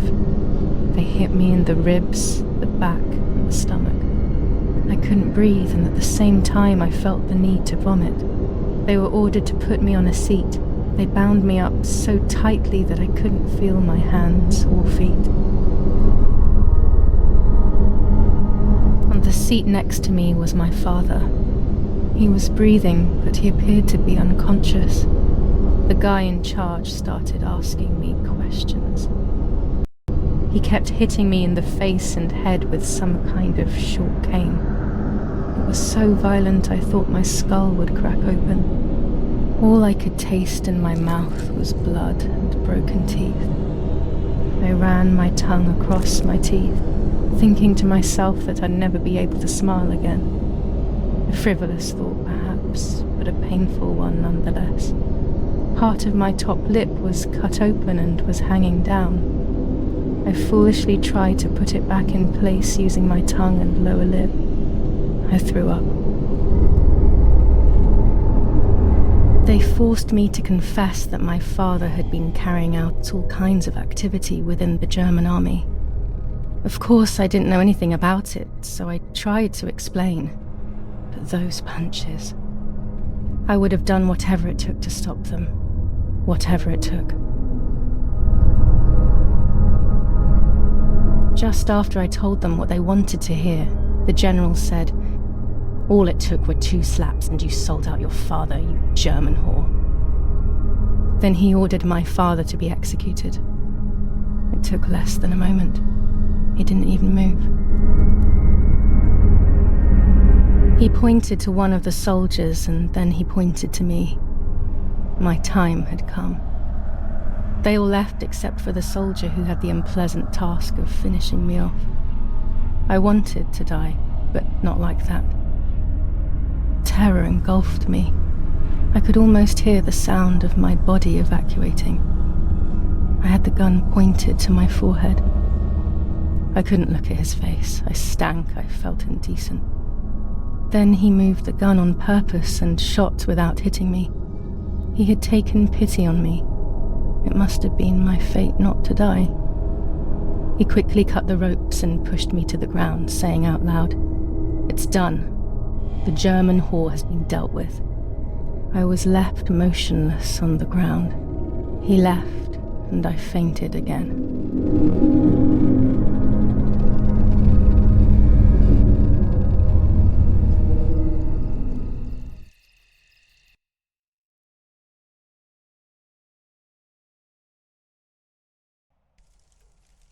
When I came around, I did not know what to do. I was completely empty and felt pain everywhere. Everyone was dead. I was now alone in the world. I felt a desire to hear their voices one last time on Daddy's recorder in the dark room. Provided the soldiers hadn't destroyed it, that is.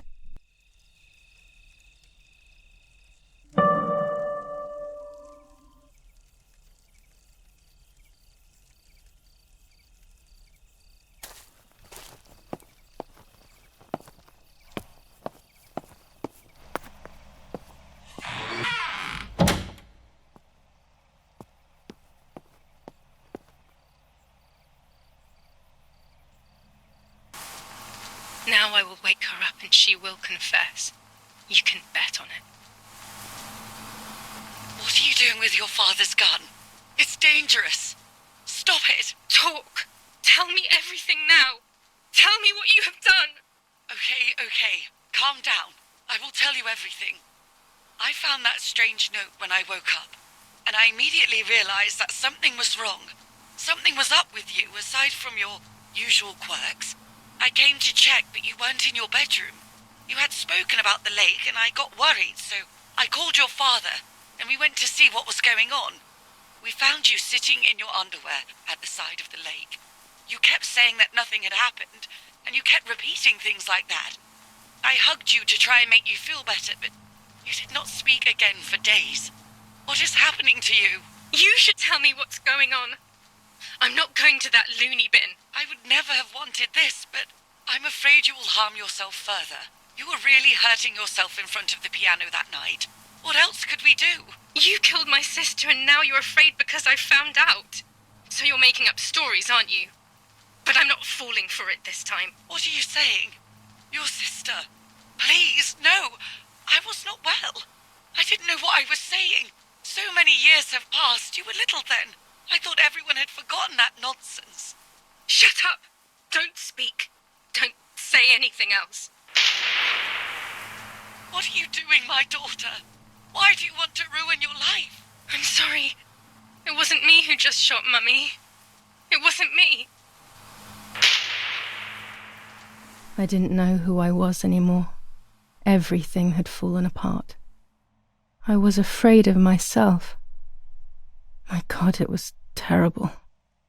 I had always been convinced that I was too good for myself, but then I had become my own enemy. I was the danger. What should I have done? I thought about the puppet theatre in my old room. There I could find something in myself, perhaps. So I rushed to go play with it again.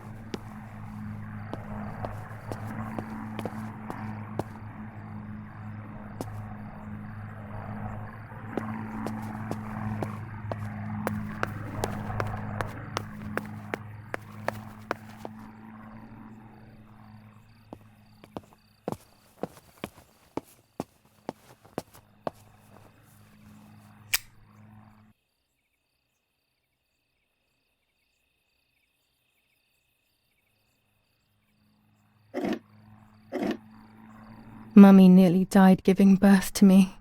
This is what remains in my memory of my mother's, nanny's, and father's stories. I remember little to nothing of my childhood at home. I have to try, though. Maybe the important events I should know are right there.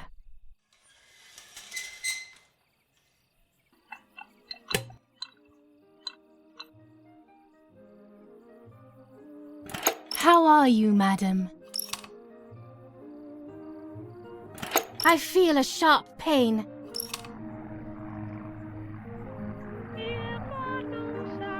Do you need need anything. I can feel it. The time has come.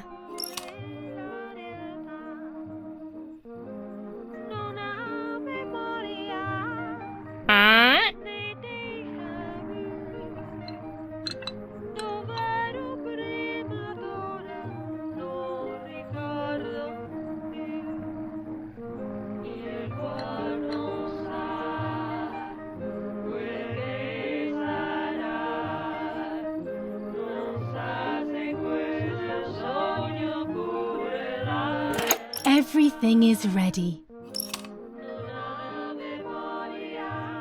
Help! Something is wrong.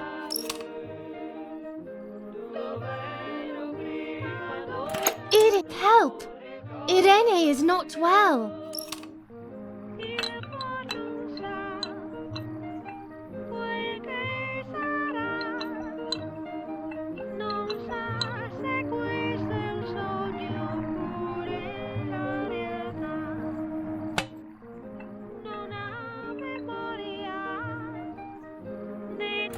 How are you, honey?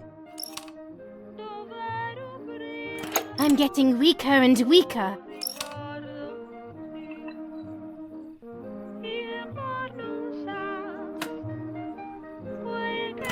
Doctor, hurry! Irene is sick!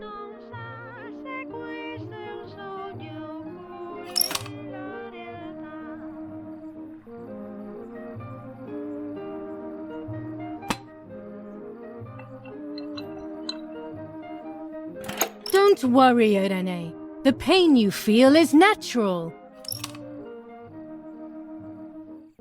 Push, Irene, push.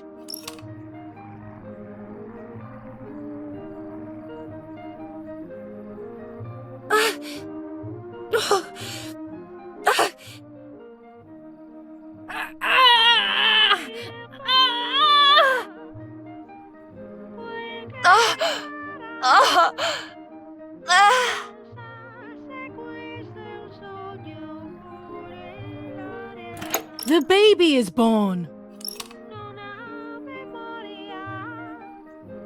I feel sick. I feel myself wasting away. It's going to be okay.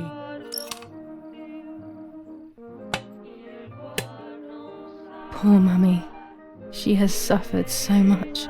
I have hurt her so much, ever since I was born.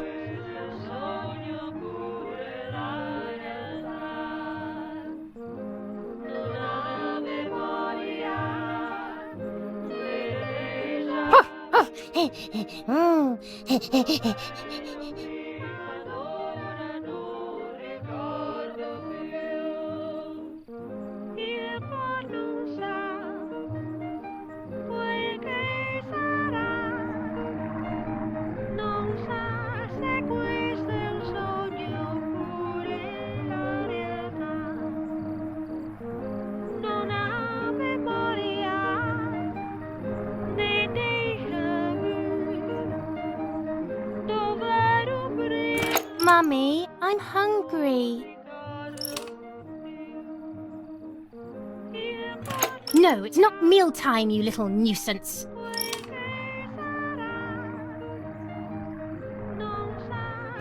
Mummy, I'm thirsty.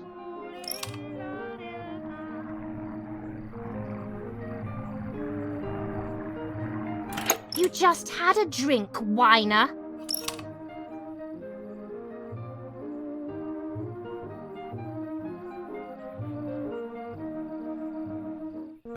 Mummy, I'm sleepy. You can't sleep now.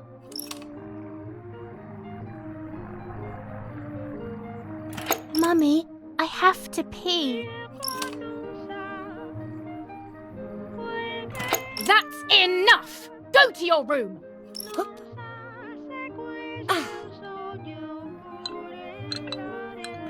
Get out of my sight! I can stand you no longer!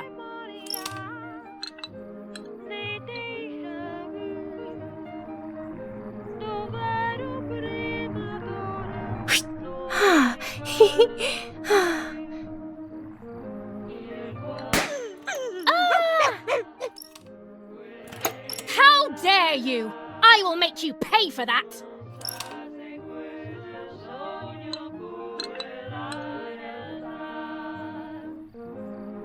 My hands are not enough! You need to learn properly this time! Sorry, it was an accident, Mummy. Please don't hit me. Dum! Dum!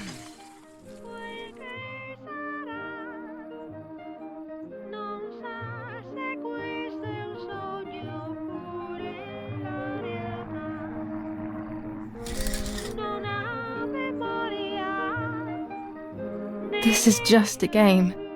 Is it only a game? I believe the White Lady said that my lost memories would return in the place of my happy childhood.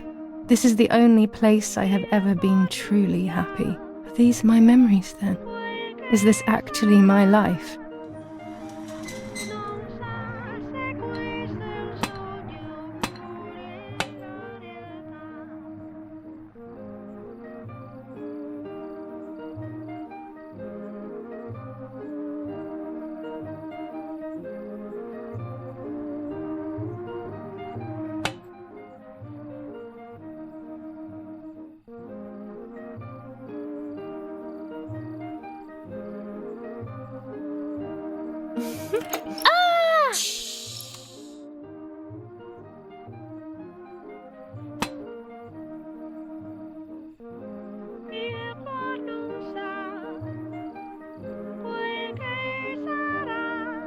Are you stupid, Martha? Why are you talking like this, Julia?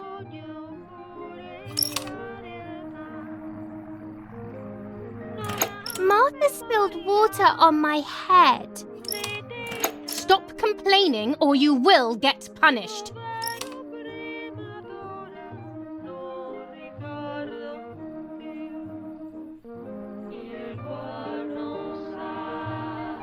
Martha, don't you want to play with your sister? Julia, play with your sister.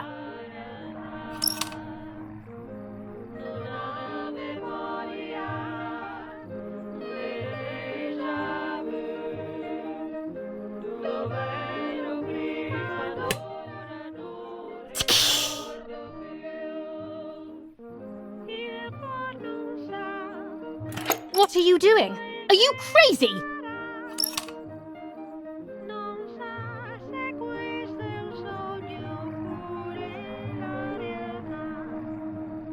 I'm angry with you.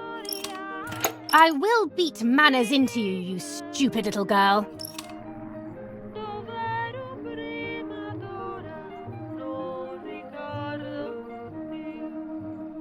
Come with me now.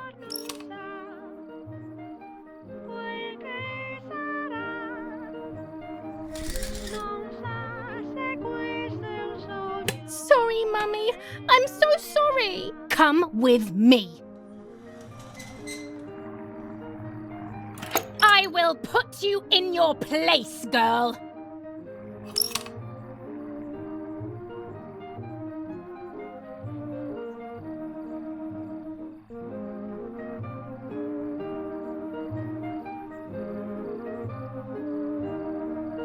Sorry, Mummy. I won't do it anymore. I promise. Too late. These false tears won't help you.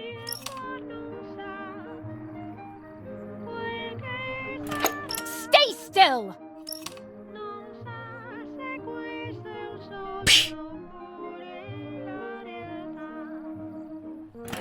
Help!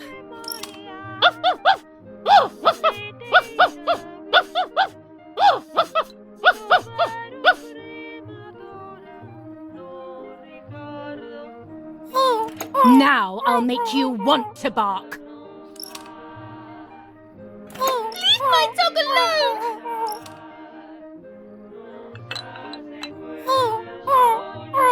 There's no point screaming, stupid girl.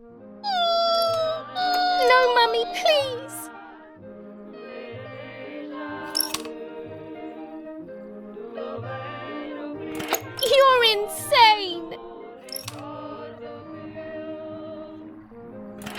Sure. Now I'll show you how insane I am.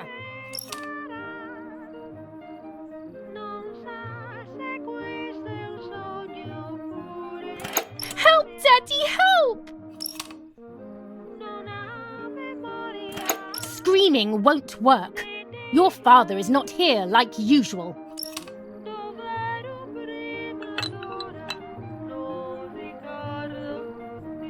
Eat it.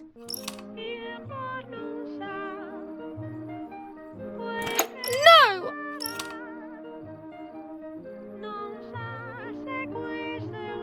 Eat!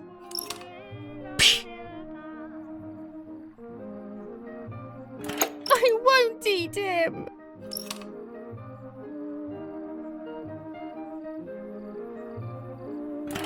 I said eat!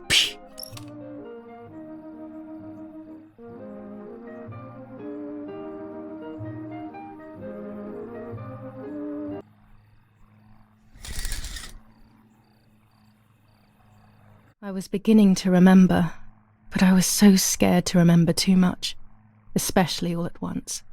I didn't have time to guess exactly what happened. It was making me too upset. Pulling out those memories was like trying to pull out a tooth on your own. Almost impossible, and far too painful.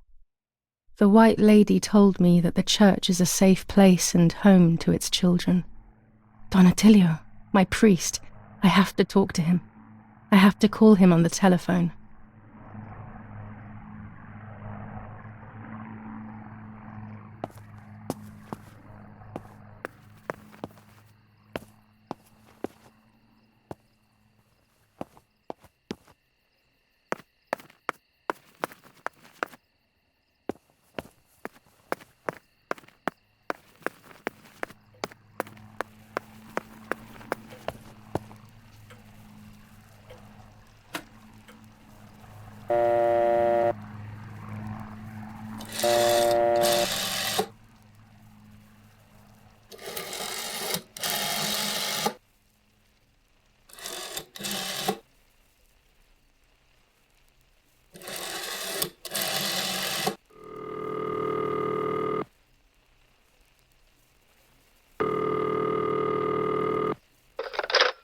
Don Attilio speaking. Who is it? Father, help me. They're all dead. Daddy, Mummy, everyone. Julia, come to me immediately. Don't stay alone. It's dangerous. Come to town. You can stay here with me and we can talk about everything. Okay? Okay, Father, but first I want to play with my puppets for a while. Julia, don't be silly. Come to church right away.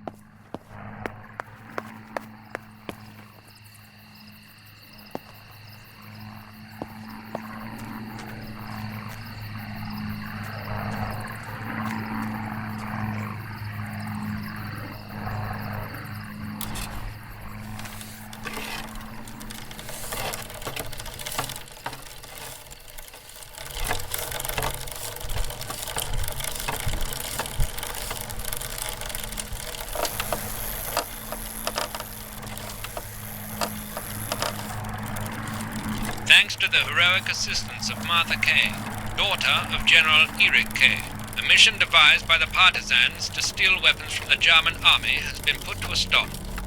The same animals were involved in the killing of the general's other daughter, Julia Kay, and in an attempt to murder young Martha herself, the vile traitors were executed on the spot.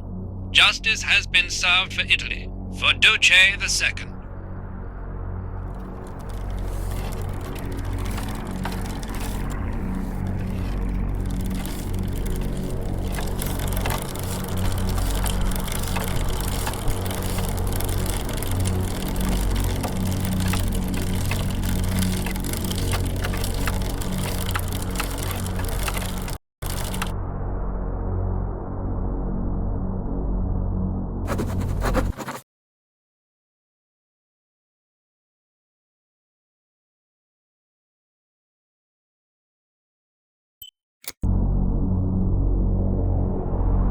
Those boys, they had all been killed and it was my fault.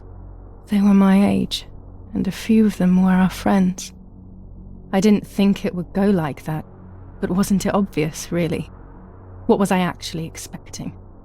I felt like a coward. But what could I have done? Should I have betrayed my father? I loved my father, but I also loved my friend Lapo. Which side was I on? I just listened to my heart. I thought it was the right thing to do. But instead it was the worst thing I could have done.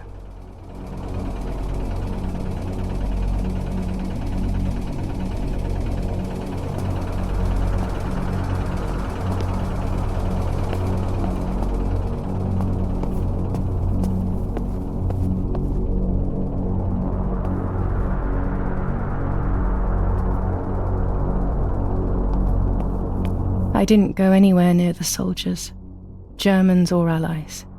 They had all caused me harm. I didn't want to approach anyone, for any reason.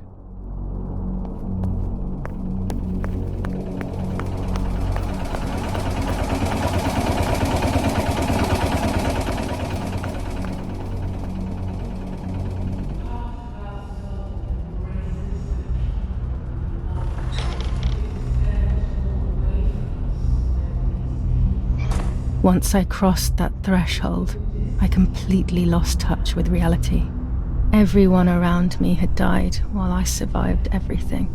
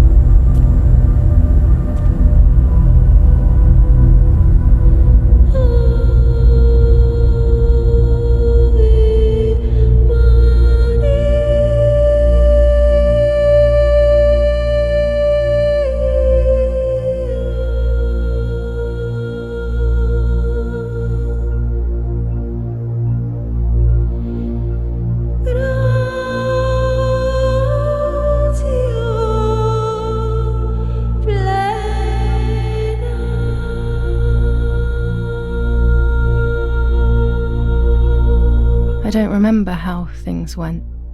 I just remember a big light and then photographs were being taken of me. There was a man dressed in white, a doctor, I presume. He was asking me questions, but I didn't understand what he was actually asking me. He wrote something on a piece of paper and then 2 nurses led me away. I was in the mental asylum. Some women were talking to themselves, others cried. Some were even covered in their own filth. Others were violent and tried to hurt themselves any way possible. There was this one young woman who would pleasure herself all day long, incessantly, to the point where she would bleed. So they would tie her down to the bed screaming, cursing and talking gibberish for days on end. Once her wounds had healed and she was untied, she would just start again. That woman was me. They started to give me injections. What they gave me made my whole body shake. I broke my vertebrae and an ankle. I think it was called cardiazole or something like that. My body was like a fire that didn't want to be put out. When it appeared to be quenched, it would come back, even stronger than before. In the end, though, they won. I stopped screaming and masturbating. I stopped thinking. There was no longer any need for therapy. Something inside of me had died. But nevertheless, I insisted on carrying along this painful journey. I was stronger than I could ever have imagined.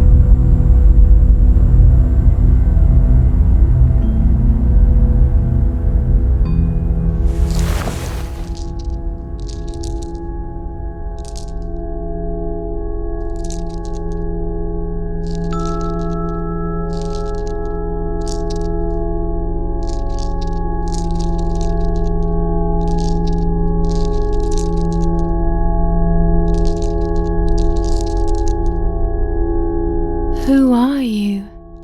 Wait. I want answers. Don't go away. Talk to me about Martha, please.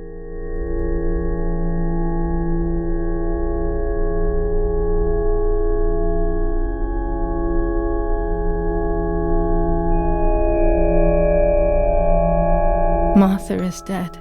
I killed her to take possession of her life. I will never find peace for what I have done. I feared that would be the case. And what about Mummy?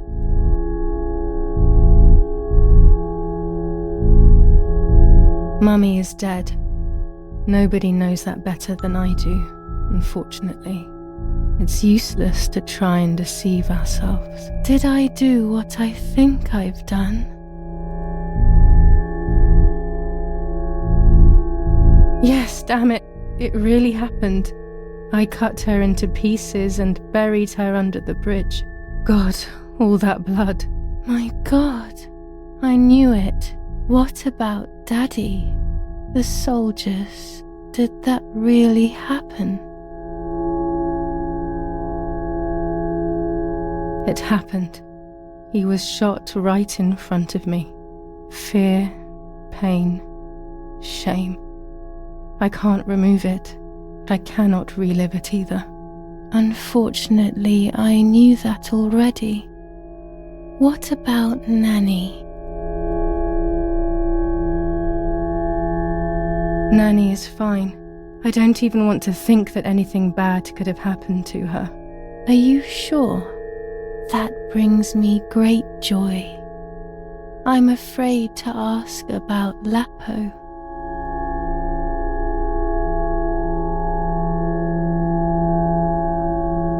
Lapo is dead. He was blown up by a landmine. He got into trouble and paid with his life. My dear friend. Poor boy. Just as I remembered, unfortunately. One last question. The pregnancy?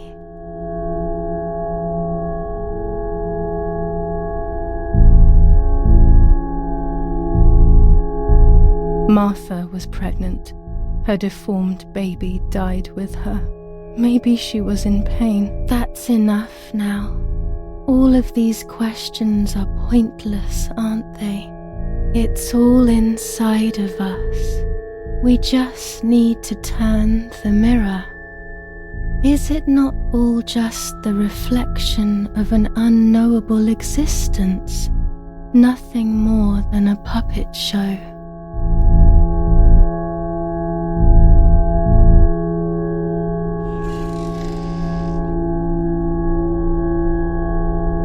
Ready for everything with open arms, even ready to kill.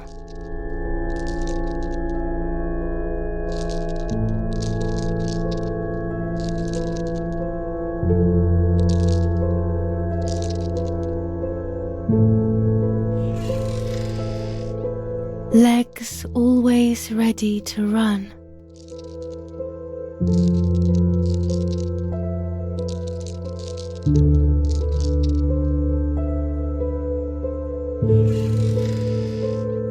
The womb that conceived in sin.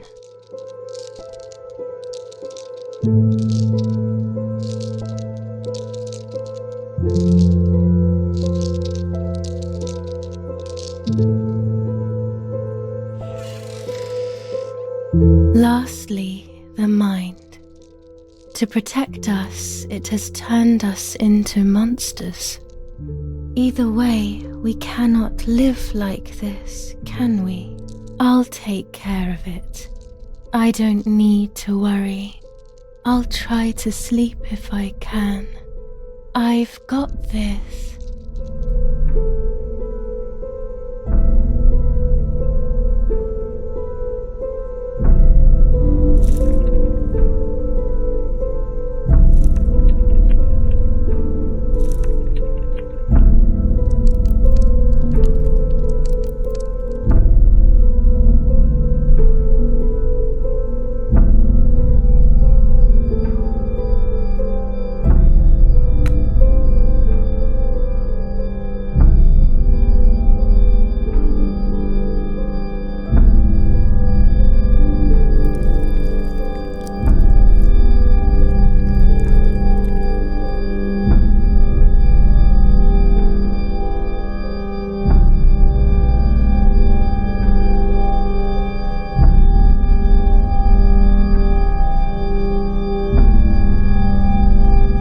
On the 26th of July, San Casciano was bombed and the church was destroyed.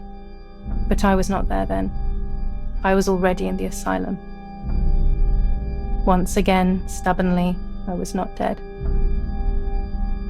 The bombs hadn't killed me, and I had also survived myself. The most absurd test and the hardest one. The war ended some time ago now, both out there and inside of me. I was on the wrong side of the gate, but now I can turn the page. Life is opening its doors again, isn't it? If I hadn't been so lucky to survive myself, I would have thrown everything away. We think that danger is all around us, ready to attack. But the most devious and misleading dangers are the ones that are inside of us. They grow without us realizing.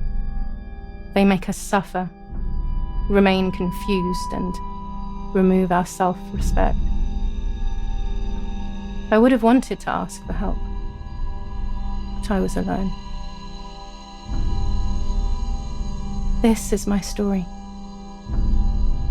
Thank you for being here, for listening to me. Now I'm ready to leave. How long will it take to get home?